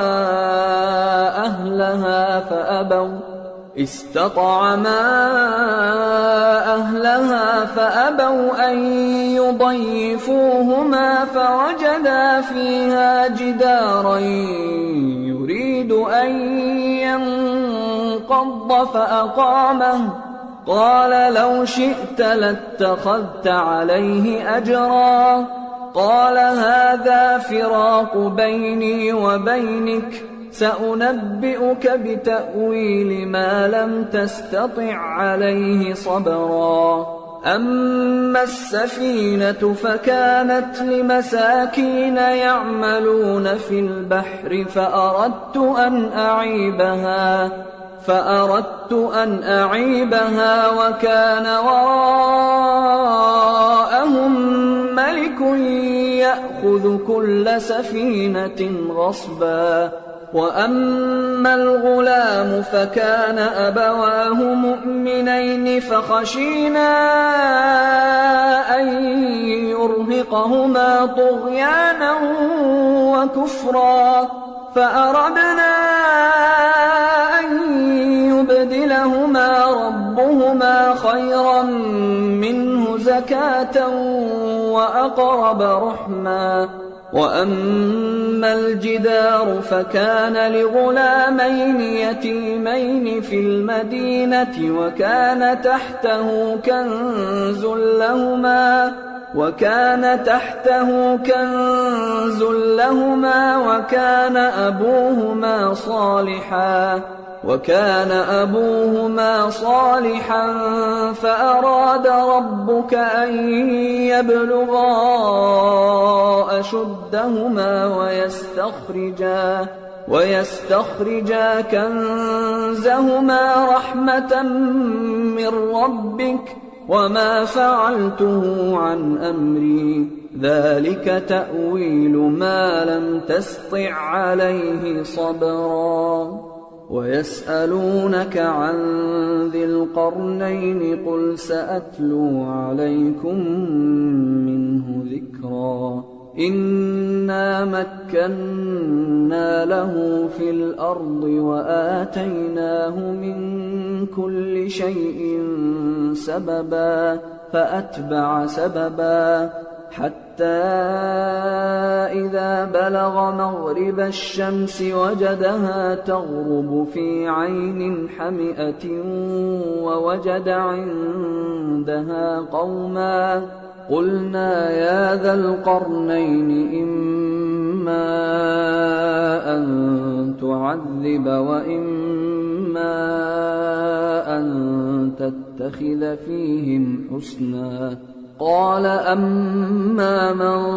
ظلم فسوف نعذبه ثم يرد إلى ربه فيعذبه عذابا نكرا. وأما من آمن وعمل صالحا فله جزاء الحسنى وسنقول له من أمرنا يسرا. ثم أتبع سببا حتى إذا بلغ مطلع الشمس وجدها تطلع على قوم لم نجعل لهم من دونها سترا. كذلك وقد أحطنا بما لديه خبرا. ثم أتبع سببا حتى إذا بلغ بين السدين وجد من دونهما قوما لا يكادون يفقهون قولا. قالوا يا ذا القرنين إن يأجوج ومأجوج مفسدون في الأرض فهل نجعل لك خرجا على أن تجعل بيننا وبينهم سدا. قال ما مكني فيه ربي خير فأعينوني بقوة أجعل بينكم وبينهم ردما. آتوني زبر الحديد حتى إذا ساوى بين الصدفين قال انفخوا حتى إذا جعله نارا قال آتوني أفرغ عليه قطرا. فما استطاعوا أن يظهروه وما استطاعوا له نقبا. قال هذا رحمة من ربي فإذا جاء وعد ربي جعله دكا وكان وعد ربي حقا. وتركنا بعضهم يومئذ يموج في بعض ونفخ في الصور فجمعناهم جمعا. وعرضنا جهنم جهنم يومئذ للكافرين عرضا الذين كانت أعينهم في غطاء عن ذكري وكانوا لا يستطيعون سمعا أفحسب الذين كفروا أن يتخذوا عبادي من دوني أولياء إنا أعتدنا جهنم للكافرين نزلا قل هل ننبئكم بالأخسرين أعمالا الذين ضل سعيهم في الحياة الدنيا وهم يحسبون أنهم يحسنون صنعا أولئك الذين كفروا بآيات ربهم ولقائه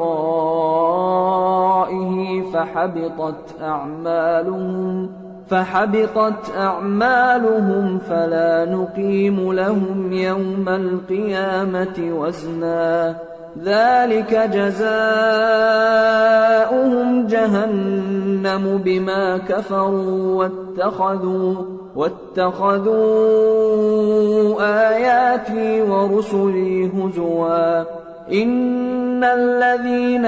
آمنوا وعملوا الصالحات كانت لهم جنات الفردوس نزلا خالدين فيها لا يبغون عنها حولا قل لو كان البحر مدادا لكلمات ربي لنفد البحر قبل أن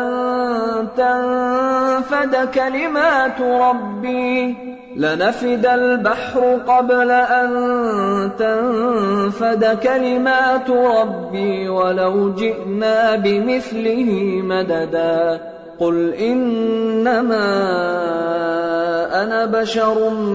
مثلكم يوحى إلي أنما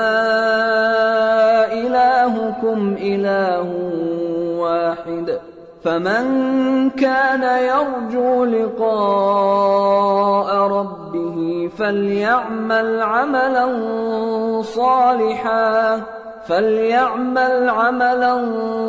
صالحا ولا يشرك بعبادة ربه أحدا.